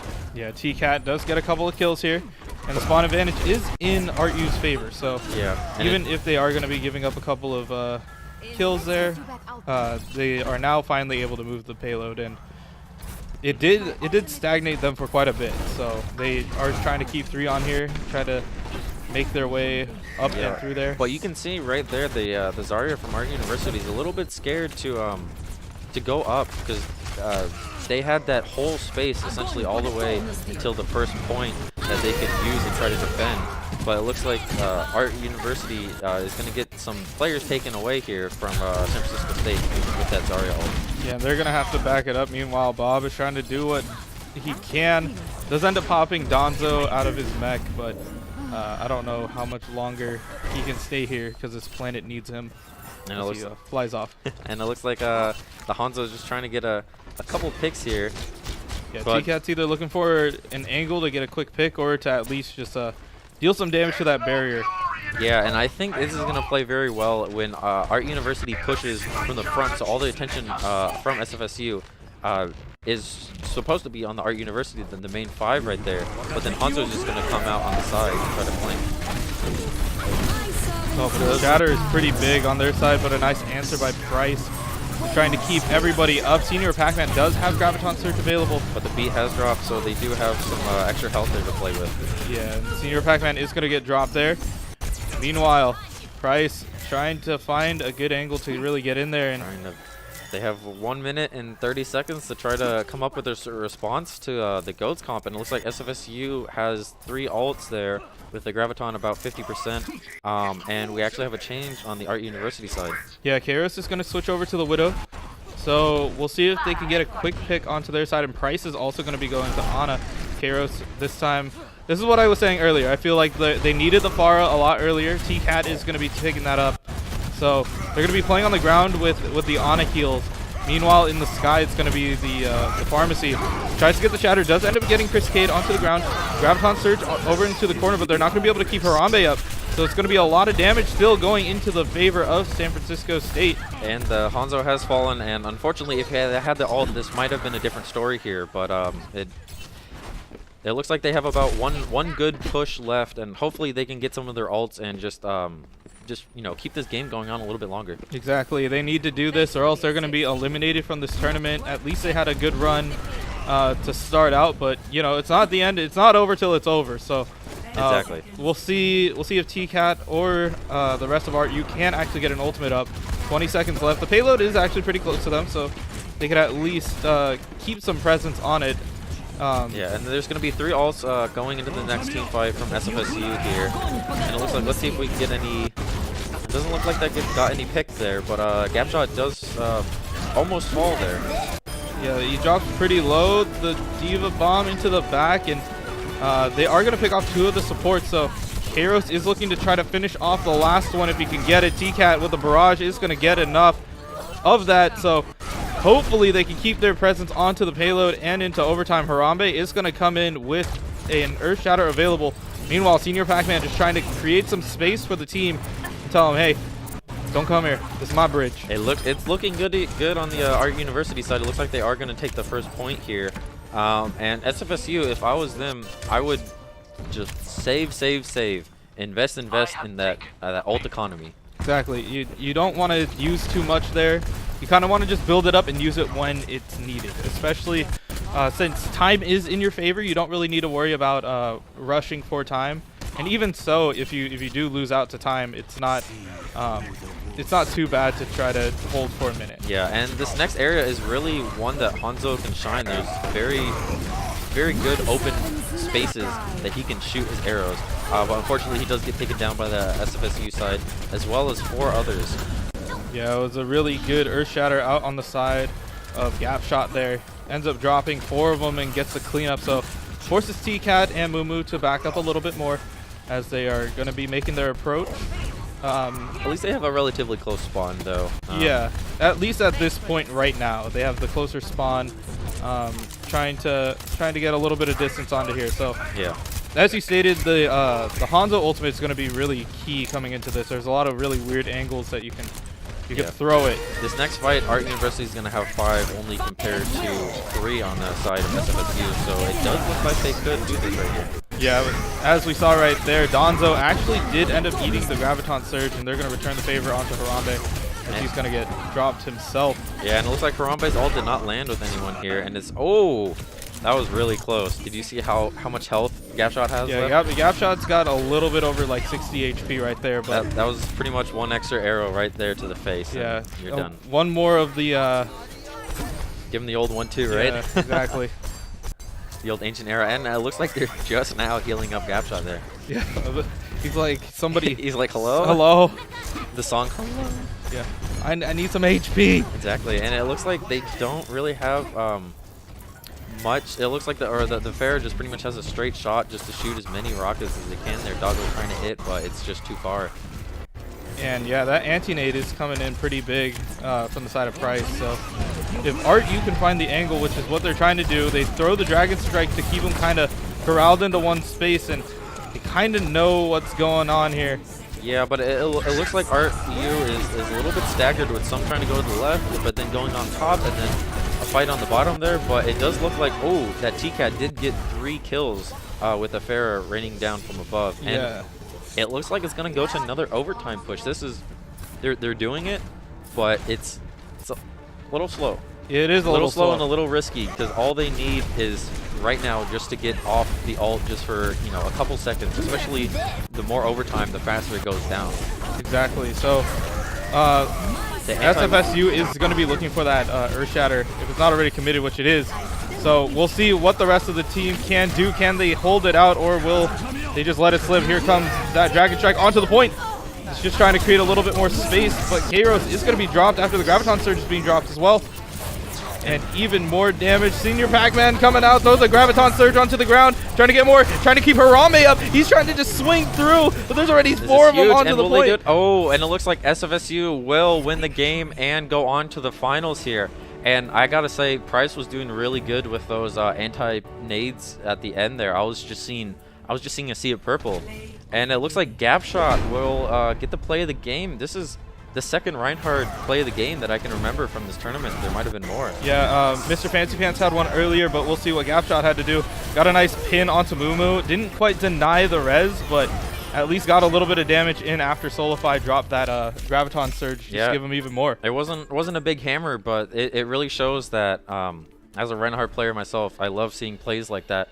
It shows that Reinhardt can be so crucial in team fights.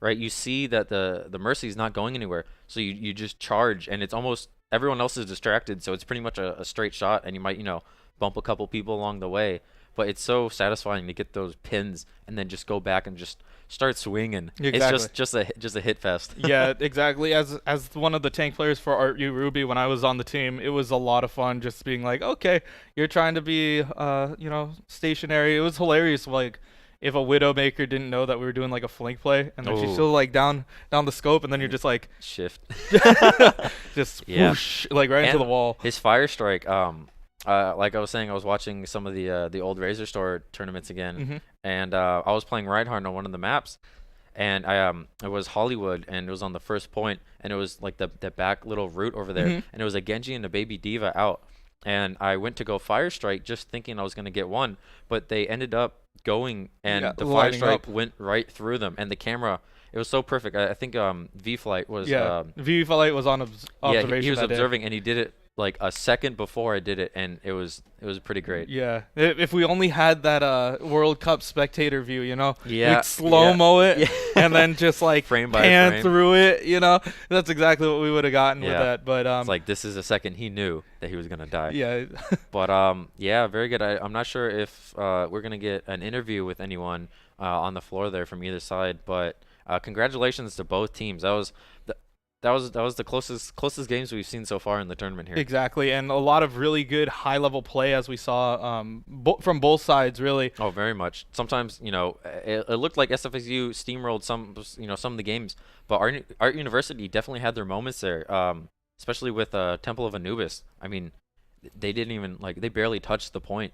Exactly. They didn't let them touch the point at all, and even if it was like, oh wait, they're running a Junkrat, that's kind of weird. Yeah. Sometimes you need to run that shield buster to get through a goats comp like that. So they felt organized. They felt happy about what they had to do, and they were able to hold it out on Anubis, but sadly they couldn't push it to an even further round. And looking at chat here, I see Spam the Do for the Blue Jay interview. Unfortunately, Blue Jay's getting set up right now, so we can't actually we don't want to interfere with them getting set up on the gameplay there, because we want to get you it as soon as possible. But maybe we can do an interview with Blue Jay after again. Maybe SF or San Jose will fall to ArtU Ruby Team 2, and maybe it's a anime revenge. You defeated my older brother, who defeated your younger. Yeah. So we're gonna be having an interview with a captain. So we'll be getting that. We'll be getting that pretty right now. Awesome. Let's do it.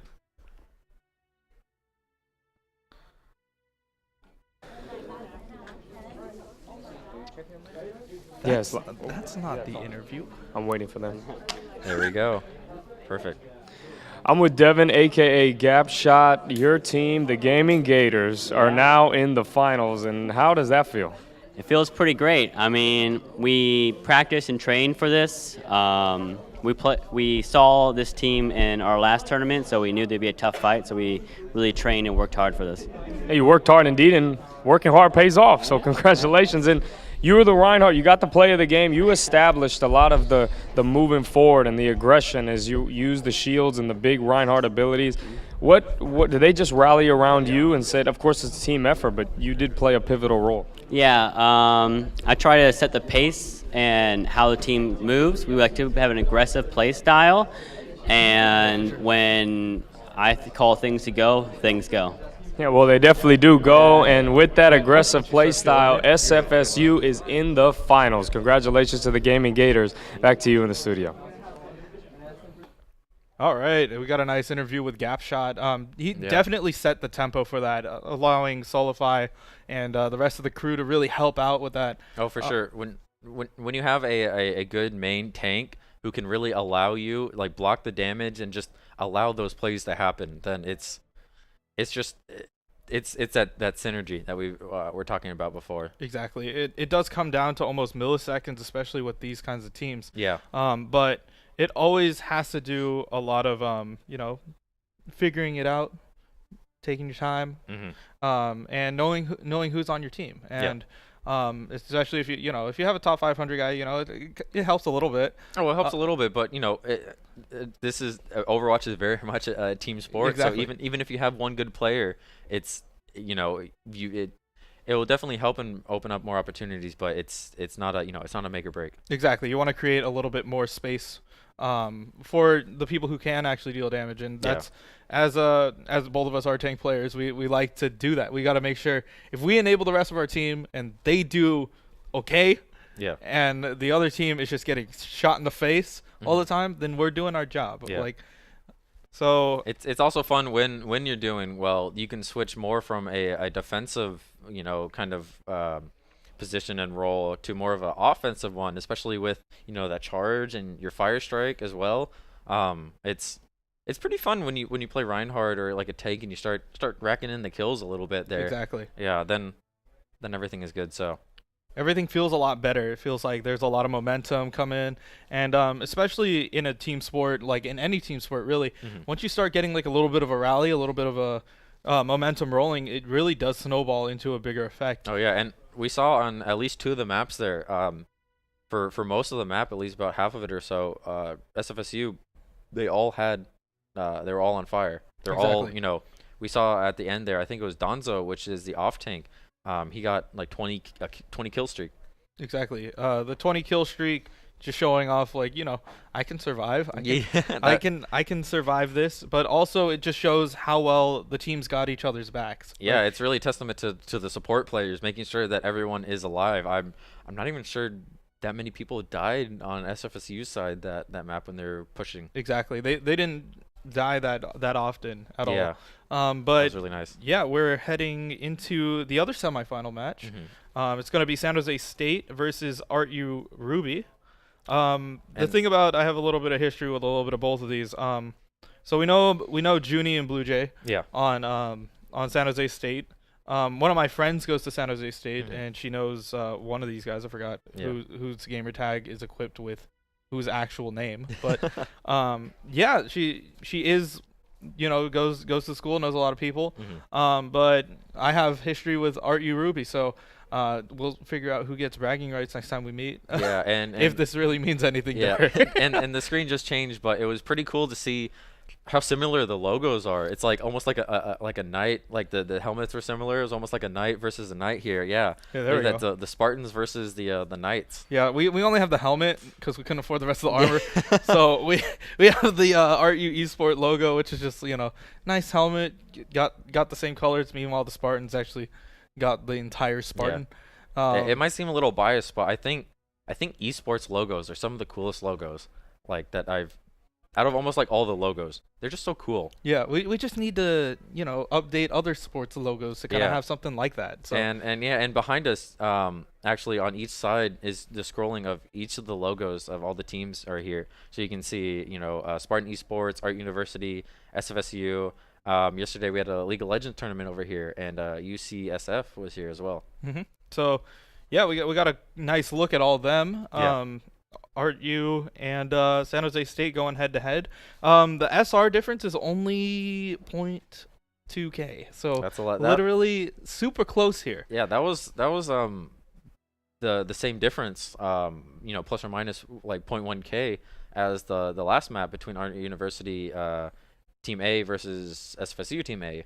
Exactly. So hopefully we get to see a lot more closer matches. Yes, maybe a map 5. Who knows? Map 6. Map We can see some Busan. map 7. Let's just add another map Let's just in add there. another map. As long as we don't, if we keep the tiebreakers going, then yeah, we're just gonna have to keep picking capture point maps and figuring out what else we have to do. There I we mean, go. have to- Yeah, let us know. payload. Let us know in Twitch chat what maps do you all want to see in Twitch chat. If honestly, if it you're goes. not gonna pick anything, Wittz, the producer, is instantly gonna pick Junkertown.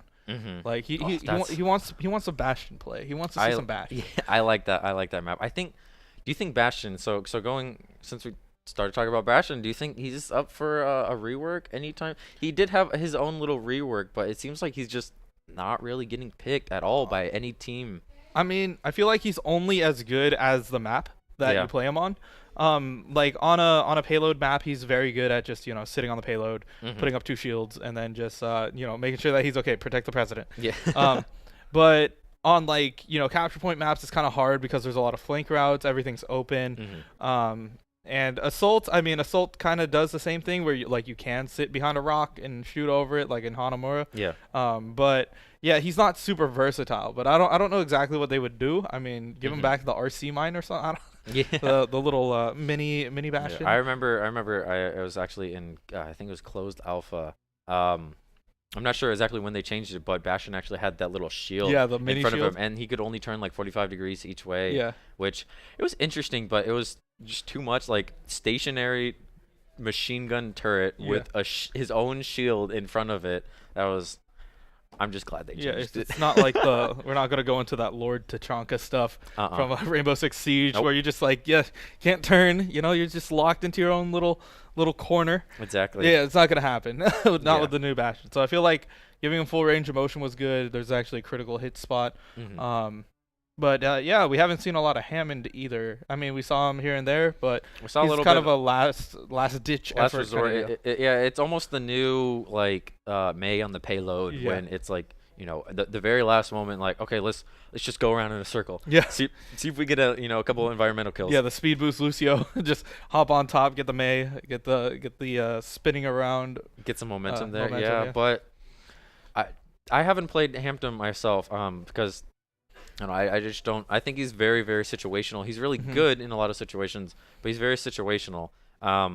But something that I see is when people do that last-ditch effort, they just keep going in a circle, and that becomes very predictable. Exactly. Like we saw gap shot, he got knocked over, but he tried to shift into.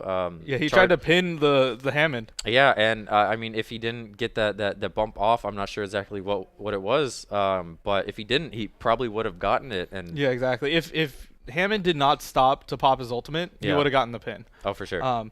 But yeah, I also feel like the hardest part about using Hammond's kit is the pile driver itself. Like, in order to get pile driver for the most part, you have to commit your trajectory path. Yeah, your little what is it, hook shot thing, Yeah. grapple hook. Yeah, you definitely have to get some momentum up there. So yeah, you have to get up in the air, and the only other time is like if you're on the high ground already, and you could do that little back step into pile driver. That's a potential. But I don't know about the other ones. I don't know how else you would be able to go through with that. Yeah. I'm actually very happy with, I know it's not, super new, but I know Torb's rework. I'm very happy with that, because before Torb was just put the turret down, stay like right next to it, and, hope it doesn't get hit too many times, or else, you'll be taken out of the action trying to repair it with the hammer. Yeah, and that's back in the day when you had to repair it with the hammer and build it. It's not like a level, not a level 2 turret. Kids instantly. these days don't know anything about building their own turrets. They don't know about level 1 turret. Nope. They're spoiled. They get a toss level 2 turret. They're just building their stairs in Fortnite. Yeah. But yeah, once again, still ArtU Ruby versus San Jose State. Yeah, we're looking at the coach for both of these teams. It's Darto, who's one of the support players, and then we have VFlight, who's in the back right there. He's the captain, or he's a coach for Ruby, and yeah, it's going to be coming down to different school of thoughts, really. And even though our university Ruby team has that .200 or the 200 SR advantage 3.5 compared to 3.3. We saw that with Art University and SFSU, and SFSU pretty much said that no, it doesn't matter about SR. It's all about the autonomy, the communication, and the teamwork, and just working together. And you can really see the practice. They're a relatively new team. I was actually on the team, but I had to drop out just because I didn't have enough time to commit to it. And they found another support player, Doggo SF. And they just been practicing the last couple months, and I think it's really showing. Obviously a little bit biased there, but if you can win it, if you can be better than the rest of the teams with your strategy, then you deserve it, because that means that you put in the amount of hours that you need to do. Exactly, and it also comes down to ArtU Ruby. I personally got in their ear and brought, I wouldn't say pass the torch, but we're passing down what Tay has taught us from our time. He's still out there. He coaches the A team, but for the most part, the B team is just it's there. Yeah. But his main focus is always on the A team. As we see the two teams sitting across from each other once again, you see the bandana thing. That's not a bandana. That's a pair of leggings. Oh, is that a Horde? Yeah, it's for the Horde. Oh, is that from a Tespa bundle? Yeah, it's a Tespa bundle. He won it. He won in one of the raffles. The leggings. Yeah, oh, very nice. So he won it, and that's why his name is Mr. Fancy Pants, because he always has it on him whenever he's at a tournament. Oh, that's Mr. Fancy Pants. That's Mr. Fancy Pants in real life. Yeah, very nice. Yeah. Everyone take a gander. That's Mr. Fancy Pants. Yep, and that's awesome. The guy who's closest to us is Bear. That's right. He was popping off on Ash. He was popping off on Ash. He had that really nice bob setup where scares everybody into a corner, and then everybody's kind of free reign at that point. Yeah, and it looks like right there on the right side, San Jose State University. They're out in force today. Actually, I saw quite a few of their members watching the games from the couch. Shout out to Jonas. If you guys can hear this, make some noise. And then, again with the jerseys, just the coordination and just the dedication of investing that money to buy jerseys, whether it's your own personal money. I heard a couple screams. Awesome. Whether it's, whether it's your personal money or a club money, just saying we want to have jerseys, we want to be a team, and we all care enough about each other to actually hang out with each other Exactly. and practice and do it in in public in a stream. Exactly. Especially in a live setting, I feel like half of being on an esports team is just team bonding and just getting to know the rest of your teammates. Like, what was it for our team when we were on the B team? I would bring everybody. I live out in the East Bay, so I would bring everybody out to like an arcade or like a karaoke like hangout, and we would just do that. And because of that, we got to know each other so well that like we were just always tight. Every play that we tried to do, even though it may have been like some like plat area like weak play, but at least like low elo plays. We were figuring it out. Like we were tight enough where I was like, I'm gonna grab you, throw Dragon Slayer, just throw it now, and then we were just so trusting of each other to the point where we can just figure it out. Yeah, and I mean, like again, it is very much a team-based sport. So, whether you like it or not, liking and being close with your teammates really does help you. Whether it's with communication, where you're trusting each other. And you just learn, each other's play style and just even their personality too. Is this guy a risk taker? Is this girl more defensive? And you just learn.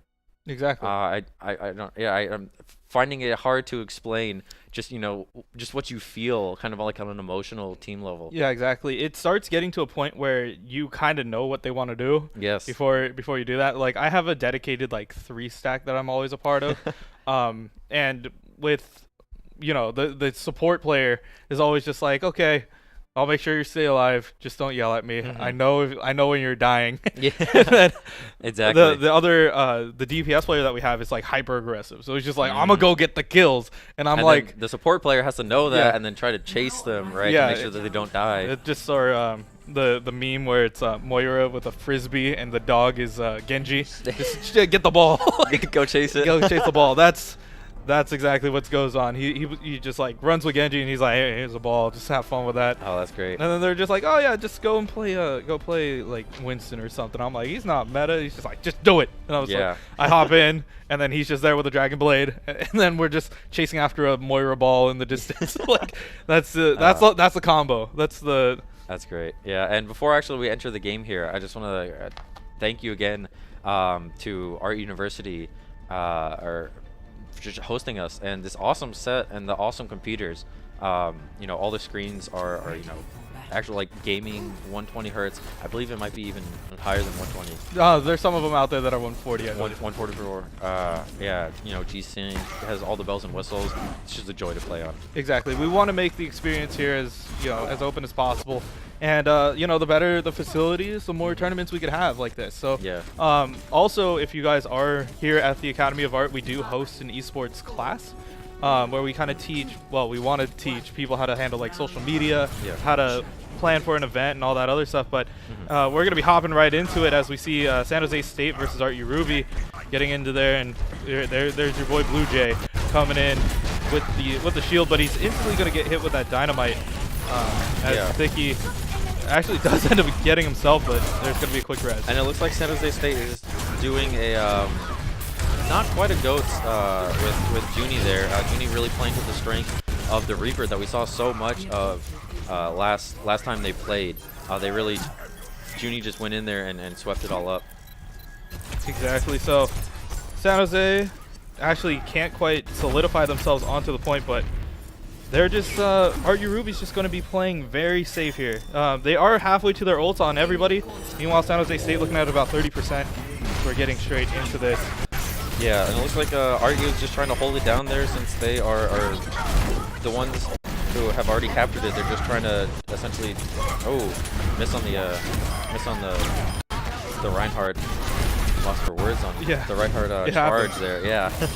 But yeah, he did get the positioning there, and they're going to flip the point in their favor. So ArtU is going to be sitting at 29%.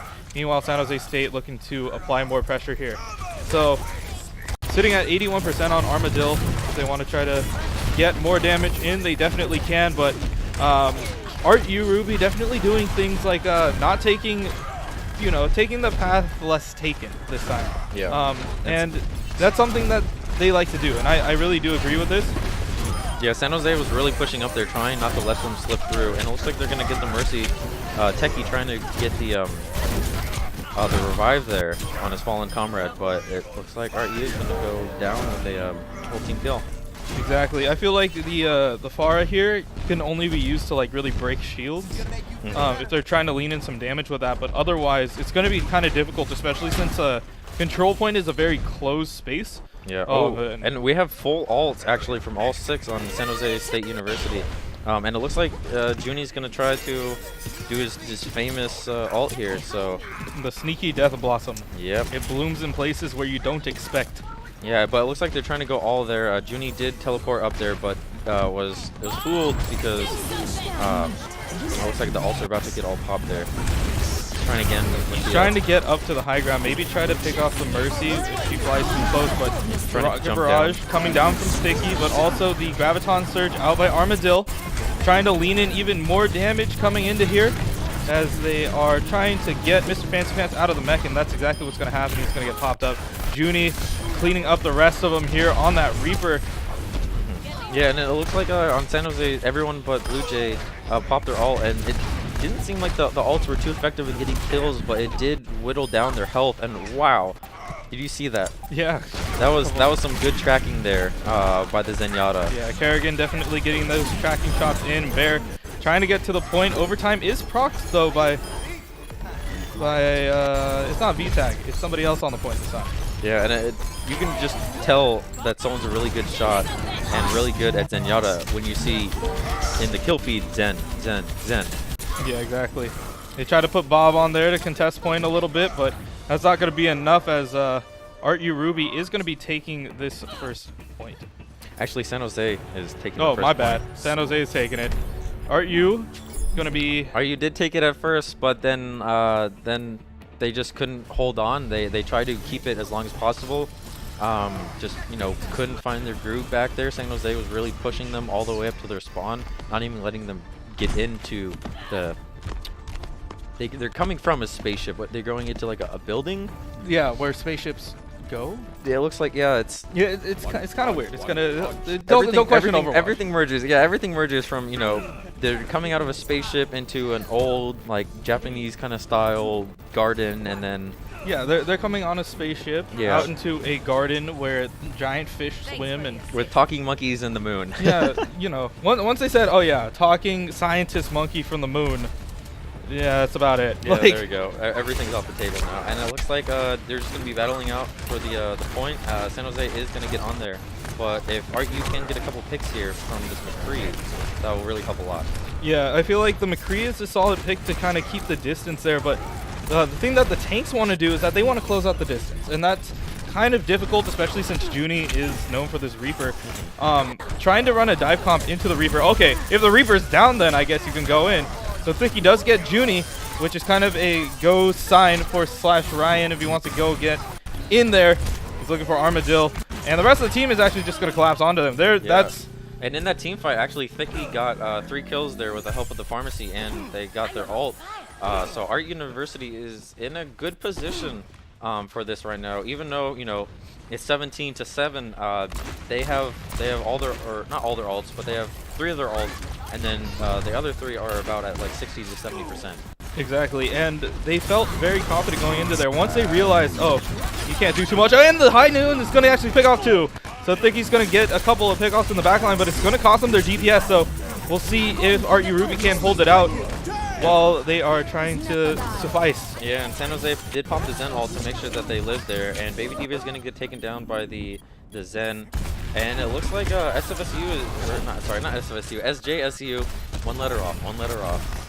They're finding their groove again too. 3 of their players are on fire, and they have some pretty good ults getting ready with the Junie ult in the beat. Yeah, so I think Bear kind of understands what this is going to do, so he might want to save his flashbang for that, unless if it does open up a kill potential for somebody else. Yeah. So we are looking for a potential kill here from Bear. They're just kind of chipping away at shields, just trying to get something out, but /Ryan, let's see if the ultimate does come in. And the Death Blossom coming in. We'll pick off Techie. Thicky and Rommel, so they're going to have to back up here and get a full reset possibly. Yeah, Mr. Fancy Pants is like, nope.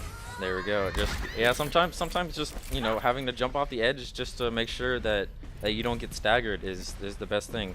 And we see that on pretty much all levels of play. Exactly. Sometimes getting a full reset with your team. Oh, a nice flashbang. Almost gets the headshot to connect there, but Graviton Surge is going to be holding the rest of them into place. And Slash Ryan just trying to keep everybody away from the team, but he's going to be the only one alive and waiting. So we are looking at about 70%. Meanwhile, here you go, Rommel doing Lucio things, staying on the point, but that's not going to be enough. Yeah, and it looks like San Jose State is probably going to take this one unless ArtU can go in there and really contest it. The far alt is going to come up pretty soon, and so is the Mercy one as well, just probably around the same time. So maybe the Pharmacy can win and can really push it through. They really got to get onto here, and finally they get on there just in time for the OT, but is anyone on though?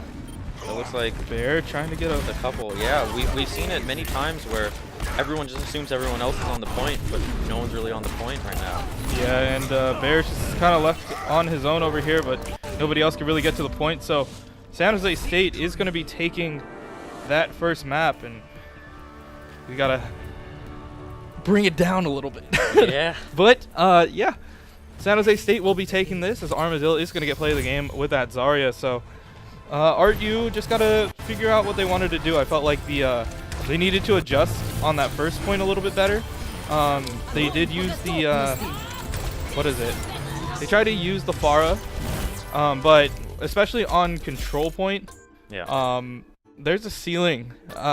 There's a ceiling. You can do it if you're doing well on that map. The Pharah, especially the Pharmacy, between Mercy essentially just healing and solely healing almost the Pharmacy or the Pharah, like using your E to get bumps and hazard kills. That's a really good strategy if they were winning though, but it was pretty tight, so I'm not sure if that was the best move. Exactly. It's more about like figuring out what they wanted to do, and ArtU just took a little bit too long to adjust. Yeah. So they did get a feel for San Jose State. They're it's just the first map. It could just be a feeler.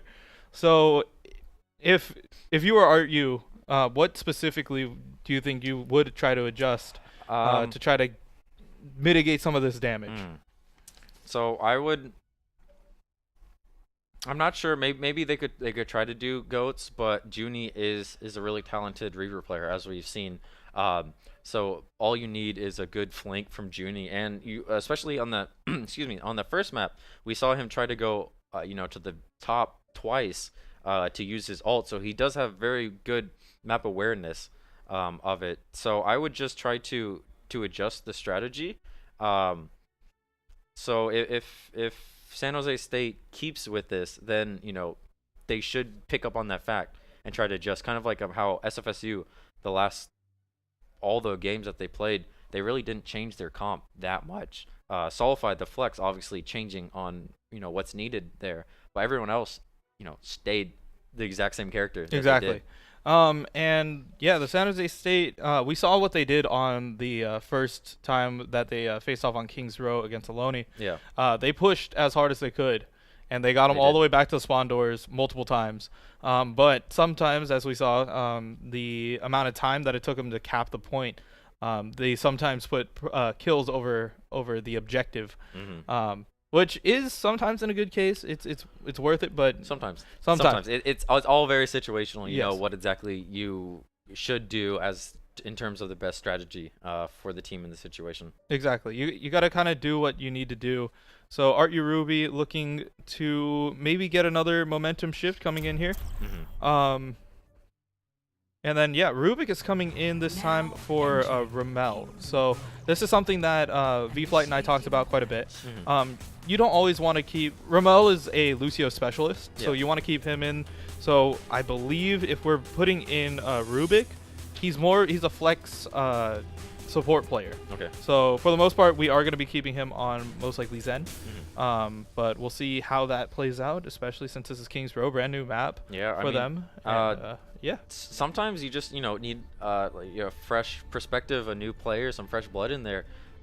maybe I'm sure he was watching the other games, so maybe he has some ideas from like a third-person kind of perspective, watching it objectively, both the teams seeing hey, we should really go for this character. We should really try to take out Junie before he takes out our whole back line. Exactly. Or our whole tank line, depending on who's he going for at the moment. Exactly.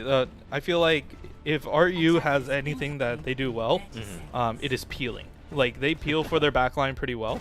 That's good. That's good. And so if they do, especially in such a linear maps like hybrids and assaults, the way how they are able to rotate and help out the rest of their team is something that Ruby has really been focusing on. Like when we were going into it, the dive meta didn't exist at the moment, but we knew that it was on the horizon and peeling had to become a thing. So yeah, we kind of beat that into their head. They're like, and we saw Mr. Fancy Pants there with his fancy pants on his head. Exactly. So we'll see if that comes in to play. Yeah, we'll see. We'll see if the changing up one of their players will help them in the long run. But I'm not sure. I think on this map, the key is to try to be aggressive and try to take as much space as you can. We do see that anti-purple there. Oh, nice pin, but the damage is already done as San Jose is already dealing the damage, and Bear on the back foot, he's just trying to get out. Yeah, and Art University has no other choice but to retreat there, and it looks like they staggered Bear there. The whole team was just about to load up, and then that Zarya came in. Yeah, couldn't really do too much. Bear tried to, already grappled out, so he is going to switch it to the McCree though, so he realizes, okay, yeah, I can't quite get the picks here. Maybe we run with the McCree, and we saw him on and we see actually the Junie right around the corner there, thanks to our our spectating mode. He's in that hotel over there, so he's just waiting for the right moment to come out and surprise them. If he can find it, yep. Okay, so he's playing very patiently. Quick pin, but Mr. Fancy Pants looking to return the favor on Blue Jay, and so Blue Jay's going to be going down. And the thing to notice here, Fancy Fancy Pants is dropping did get pretty 3 low. kills though, so that was a good response. Tank for tank, but Junie actually got 4 and 5. Yeah, so yeah, you gotta watch out for that dude. He's collecting them all. Exactly. I felt like Thicky had the right idea by going to Brig. It's just that you have to be a little bit more aware of where that is. They are running a triple support line against the Reaper, so they gotta play it very safe and figure that out. Oh, exactly. Earth Shatter coming down, connecting on 3, and trying to swing away at Blue Jay once again. Doesn't look like there's any kills that came out of that, but they did force them to retreat though, so they can start capturing the point, which is really big. Alright, so they do see Junie. They understand his ult is coming because he is making an aggressive push, and nice answer by Ryan to just make sure Junie is not going to get too much out of this. And Meanwhile, looks like the McCree did work there for a little bit until it was taken out by the Lucio. and Slash Ryan does lose out on his charge, his high charge there, so he has to back out. Yeah, and it looks like it's just, they're getting pick for pick. Art University is getting some pick, but so is San Jose State, and it's just so hard to try to capture that point when you're a couple of characters down. Exactly, and we saw Thicky did get a pick onto the Zarya in the backline, so they do realize Junie. Oh, and the nice headshot by Thicky to kill Junie. So this time they will not have to be surprised by that Reaper. They're learning. The anti-nade is huge, actually. It's gonna get on and completely negate the fact that there's a Transcendence in there. So yeah, that was the rest great. of the team trying to get through. That was great by the Hanzo, especially those ults at the end there. Really solidified the fact that, hey, we're taking this point no matter what. No matter if we have to, use all of our time is getting to an end here. But yeah, he was waiting for Junie just to pop out, and boom, 1 shot, 1 kill. Exactly, and he was definitely patient with that Thicky, realizing, hey, it's happened 3 times already. He's probably in that corner. Exactly. And yeah, he figured that out, and it was a nice anti-nade by Techie too, being able to cancel out Kerrigan's Transcendence during that Graviton surge. So we'll see how they decide to fight it out. Oh, nice Dragon Strike coming right down the middle, and he realized, like, yeah, there's no answer to this because they did use the other ultimates, but Graviton Surge just trying to catch out everybody, keep them in place, but Bear actually responds with the aggressive Deadeye in the middle of that. Junie is going to be doing his work though. Yeah, the Hanzo Thicky is really just getting the kills here, just racking them in. The ult didn't get any kills, but it did force them to go over to the right side to get out of the way, which eventually did help in the end to taking this battle. So yeah, they're just gonna nicely sit and wait on the payload. The thing to notice here, Junie almost has his Death Blossom again, but Mr. Fancy Pants and Techie both have their ultimates as the rest of the team is slowly building theirs. Yeah. So if they are going to be going for shatter play, they try to get the sleep off, but it was a nice bubble out by Armadillo to keep Junie alive there. Yeah, San Jose did learn their lesson from the lesson that Art University learned to make sure to bubble, so you can't sleep, and then also the anti. The Ana was really prepared for it. Techie was really prepared, but unfortunately, bubble's OP.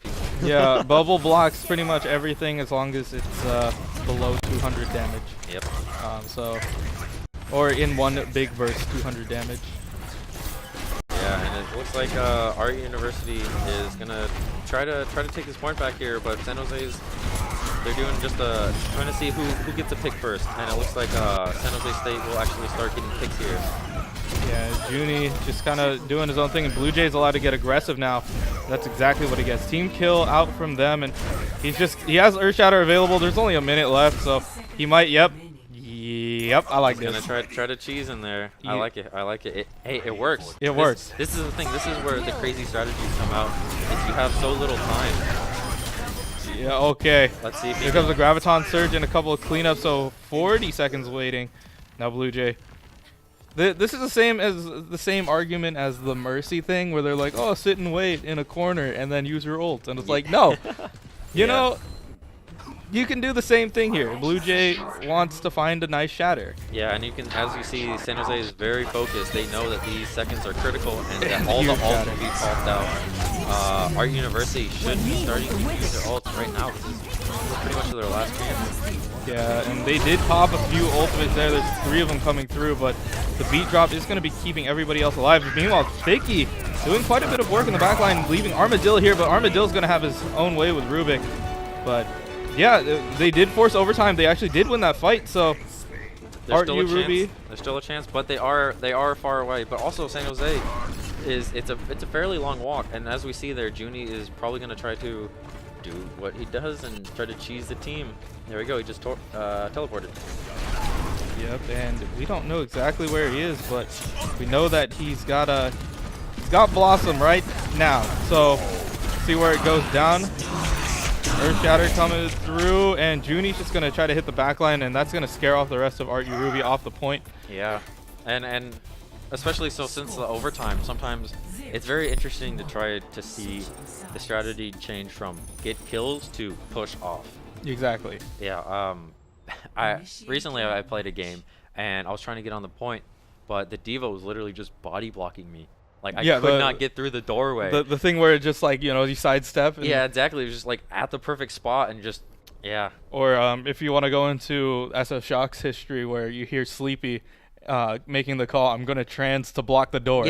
And you're like, wait, what? He's just like, I'm transing to block the door. And you're like, okay. Hey, if it works, it works. Yeah, right? he's just slightly bigger. You're just like, you know, put all your arms out and just block the door. They can't go. They can't go through there. They can't escape. So the arms are body blocks too, or like the boundaries for the character. Yeah, exactly. Are extended or more interesting. Yeah. So what they did, it was on Anubis, and they used Sleepy used his ultimate to block them from retreating out of the door. Ooh. And so he just went back and forth and just held them in place. And the rest of the team just like collapsed on him, and they're like, what? Oh, They're like, perfect. why is there a trans going from behind? And it's like, oh, it's to block the door. They can't get out. That's a good strat. It's a next level strategy. I always love like those in the Overwatch League where you'll see those plays that like almost, first off, no one else can really do almost, and it's just like the perfect time, place, and like level of skill of the player to like have that game knowledge of knowing, you know, if I do it right here, it's actually gonna work. Exactly. It's pretty hilarious if you see something like such a high tier like play, like you just know your character in and out, to the point where you can do something like that. So that's exactly what they're going for. ArtU Ruby kind of running the same thing as what they did on attack. San Jose State this time running the 1-2-3 with Junie once again being on that signature Reaper. Yeah, and it looks like Junie did get the kill on Thicky and is just trying to tear up the backline there. And especially with his lifesteal. He can be a powerful foe, especially once he starts getting the kills like he just did. Yeah, and especially that 30% too. Now they just fixed that up, and That's now a it's a team kill. kill. So that's something to watch out for. There's a team kill out on the side of San Jose State. Yeah, it's I don't want to call anything, but it looks like it might come down to SFSU versus SJSU. Yep. Which letter is better, F or J? I don't know. That's the real question. Two different places, one Yeah. letter off. As far as I know, I think F comes before J, but Yeah, alphabetically. there we go. But like we said multiple times actually, you know, just because you have the higher number, just because you have the higher SR, doesn't necessarily mean that your team is going to win. It's all about the strats and communication. Exactly. The anti-nade coming out onto SJSU. They're just trying to lean in a little bit more damage, but they're going to give up a lot of space here. ArtU Ruby. They don't realize Blue Jay is like right there. But He's going really aggressive here, definitely getting as much space as he can. Yeah, and the rest of the team is as well, and they got to find a way how to push back if they can. Like /Ryan does actually hop himself into the pit. Yeah. But the rest of ArtU really can't do too much. Sticky does get a headshot on VTag, but how much more time can they eat up here? Armadillo does throw that, but Dragon Strike is coming through, and he's waiting for the health pack, but it's not coming. It's not there yet. It's the ult galore. Let's see who wins this 1v1. Yep, and yeah, Armadillo is actually gonna get it off, Yeah. but you know, when you're doing a fight in the back, you can't contest the payload at the same time. Exactly. Yeah, it's also very interesting to see. Even if you know you're not gonna win a 1v1 per se, it looks like Reinhardts are just taking the plays of the game today. Yep.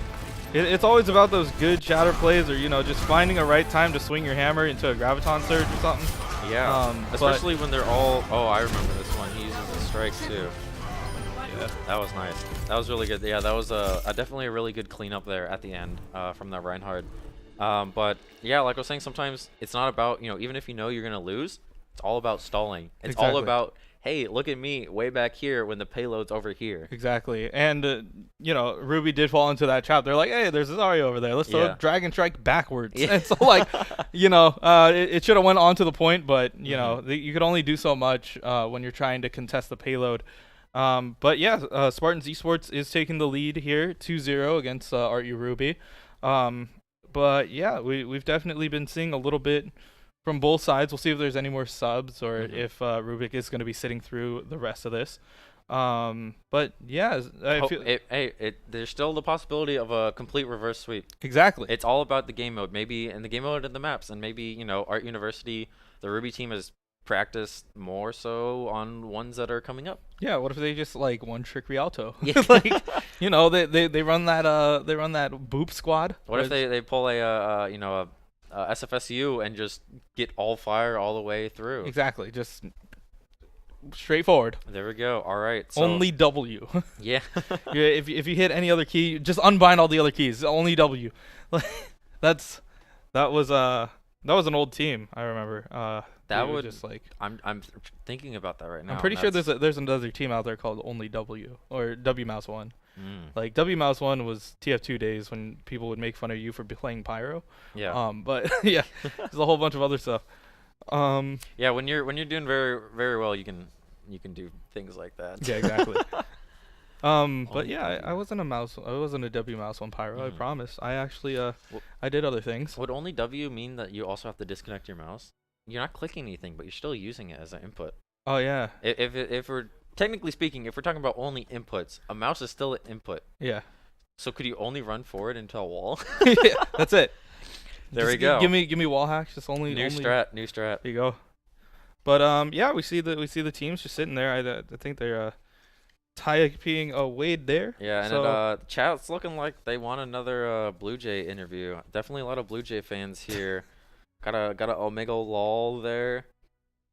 Yeah, thank you everyone also for watching at home or even live on the TVs. Let's see how much noise each team can make. So yeah. we're at University. We're at here. ArtU, the Academy of Art University. Awesome place. Let's see how many ArtU fans we have in the building. Can we You get With either these- with these- yell. Yell. Let's see if we can hear it with the headsets on. Yeah. Art who? Nope. No, but for real, ArtU fans, if you could hear us, yeah, go ahead, give us a woo. We only got one. There we go. I heard one. And I heard it was, one. Yeah. There's a producer. Yeah, it's just the producer. He's just yelling into the mic. He's like, all right. Yeah. What about San Jose State, SJSU? You can also fill up chat too. We'll have fans? we'll have a look at that as well. Yeah. Let's do it in chat. No spamming super long Mountain Dew emotes, please. Okay. I heard some screams I heard there. some. There we go. Exactly. And then how about Ohlone? Any Ohlone fans watching out there? Feel free to woo us now In or chat too. or in chat. You know, either way, Exactly. have fun. Spam. Any Let's see. What We have Sac State. Yes. State. You know, your Hornets, your Stingers, esports. Hey, you guys out there? anyone? I don't know. You may have made the trip. I'm making the trip up, or my extended family is from Sacramento, so Yeah. they come down here for Christmas. I go up there for Oh, Thanksgiving. nice. Yeah, and one thing that I love about tournaments is even if we lose in them, and trust me, we've lost a lot of tournaments. Me personally, and also as the team as well. But even when you lose, it's always so cool to see the people you lose to and try to learn from their strats. Like, what are they doing? What are other teams doing in both the area and kind of role like SR level as well. Exactly, and the best thing about that is like knowing teams in your area. There's no excuses for not making a scrim. You're Yep. all in the same time zone. You can't miss a scrim. Like, Yeah, and it looks like we have SJSU. My goodness, sorry, tongue twister. I'm so used to saying SFSU, but SJSU out there. They're the team to beat. It looks like in this tournament right now.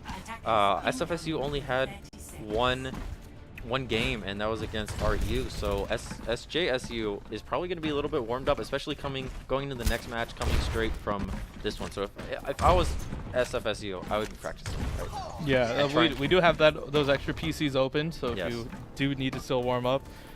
Meanwhile, ArtU Ruby just chilling there. Techie right there, you know, bright red. You can't miss her. Not today.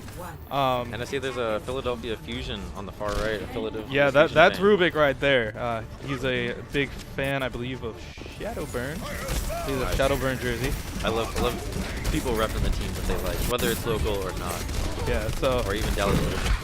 yeah. you see a lot of Winston players just picking up that Dallas Fuel skin. I don't have it. Mine is Soul Dynasty Reaper, or not Reaper. Winston, just because I respect Miro. Very nice. So- And it looks like Techie did get picked off there, but San Jose State also did get a pick of their own. So they're just kind of in this limbo, one side of each of the bridge there.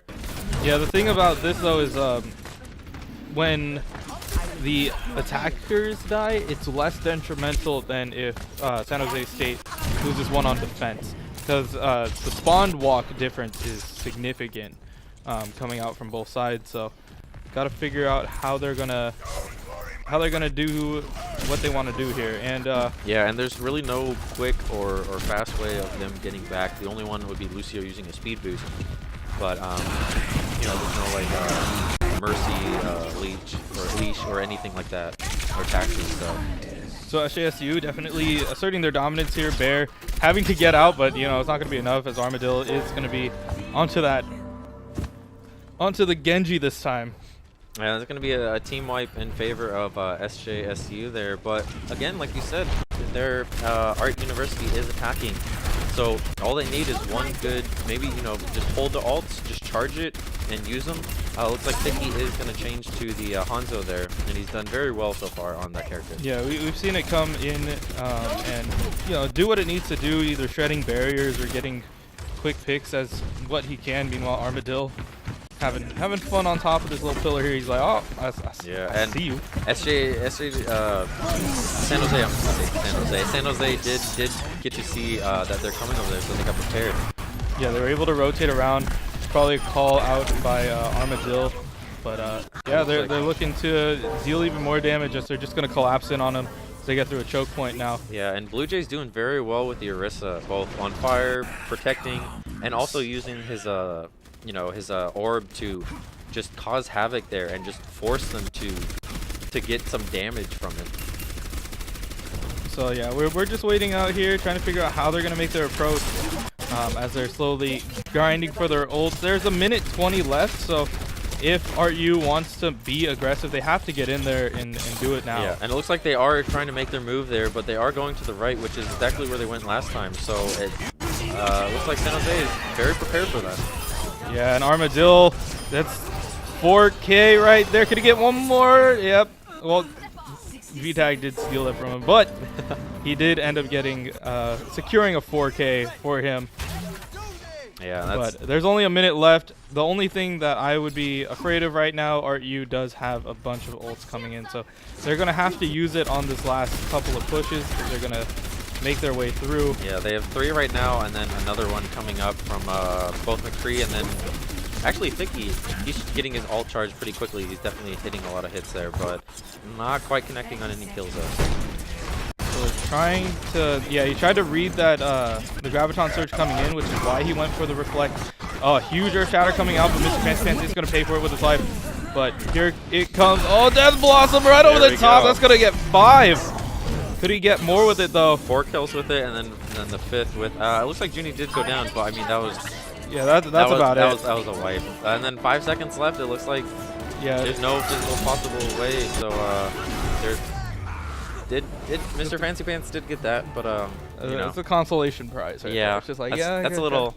I got it. Some sprinkles on like a donut that doesn't taste very well. Yeah, it's like it sprinkles on a donut that fell on the floor. Yeah. Well, hey, 5-second roll, right? Well, like for like a solid minute. Do you eat it then? Even if is it a clean floor? I don't know, man. Yeah. What if you drop? It's okay. It's like end of the day closing, and you just bought your donut and you just dropped it, just icing side down. I'm just walking away at that point. I'm not even gonna ask for another one. Yeah.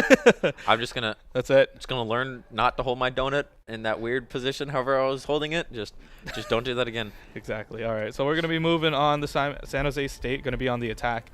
Yeah.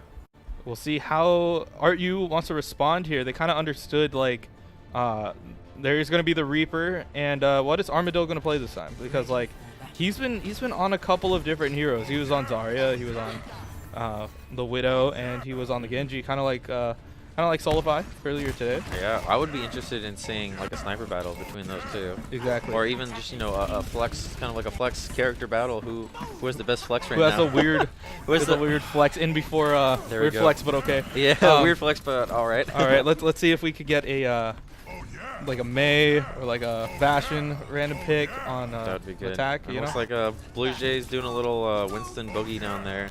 Just having a little fun. Emotes are fun to do. Yeah. My favorite one is on Reinhardt doing the pumpkin one where he throws a pumpkin up, hits it with his hammer, and he says smashing. Yeah. If you can time that. Yeah. So yeah, they're gonna be making their way through. Yep. So this is actually pretty risky because they're trying to copy almost exactly what San Jose did. And San Jose, if you did the strat, you should know the weaknesses of it as well. Exactly. And Armadillo just trying to find the gaps in the shield here.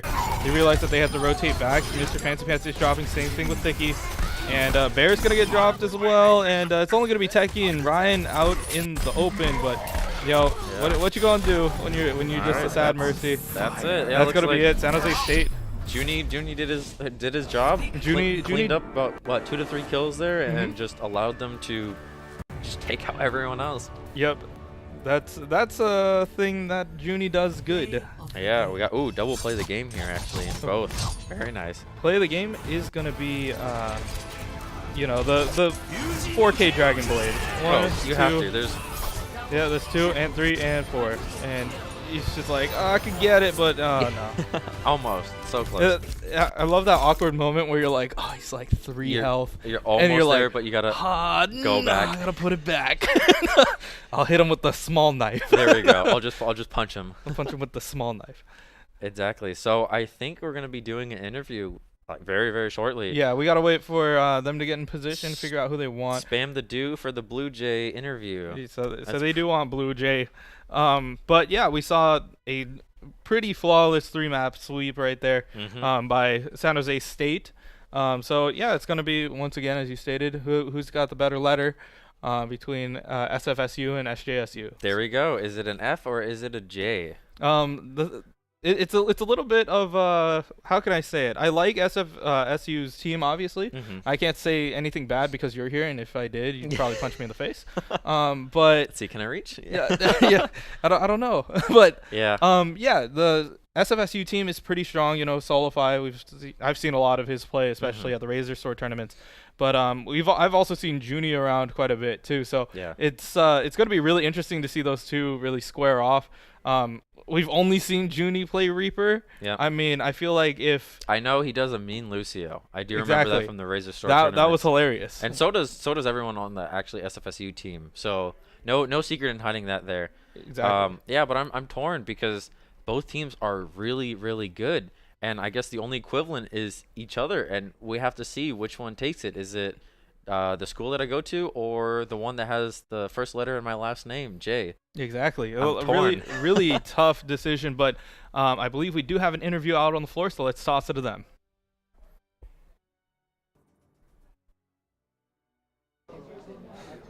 Okay. I'm with Armadillo and Blue Jay, which is a chat favorite. And first, Blue Jay, I have to ask, this is the second time the chat's been on you, and you say it's your friends, but it may be more than that now, right? Yeah, maybe. Can't really know for sure because I haven't really been reading it, but I just see it afterwards. So. Who your friends are? What? Who your friends are, or who they are? Oh, they're just people I play with, like Overwatch. So. Yeah, no, of course. And then on the other side, Armadillo, you guys are now in the finals. Congratulations. What will you have to do to take it home? Just execute. Execute the game plan. The game plan, you know, execute it.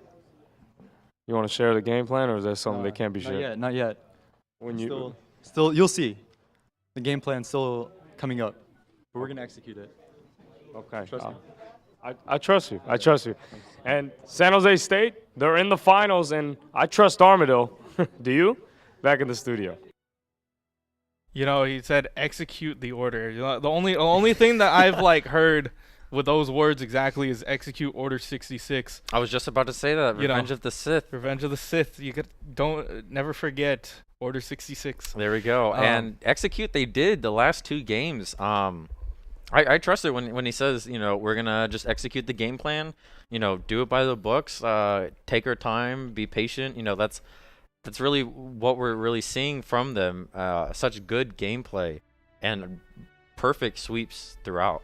Exactly, and we saw Armadillo. He's quite the flex player. We got to see him on the Genji, on the Widow. We got to see him on the Zarya. So it's going to be really interesting to see Armadillo and Solify go head-to-head because they kind of do play the same hero pool. Yeah. But we'll see if Junie or Blue Jay decide to shake it up, or if the rest of the SFSU one team has anything up their sleeves as well. Yeah, we'll see. Because I mean, like I said already before, SFSU really didn't change their comp at all, other than obviously, you know, the flex changing, but they didn't change at all. So it's hopefully, I mean, I know they have other strats, but hopefully they will realize that, you know, if something's not working, don't stick with it. You should change it. You should definitely adapt, because if you don't adapt, you die. Exactly. So you got to really take your time, take it in, realize what you got to do, and then spit it back out and figure out, yeah, does this work? Can we execute this? If so, go for it. If not, let it pass. Yeah. So yeah, I want to thank once again the Academy of Art for letting us use their amazing studio. Yeah. Thank you to actually also SF Shock for providing gear and helping out, and Esport Management actually, excuse me, for help sponsoring this tournament. Yeah, they also got you those jerseys. I saw. Yeah, and they patch. provided the T-shirts for the event and whatnot, and it's just really good to see a bunch of companies, local companies, at that too, just making an awesome local tournament. Exactly, and we're gonna take a quick break, but when we come back, we'll be coming back with the grand finals here of the NorCal Collegiate Open. Don't miss it.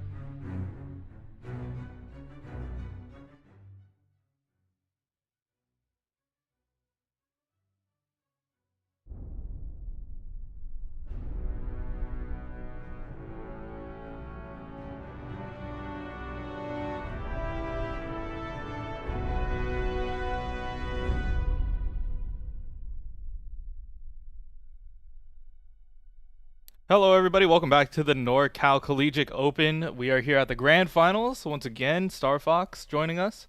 Thank you, thank you. So, yeah, we are going to see the SFSU Gaming Gators versus the Spartan Esports from San Jose State University. So, I'm excited. yes. This is really going to be probably the best game of the whole day. Just they both essentially steamrolled their competition so far. So, two steamrollers coming together. Who's gonna do it? I feel like this is gonna be the closest game, and hopefully map 5. We will see. Exactly. I hope to see a really tight match, especially between Solify, as we said it, and who was the Armadillo, other I dude? believe. Yeah, Armadillo. They Yeah. both flex really well. Yes, they do. But yeah, you can never take out anybody off of the other side either. You can't subtract from the team already because team is one unit. Exactly. And somebody could just start popping off that it's just a part of the team. It's great. if one of those flexes, if it turns out to be a sniper battle, which I feel like there's going to be at least one sniper battle, at least one, and one gets a pick and then they start getting other picks, then it's game over for that specific objective. Exactly. Especially once we get to like Kings Row and stuff like that. Oh, yeah. Maps That's with gonna be- long sight lines. We're gonna be seeing stuff like that all day. It's just That's gonna I be want to see fun. the Widow versus Widow duel. Or Widow versus Ash. See Yeah. who's the better sniper. Is it the damage or is it the fire rate? Exactly. Or do you think it's a little bit of BM that you get 2 headshots on somebody as Ash versus the 1 headshot as Widow? Yeah. But it's just like wow, wow. Like, Exactly. I got But 2 shots. it has its pros and cons, just Exactly. like everything. And that's why Overwatch is fun. It's always got a bunch of different balances coming here and there. Exactly. But yeah, we're about to head into the first match here, onto Lijiang Tower. Lijiang here. Tower. We've Yeah. seen it like The one with the tower with the thing. the thing with the not the one with the fish, but the one with the thing in the middle. The spaceship. Yeah, and it looks like SJSU is getting their last stretches in, getting a couple smiles, and getting really hyped. They've been on quite the roll here. But if I was SFSU, I'd be a little bit nervous. They're also getting their last shakes out and stretches, and Solify's is that Solify? No, that's Donzo. Third from the left, warm up the hands. Very important. Cold hands, you just can't aim. Cold hands, cold play. Exactly. It's just like you just can't do anything. That's why I have hand warmers. Those are nice. If you were on my team, you got hand warmers. Are they the reusable ones where you like boil it and then you can reuse? Nah. Oh, they're just the one They're use. the one done because I'm not gonna have time to reboil them all the time. We're going out There you to go. some random places, man. We're not just gonna bring up them hand warmers, but yeah, Yeah, there we go. And wow, SFSU is really trying to get the space here. They've already shown that they go to this side of the room and try to take ownership of it and try to push them back and get it really quick. Yeah, they're trying to duke it out, making sure that if they're gonna try to take white room, we're gonna make sure that we get it first. But that does come with a little bit of a price. You got to keep a lock on Junie, who's just doing what he does best. Play that Reaper, go into the back line, and there's Armadillo. Yeah, Blue Jay falls, but SJSU really got a lot more kills than SFSU right there.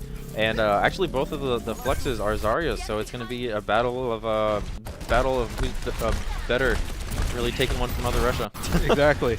Especially in this matchup, it's got to do with how much energy you can get. And on this map, this is the one to do it because you're running with multiple tanks. Reinhardt is a prime target to get hit, so you just kind of bubble that and hope that you get your energy as quickly as possible. Yeah, and we have Blue Jay here really swinging more than he's putting up the shield and seeing if he can get a pick. Ooh! Gets that slam in the corner just to finish off the team kill. Yeah, and you got the Soldier A pick there at the very last second. It's so satisfying as a Reinhardt to do a shift, and it looks like you're not getting anything, and then someone just instantly runs right inside. Exactly. It's like, I know you're going to retreat, so that's the angle we're aiming for. Yeah, and they're actually using their ult here just to make sure that they can get this wipe, and really it's just about stalling and going. They don't care if, someone goes down on their team. As long as they wipe the other team, then it's all good for them. Exactly. And they only had to use one ultimate, correct? They just threw the Graviton Surge onto the wall? Yep, that's all they needed to do. So SFSU definitely has more ults. With Solify coming out, and we've known that that's a really important one that has contributed to a lot of team wipes in favor of SFSU in the past, and he has it right about now. Exactly. I feel like there's no real answer to Junie. If you're trying to run this Goats comp, it's just literally food for him. Yeah.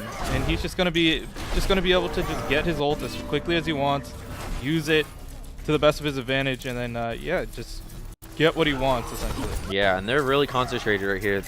They're at 80, about 85% right now, and they're just not giving SFSU any chance to try to retaliate. And Solify's ult does come out here, but it is met with SJSU popping the beat, dropping the beat. Yep, and they're gonna drop the beat, trying to get a little bit more in there, but they did lose Dogosif in the back, and they're also gonna lose Gap Shot, so it is gonna force them back, and it's not gonna be enough time to get back onto the point, so that is gonna be the first point going the way of San Jose State. Yeah, and hopefully SFSU can realize that, you know, Junie is really a force to be dealt with. After seeing the last two games at SJSU, or 2 match sets, you know, hopefully they should have.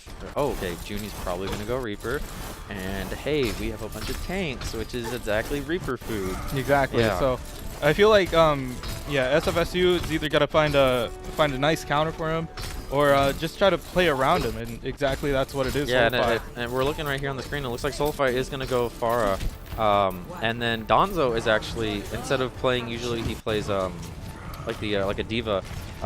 He's gonna go Zarya in this case. So Solify's gonna see if he can try to do the pharmacy combo here. Yeah, and that's kind of it's a good answer right now, because they really don't have a hit scan to really deal with it.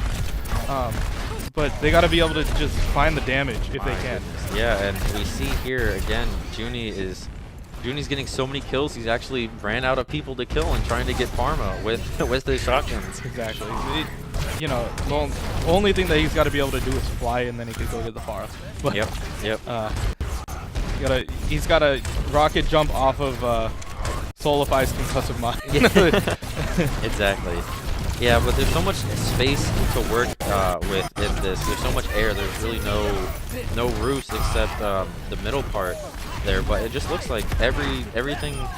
Wow. Wow, that was a really good hit. That was a scorpion hook. If I've seen anything, it just like flies across the entire map and just. If I had to do a replay, I would pick that moment. Yeah, that's a slow-mo worthy replay. That is, yeah, that was pretty awesome.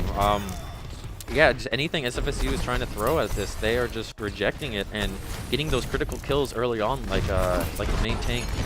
Like, let's see, he's probably gonna go for the main tank, and he did right there. Yep, and that's exactly what they need. Solify does actually get a barrage. It's 2 on there, but Junie's got something to say about that. He's gonna get a couple more kills here, and yeah, SFSU's got to figure out a way how to break this lineup.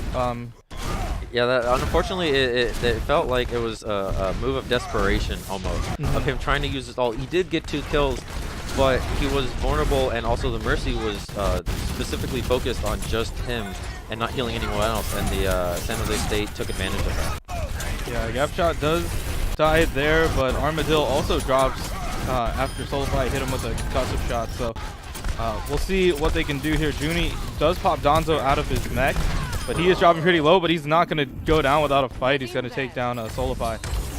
Yeah, but Solify does take out Junie, and that was almost an unnecessary ult, just hitting like just for the baby D.Va. Do a little flex there. They are at 90%, and SFSU really hasn't even touched the point at all. Yeah, they really have to get in there. They got to find a way how to maybe dash, get onto the point, and yeah, they're just going to go straight in, contesting it here in overtime.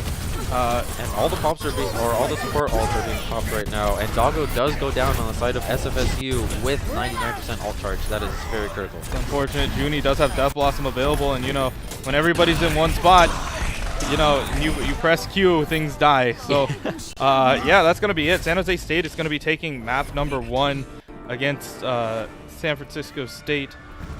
Yeah, it's looking like San Jose is actually the bigger steamroller. Exactly. It's just kind of, there's no answer for this dude.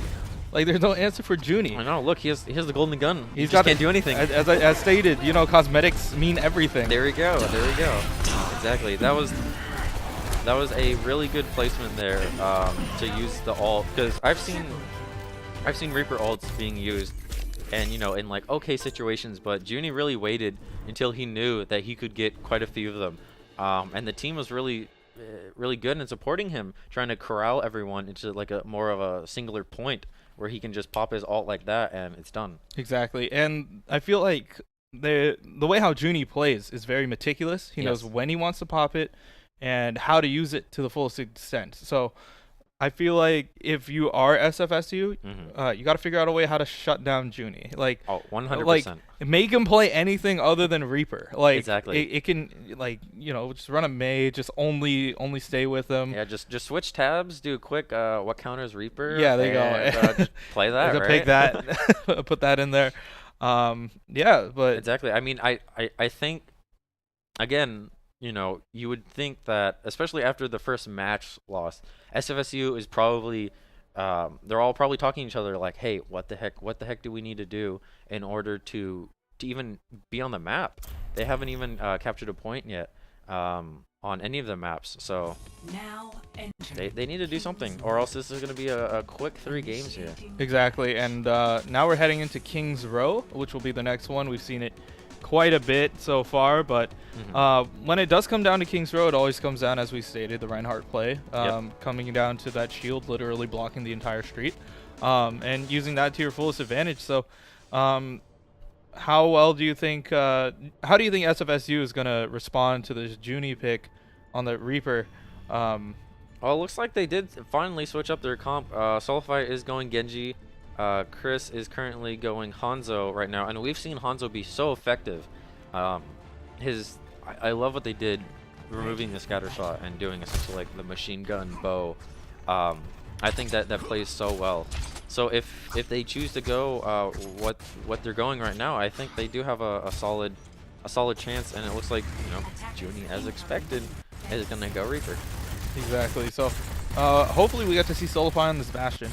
I'm just kidding. No, I highly doubt that. Yeah, he's not gonna do that. But we did see him essentially maybe see that Genji, which if we do, I feel like will be a thorn in SJSU's side. Yes. They either have to rotate to, you know, respect him and his positioning, or you know, just let it go. So yeah, if his team can enable him and give him enough space, especially for ult charge, we've seen at like the Razor tournaments as well, and even just playing with him, he's a very mean, or he plays like mean Genji. You know, we've seen him get 4 kills with the Genji blade a couple times at the Razor tournament. So maybe this might be the secret sauce to trying to counter the Genji, and that's a pretty good sleep there. Yep, and Solify trying to go to work, but just San Jose just really collapsing in on him and not really giving him any breathing space. And this is kind of what they do best if they need to. It's just suffocate them, keep them in their spawn, maybe get a couple of kills. But, you know, they don't have the ult economy right now. They are sitting at about 40%, 50%. And Junie is waiting in the hotel exactly where he has been before. So SFSU, he did make a move there, and it looks like they did take out Junie. So let's see if that happens. Yeah, so Chris Cade did take full advantage of that, but the rest of the team is really having issues with this tank line. Because if you already commit a lot of resources to kill Junie, you're kind of leaving yourself open to the rest of the squad there. Yeah, and Solify finally does go down to the Zarya there, and Zarya has her ult already. So does Brigitte and Zen as well, and even the Reinhardt. They're all just getting their ults right now. And Yeah. SFSU only has the Hanzo. That's it, and everyone else is about like 60. Yeah, so as we see, I feel like if you're SFSU, you need to go in here, dry fight, try to bait out a couple ults. If you get wiped, that's all good. But yeah, the SFSU has just got to make up some ground, maybe try to close out some of the space that they're trying to get. Yeah, San Jose is very, very good at doing almost non-standard plays and comps, and Junie's very, very tricky. And that's really, really good, especially when there's a timed one like this, right, where they have to get this point. So they can use a couple tricks up their sleeve, like stay in the hotel. Maybe they know about it, but then all the attention gets diverted over there. So by the time you realize what San Jose is doing, it's already less than a minute on the clock. It's already too late. Yeah. And by the time he already approaches, Junie's just like, okay, I'm gonna get out of here. Oh, but a huge shatter is gonna land on all of them. Here comes that Death Blossom on top. And yeah, that's gonna be a team kill out on the side of San Jose State. They're gonna be getting that team kill. Now San Francisco is gonna be coming back with full ults actually. Yeah, full ults, pretty much. Yeah, that's really big. And the Reaper got 3 kills there, and then the Zarya also got 3 kills, really flexing her giant muscle. Actually, she has pretty big arms to just show what power that she brings.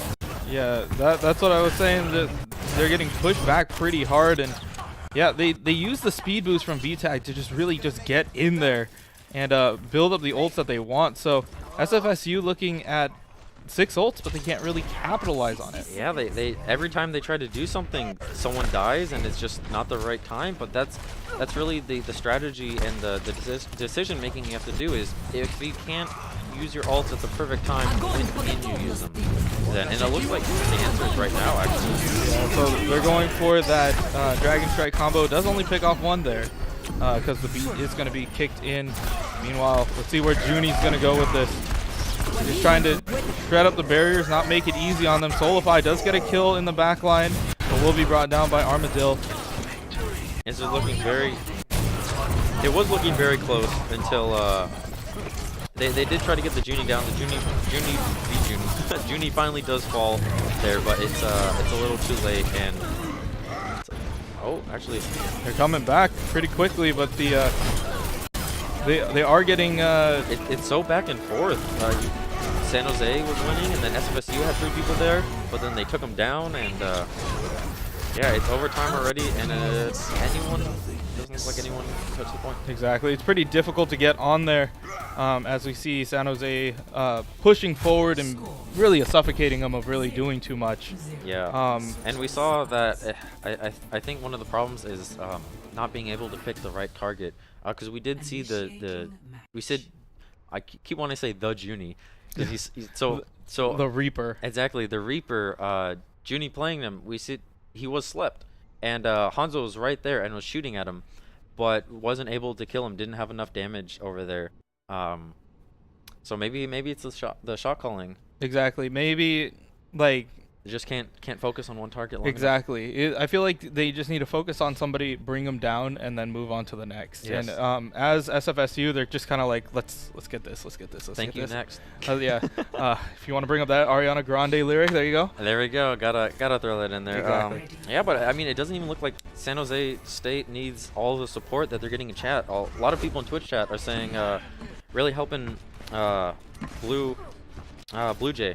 They're really sending the love through the Twitch chat. We appreciate it. Any love for SFSU? Maybe they need. I think SFSU needs a little bit more help than San Jose right now. Yeah, exactly. They definitely just need to find an answer for Junie, whether it be a random pick or just I would say team organization, figuring out how you want to deal with that, either switching up the composition. Yeah. You know, maybe you just go straight up Chinese contenders on them and just bring out 5 DPS. And possibly. That's what we saw the other day. Hey, what works, and exactly. Yeah, we just saw SFSU there.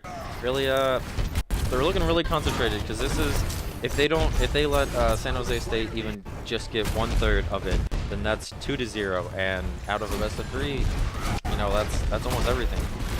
Yeah, it's going to be pretty difficult trying to get their way through. So Blue Jay getting pushed back. Anti-nade is landed on him though, but Armadillo sitting at 91 energy. Like, my goodness, yeah, San Jose really pushed aggressive there. You saw him; he was going all the way to the back line. He shot his fire strike, which left him vulnerable, but he did get some really good damage off of that. Yeah, SFSU really feeling the momentum a little bit this time, holding off San Jose this time, not just like letting them go through them. Yeah, if if SFSU can keep this momentum, keep the good defense going on, then they really do have a good chance. Yeah, the difficult part about being corralled into this corner is you really don't have a way to really get in there if you need to. So the thing to look out for right now is that shatter out by Blue Jay. It's coming down, bringing down the hammer. on leaving Gap Shot kind of alone over there, but he can't really do too much because he just nanoed. He's just going to go through him. So he's trying to... My goodness. And then San Jose actually had to go back and regroup. We almost never have seen that in the tournament before. Exactly. It's one of the very first times that we've seen San Jose having to like reset. Like for the most part, they just kind of go in and do what they want. But we saw Junie there trying to get the tank down, but they learned. Ooh, he's gonna do a little sneak. But he was waiting for him. Soldier A was just waiting for him with that sleep dart, but very nice. It's not going to be enough to hold him off of the point. Yeah, unfortunately, you know, Junie did his job very well. He distracted. He tried to get some kills. Ended up not doing that, but he still distracted the enemy team. And it looks like Junie as Reaper is going to get the play of the game here. So quiet, sneaky, ultimate, running, huge. Oh, that was perfect. If Zarya didn't steal the kills, he would have pretty much gotten every single person. Exactly. Yeah, that was crazy. Yeah, and it was after that amazing Earth Shatter coming through for that kill. But yeah, we're moving on. San Jose State does have a 2-0 lead over San Francisco State right now. Yeah. But yeah, we're going to be moving into Temple of Anubis. Final map, possibly final map. If SFSU does not get this here, then San Jose is gonna win. Twitch chat, who do you think is gonna win? I mean, also, who's your favorite player on each team? Because each team has really good players. Yeah, both of them have star power in a way. It's just got to figure out how the momentum you want it to work. You want it to keep going. You want to figure out who really is the MVP of this whole thing. Yeah, it is again a best of 5 map here, but San Jose did win 2 out of the 5. So if they win 1 more, then 3/5 is a majority. So I mean, is it going to be SFSU over here or the Spartans? Spartans, right? Yeah. Okay, good. Whew. Close. all the medieval themed mascots really mess with me there. Exactly. Yeah. Just you have the Knights, yeah, Spartans. Exactly, because that one's just a helmet, just like this the ArtU logo. Yeah, the actual ArtU logo. But moving into Temple of Anubis now. This is the map that San Jose State had a really hard time getting through. Mm-hmm. As we saw, the ArtU team was able to hold them off on this point. So maybe SFSU might have a better matchup. It might be San Jose State not playing this map as often. Yeah. But we'll see. We'll see if they do slip up here or if they're going to try to seal the deal here on Temple of Anubis. Yes. SFSU. From what I remember, they lost to ArtU on the map. So hopefully, maybe they learn from their mistakes. Maybe not. Twitch chat is saying Doggo SF is really good on SFSU team, and then also we got Blue Jay. So Blue Jay is still the favorite over there. Also, someone said I'm their favorite player. I'm not playing. Thank you though. Yeah. I appreciate it. The noblest vase, I think it was. So yeah, we're gonna be moving on into this. Yeah. We'll see. Doors are about to open in a couple of seconds. Let's see what's There we go. Cascade. There's a quick switch. Yeah, ladies and gentlemen, this is it. This could be the final game. If SJSU pushes back SFSU, then that's it. That was kind of an awkward engage by Kerrigan, really, but the rest of the team is actually getting a couple of pickoffs on SFSU. And, yeah, we saw some from San Jose State go down, but also SFSU, San Francisco State, was taking some kills as well, and San Jose just took more kills than SF did. Yeah, and once again, spawn advantage is really in San Francisco's favor. If they want to push their way through it, they do have the advantage, just because the spawn doors are closer. But San Jose State definitely holding strong. They have a really good lockdown defense with that Orisa and Roadhog if they want to keep it steady. But it looks like SFSU is just trying to get through there. Get there as fast as possible. They know that if they can hold firm on the point, then they have a better chance of defending in that corner. But it's looking like it might work out for them. We do see the Zen ult in desperation on the side of San Jose State there.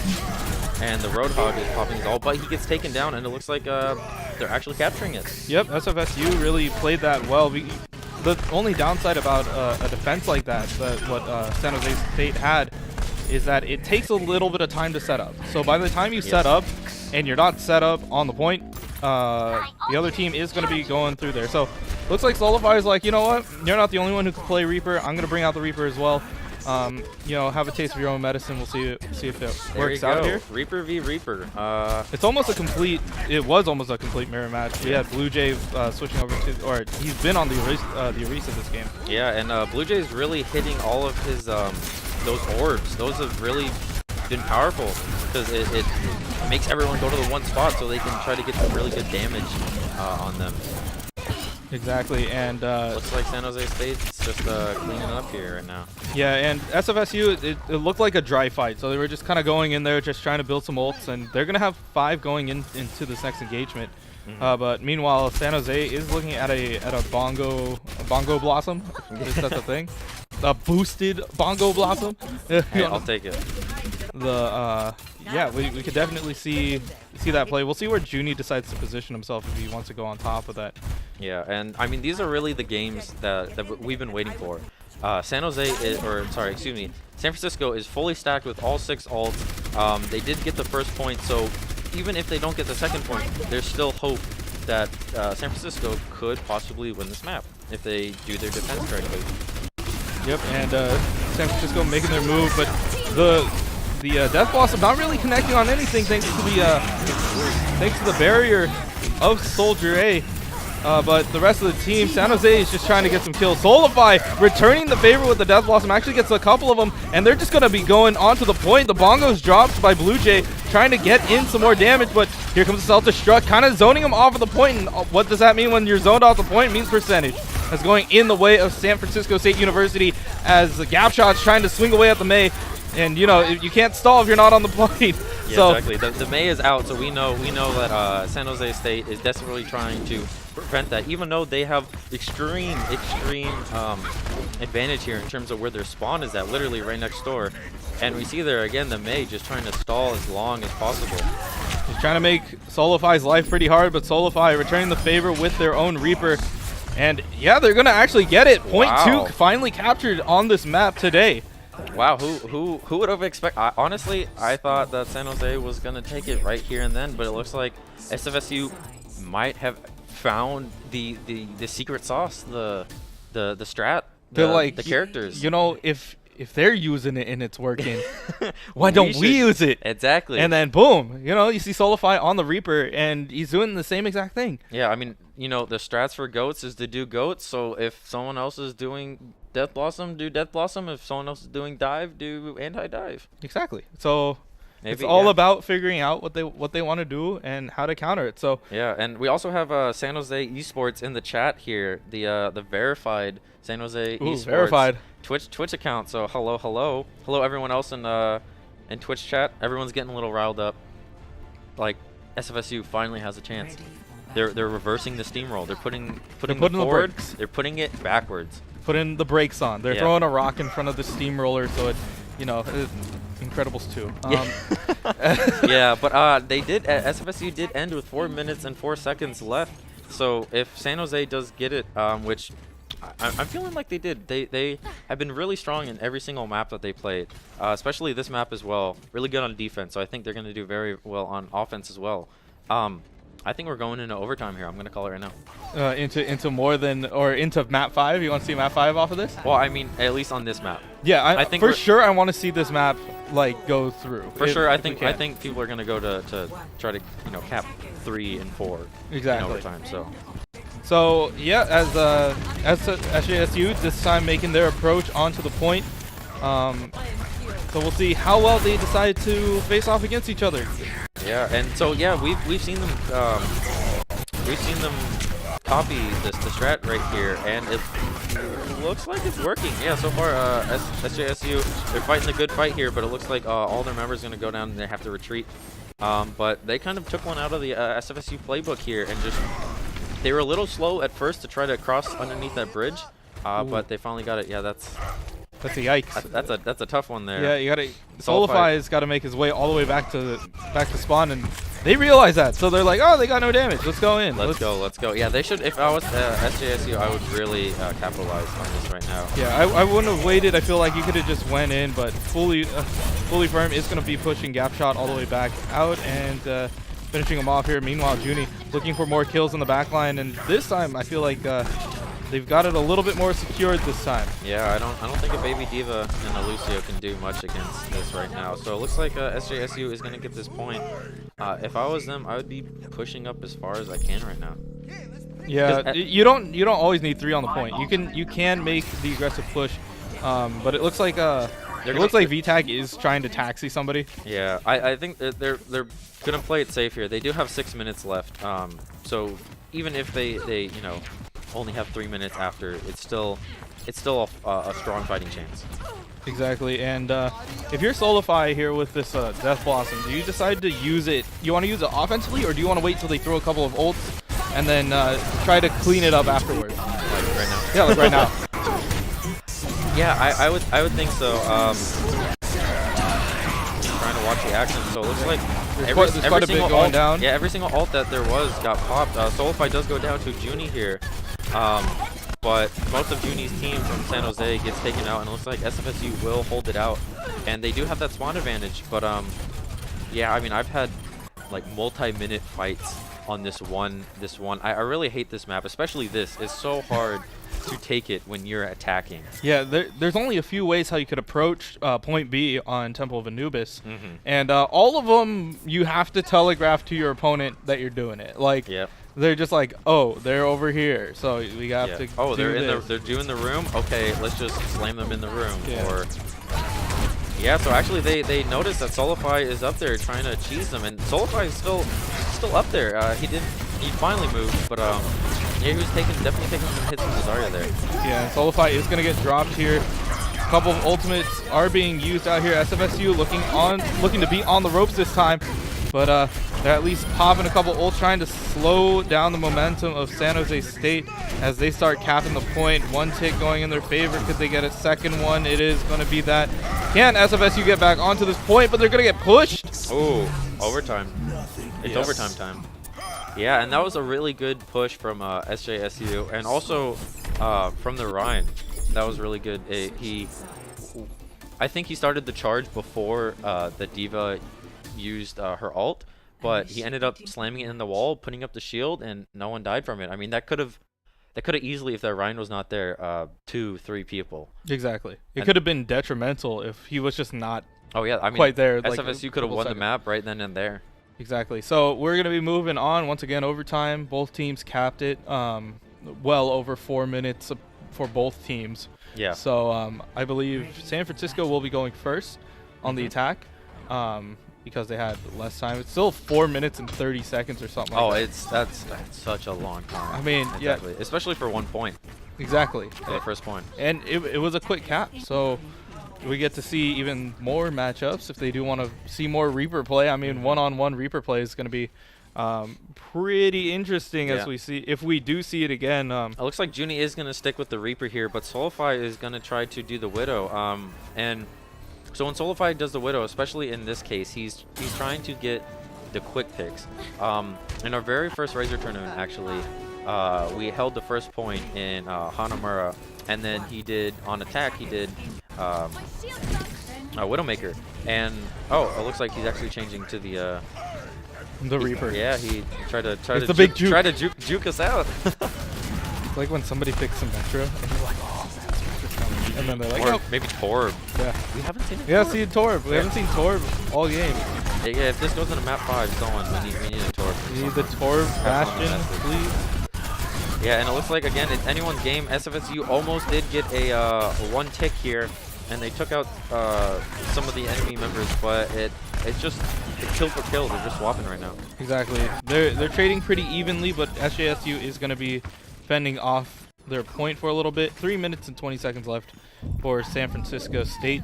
And, that's still plenty of time. You don't need to really rush it, but, at least get 33%. Yeah. Hey, Twitch chat, what do you think the score is going to be? SJSU, SFSU?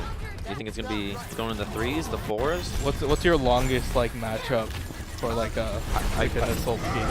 I believe I got to 5, and it looks like the Diva Bomb is going out here. Does not connect and get any kills there, but Junie does find a kill on Solify, saying, "Hey, I'm Reaper." Yeah, exactly. They're trying to push their way through. You know, San Jose State definitely holding their ground against San Francisco. The mech is going to be popped, and looks like San Jose is going to hold it once again. About half the time has expired on the side of SFSU. Exactly. They gotta make a plan, figure it out, and try to get their way through. But Junie does have Death Blossom, and I feel like if you're SFSU, you could either try to pop a couple of ults here, but honestly, I feel like you would be a lot more reserved. Try to go in there with a couple of ultimates, just grind out, dry fight completely. Not in mind. But that's definitely a strong push there, and if they can, looks like they're swapping evenly right now. Yeah, they're trading pretty evenly. Both Death Blossoms used there. Blue Jay trying to get the support ult from SFSU has come out, so giving them some extra health, giving them the advantage here. And it looks like once that Zen is going down, it could be anyone's game. Yeah, the Zen does go down. Solify trying to clean up the rest of it. He does see Kerrigan, and he's trying to clean him up. And it looks like SFSU is going to be getting the first point here. San Jose, there's a really smart move here is knowing when to give up, knowing that they need to defend that second one, and that first point is done. And that's really important in tournaments like these, because the second you start staggering, then it goes into snowballing with the ult, and then it's just done.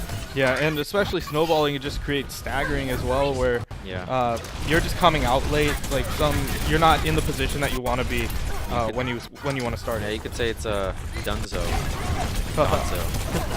Maybe it is Dunzo, and we've just been saying it wrong the entire day. Yeah. But anyway, Solify trying to get some more damage up in here. He's got 89%, 90, almost at his Death Blossom. He does have it available if he wants to use it, and it's coming out, but it's not going to really catch out that many. Defense Matrix instantly put on him as they are looking for even more. Solify still staying alive. Yeah, he's been pretty full health almost this whole fight here. Dipping a little bit low, but the support on the side of SFSU has really tried to keep him up. They know that if they want to win this fight, he needs to be alive. Yeah, Blue Jay swooping in, trying to get a couple of people off the point, and it will go in San Jose's favor. They are going to hold it off, and there's only a minute left for San Francisco. What do you think about? Do you think they need to switch, do anything, or do you think you just keep going in with this, even though this could possibly be the last one? It's definitely too late for San Francisco to switch, because they only have 40 seconds left, and they're almost there. Pretty much everyone is 70+% or over on their ult charge. Their last hope is to get a good ult off. San Jose does have 3 ults here: the Ryan, the Junie Reaper, which we've seen is so effective, and also the Zen ult. Solify is going to be brought down by Junie, and Junie's going to pop Death Blossom, and there's no real answer to this. It looks like SFSU is going to be done. That is it. It looks like SFSU is going to get 3 on the side. San Jose is going all the way to spawn. Make sure that they can't touch. Just like we said, denial. Don't even worry about the kills. Don't even worry if you're going to get killed. Who cares? 4 seconds left. Exactly. They're not. As long as they don't get the point, you'll be A-okay. But looks like Solify did try to make a run for it. Overtime is ticked. So we'll see if they can actually get in there, but it's not going to happen. The pin is going to finish it off here. Yeah, and it looks like San Jose State is going to go strong into the third map. Though, theoretically, it could... The second... or the first objective is, relatively speaking, easier than the second objective. And as we've seen, both SFSU and San Jose has had trouble capturing it in the past. Yeah, so we're moving into the final push this time. San Jose on the offensive. They have to at least cap the first point. Oh, definitely, yeah. But SFSU could do it, or they could just get absolutely steamrolled. We'll see. Exactly. Or it can become a draw. The Temple of Dranubis. To draw. Definitely a potential. The most I've ever played on a back-to-back, map situation was 13, and that was like it was like a 2-hour endeavor That's playing. like a league game. That's like 2 league games right Exactly. there. it was ridiculous. It was Hanamura though. Like Yeah. you're sitting there going back and forth. Like you get steamrolled the first. You're like, okay, we'll do something. You steamroll them, and then they're just like, okay, and then you just go back and forth because nobody knows how to play defense. But Yep. that's the greatness of silver gaming when you get down to those trenches. There we go, and it looks like Gapshot will be going to the Winston Monkey here, and Chris going back to the Junkrat, which has been effective, and then Solify doing the good old pharmacy. Yep, Solify this time, I do like the pharmacy here. It does allow them to give, at least have a little bit of variety if they want to do it. But right now, Chris Cade is really doing all the work. Yeah, and I think it's really gonna, or one of the deciding factors is gonna come down to Gapshot. If he can get in the back line, even though there is the Reaper by Junie still, has not changed from that. But if he can get a couple picks and then get out of there all alive. We see a switch. Junie finally getting off of the Reaper. What? Yeah, he just switched over to the Diva. It is. I didn't know he knew anything other than that. Yeah, well, we'll see. We'll see if it translates. I mean, if you have a Diva emote, chat, spam that. He wants to deal damage to Solify. He wants to make sure that him and Doggo Sif are having a hard time. Yeah, and he understands that if Solify is allowed to just free reign and get kills, that SFSU might win this map. And it looks like Solify is going to get his ult, so is the Junkrat and the Ana and even the Mercy very, very soon. But yeah, that's something to look out for. Gapshot does jump right on top of Armadillo. Yeah. Just squashes him. 45 damage. Does 3 minutes left, so I mean, so they do have quite a few handful of good charges, and if they save their ults and you know, make the right investments in the ult economy, you know, the returns could be winning the game. Yeah, this is ArtU Ruby textbook style. Just use what you need. Don't go over too much. Don't regret not spending anything. Yeah, and it looks like the Blue Jay and Solify will swap there, both killing each other. Looks like Gapshot gets out alright though, and has his ult up in case he needs to use it. Yeah, and Doggo does res Solify, so the walk isn't going to be too bad. It's just, you know. And Junie almost got D-mech there. That would have been pretty catastrophic because he would have to wait for his charge. And there's really no easy way to blow this off the map. Exactly. Here comes that self-destruct. Let's see if it catches out anybody. Nope, just scaring them away. Yeah, it does not. No one from SFSU is currently using their ult. Gapshot almost goes down there. He does pop his ult to save himself. So let's see if that's enough. Yeah, but Doggo does go down. Chris Cade does pick off V-Tag in the backline though. But Blue Jay looking to get even more with his Winston here. I think this is it. I think this is they're gonna take the point there. Yeah, Blue Jay really knows how to prioritize the target and took down Ana there. And Solify does drop, but Donzo saying, I'm not going down that easily. I'm gonna fight this out for as long as I can. And yeah, and it looks like SFSU is gonna try to actually try to prevent this from happening here. With they're just waiting on their members, but I think it's gonna be too late, and they're having a fight right up there. They gotta figure out if they're gonna go in or not.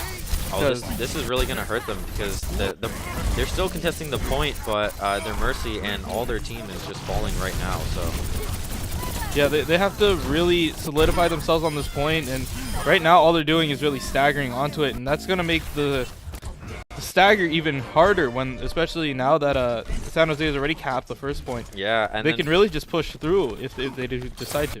1:45 on the clock, and all they have to do is get 33% here. A lot of love in chat for Blue Jay, so maybe that's gonna just do it, and all the love's just gonna get, the energy is just gonna get transferred to Blue Jay, and he's gonna do some kind of amazing play here. Yeah, but right now we're seeing fully firm, you know, just swinging that mace, trying to scare him off the point. You know, San Francisco on their last breath right here. They have to hold them off for 33%, or this will be the end of the journey, and San Jose will end up becoming the champions here at the NorCal Collegiate Open. Yeah, but it does look like SFSU is not going down without a fight. Definitely that. They do have spawn advantage, but they are currently trickling in right now. I'm not exactly sure what they're hoping is going to happen, just delaying the inevitable, I guess, seeing if they can get the time all the way down. But it looks like that San Jose State is going to be our champions for this tournament. Yeah, pretty dominant fashion too. They were just saying, okay, we need to, execute the game plan. And I guess the game plan is just, Empower Junie. let Junie do what he do. Yeah, let's look at this here. Yeah, play the game going to Junie with that Death Blossom. Just kind of walking his way through, and yep, there it is. Perfect. Just all the way around, and just not letting him breathe. And that's the one thing that Junie did pretty well. It's just suffocating the rest of them, and he was caught a little bit off guard when Solify was like, "Hey, yes, he was. I'll do the same thing." And but it turns out that I saw a lot of on the kill feed that Junie was getting Solify quite a few times. Exactly. Yeah, and people are wanting the Blue Jay interview again. So we'll see if we can get that. But yeah, I mean, congratulations. That was really good. They did not lose a match. It turns out their steamroll is bigger than SFSU steamroll. Exactly, and it really did come down. Congrats to all the teams who were out here. Yes. By the way, lots of very good. We got to see a lot of good Overwatch, and that's all we're here for. Well. Really, yeah. like just celebrating. NorCal esports, NorCal Overwatch in general, and watching teams get together and improving, because even San Jose State won the tournament, but it doesn't mean they're the best. Everyone can improve on something, and I mean the VOD is going to be a really good reference to go back to and look over, see like, okay, what happened? Why could we not counter Junie? How did he get so powerful? Yeah. And what was he doing? What can we learn from that? Do you think that that 30% lifesteal had anything to do with it? Or no? Maybe. Yeah, just a little bit. It's just every shot. But yeah, that tiny bit really did help him out. But congrats to San Jose State for taking the win. Yeah, congratulations. And let's see, chat wants Blue Jay and Dogsif. Dogsif. From the SFSU side right there. Okay. And there's Solify right there, and yeah, just everyone having fun, everyone smiling. Haven't seen any tears, so that's not yet. Other than Bible Thump, of course. Bible Thump's the only tears we allow here. Yeah, he's crying there. And yeah, the GGs and the handshakes are going out right now, and yeah, I quite had a lot of fun. I was prepared to sub if needed, but didn't turn out that way. Didn't need it. So yeah, everybody handshakes all around. I think the last time I saw Junie was actually at the anime convention. I saw him at Fanime in San Jose, and I was like, this seems good. a little broke. Like it was I think Zerocious was there, and I was just like, I'll just cast this. It'll be fun. And I was like, it's gonna be like anime people. Everybody's gonna have like really terrible gameplay, and it's just fun. It's just all in the name of good esports. And then you just see like some good Zerocious, and Junie and Solify and Salik, and you're like, what are you guys doing here? Like, exactly. Like, leave some kills for the rest of us. Exactly. We want to see some high tier weeb action, which we did. We got to see the 4K blade. I believe that was pretty cool. That was also by hold on. That was by Armadillo, correct? Yeah, Armadillo was the flex for San Jose State. Yes, correct. Yeah. I was expecting Junie to because in the few Razor Sword tournaments that we played together, he almost was exclusively Lucio, and he was a really good Lucio. He was bouncing off the walls. He was 1v1ing Solify, and Solify was Tracer. Oh yeah, I remember that. I remember 1v1. that scene. They were inside the stairs. The side room of Numbani. They're the final point, and it was Solify versus Junie. Junie was on the what is it? He was on the Lucio. Yeah. They fought for like 2 minutes. Oh yeah, no, it was absolutely nuts. And Solify did end up killing Junie, but he left, and the Mercy came in and rezzed him. Junie again. And he's like, you know what? I gotta fight him again. Yeah, exactly. So he stuck the pulse bomb and killed him. And then he's like, okay, we're done here. And then he's just like, no, I'm gonna come back and resurrect. Bring them all. Just bring back Junie. And then he ended up fighting and winning the fight. Yeah, and it looks like we do have that very anticipated interview that everyone in Twitch chat is asking for. So let's go to that. Congratulations to the San Jose State Spartans. Thank you, everyone, who stood around. If we give them a round of applause for a great effort in winning first place. Woo! And here to present the first place award from Esport Management is Serene. And Serene, you have the honors. Thank you. On behalf of Esports Management, congratulations to you guys. Game well played. Thank you. And congratulations, Darla, who is the manager for the San Jose State Spartans. You must be happy. You got 2 first-place awards. And how does that feel knowing that not only your League of Legends team is solid, but also your Overwatch team? It feels really good, and it just shows that our school is really here to stay, and we want to show that we're a powerhouse in all games. Well, a powerhouse you are. Congratulations yet again. And Junie, how do you feel? Feel pretty good. You were awesome with the Reaper. You were clearly getting a lot of fans excited over there. What's one thing you try to really make sure you do? You're a little highlight reel yourself. Reaper is my bread and butter. He's all I know, and it shows, I guess. Well, it definitely does. And Blue Jay, the man, the myth, the legend, the chat blow-upper. How does it feel knowing not only you have a lot of supporters, but the fact that you're the champion? Feels a little weird about all the spam and stuff. I certainly didn't expect that, but I think winning this was really cool. Okay, and any last words, Coach? Let's go Spartans! Well, you heard it there. Congratulations to the San Jose State Spartans. #1, not only in League of Legends, but Overwatch as well, and they are quite the problem. Spartan up. Back to you. And yeah, exactly. Congratulations to San Jose State for sealing the victory here and yesterday. Yes, so, indeed. Yeah, they are really making a name for themselves out here, especially in the NorCal area. They sure are. I mean, they didn't show up to the California Cup, but they came out here strong and was the unknown factor. You know, how will SJSU do compared to everyone else who we kind of know where their levels and what their strats are and whatnot. So they came out and really showed everyone, actually. Exactly. Nobody was really expecting the Reaper pick by Junie. And I felt like once Solify kind of like figured it out, he's like, okay, you know what, we'll just do the same thing. Yeah. Got him off guard just a little bit, but in the end, you know, the original ended up winning. Yep. That was quite the games there. Yeah. So I'm really happy I came out, and really happy our team came out as well, and all the teams. Thank you everyone for coming out. Thank you to Art University for hosting it. Yeah, Academy Art University, the game play here, the support and the production value, really everyone brought their A game, and I just have no other words than thank you. It's awesome. Yeah, and thank you to Esport Management for supplying all the prizes. I actually had a nice time playing with them, or I worked with them. I believe earlier in November. Mm-hmm. So it was pretty fun to do that. And also thanks to San Francisco Shock for giving us a little bit of swag that we could give away. But yeah, that'll be it for us here. I believe this is the final tournament of ArtU Esports for this semester. It is. Make sure to catch us next semester.